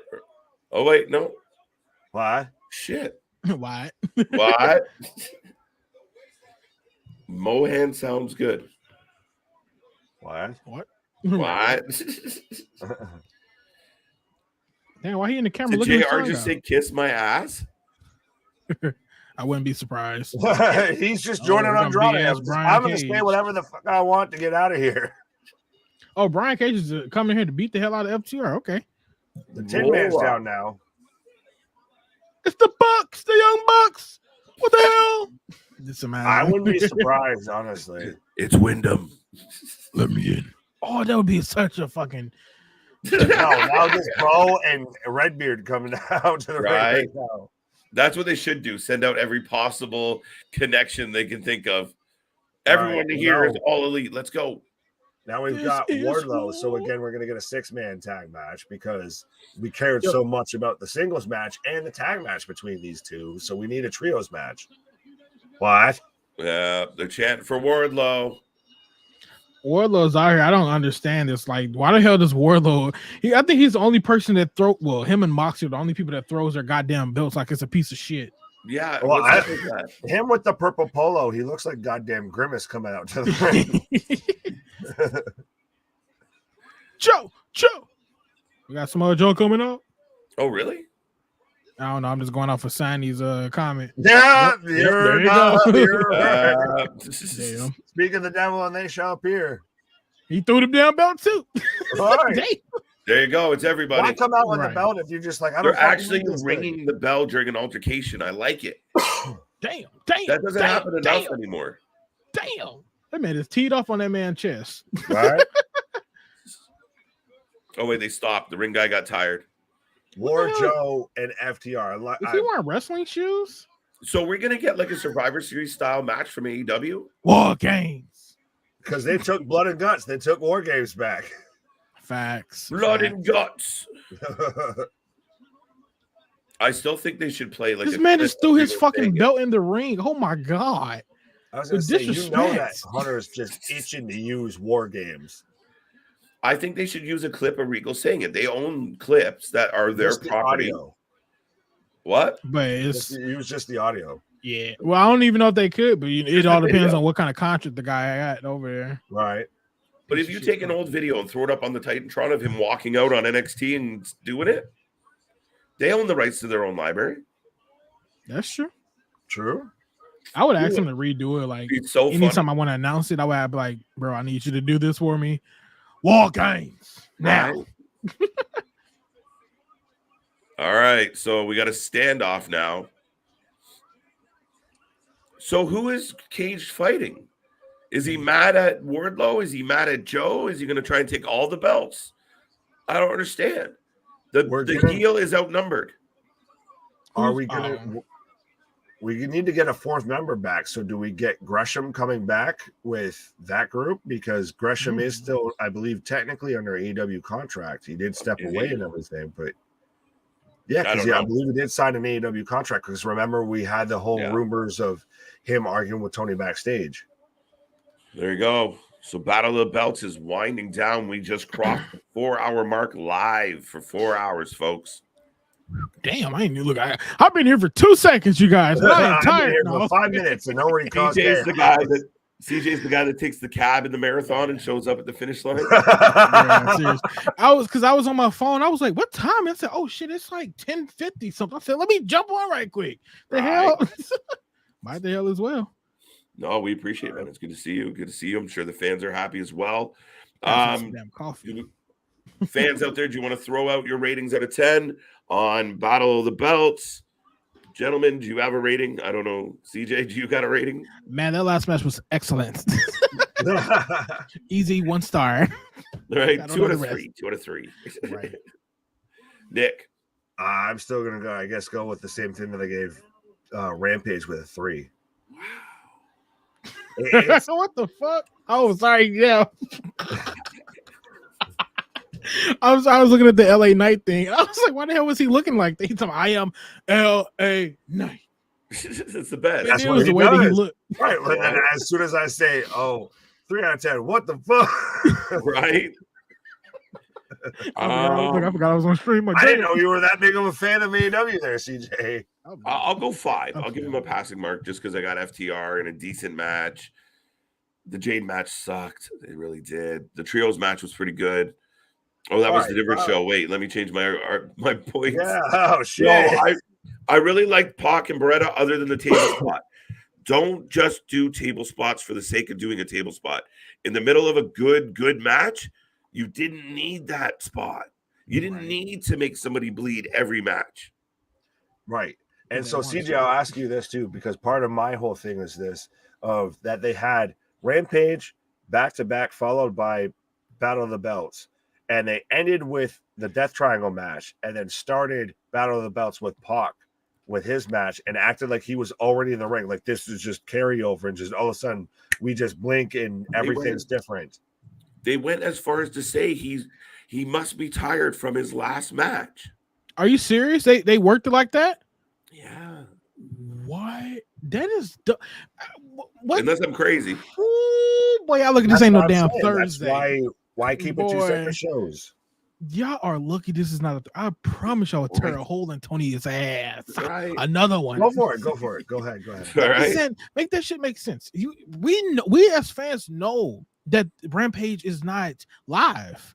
Mm-hmm. So why the hell would you gimmick that Pac is already in the ring and tired on a fucking live show when we know Rampage was recorded Wednesday night? What sense does that make? You should, in my opinion, there shouldn't have been a Rampage at all. Or a matter of fact, there should have just been a fucking 2-hour Rampage or something like that. I mean, what the Tony, you're fucking Tony. The show doesn't even live quit. up to the title. Just quit. Quit. Like Mox signed a fucking 5-year contract. Now you're a coach and a mentor. Like, what the hell is the difference between mentoring and fucking coaching? That's a good point. I'm confused. Like, oh, this is I get the slight variance there, but screw a rating. Give me those 2 hours back. Ooh, shit. Carlos ain't happy. Ooh. Yes, FTR did retain with a roll-up. But Carlos, to your point, though, even at times, though, when the wrestling may suck, we especially here never do. Never do. 4 out of 10 for me. 4 out of 10 from Michael. Yeah, save the bleeding for the pay-per-views. Yes, I agree, Larry. Make it special. Right. The Meg is on now. There'll be less blood than a John Moxley match in the Meg. Well, boys. You ready to go home? I'm looking at all the old SmackDown stuff. I can't wait to go see this scrap, see what's happening on here. But I don't want to talk because I know y'all boys are tired. I can smell it in y'all. No, I can hear it in y'all. You on that you can smell it in our voice there, Mr. Tony Khan. Smoking the hopium there. Right. You got a damn staring deer in the headlights. Yeah. No, social media is completely blown up with the White Rabbit. The videos are cool. The videos, I mean, we got Huskus, we got the little White Rabbit hopping on the X's. Like, what does it all mean? We should have some more answers tomorrow. But remember, it's not the end. It's just the beginning. There's more to figure out. They tease Sarah Logan coming back. We got Phantasmo with Zelina Vega, which blows my mind. Yeah, I was expecting a duo between Elektra and Zelina, but maybe we'll get it. I'm hoping. Maybe. Because they can be a tag team, you know? That can be another tag team on SmackDown, but yes. See what's up with it, man. You guys have made the AEW. Damn. That's the goal. No, the fuck the last month. Damn. Yeah, it's been a few weeks of shit. I agree with that. Carlos, we appreciate that. That's what we tend to do. Like Nick said, the wrestling might suck. We never do. But folks, thank you for being here on a Friday night. I hope you guys have an amazing weekend. Stay safe. Have fun. Be back here tomorrow. Remember, 6 p.m. Eastern time. GCW Fight Club. Moxley. We just saw Mox, Mr. 5-year plan, just in action. We're going to see him tomorrow against Nick Gage, putting up the GCW title. Will he retain? Will Nick have to leave the sacred ground that is GCW?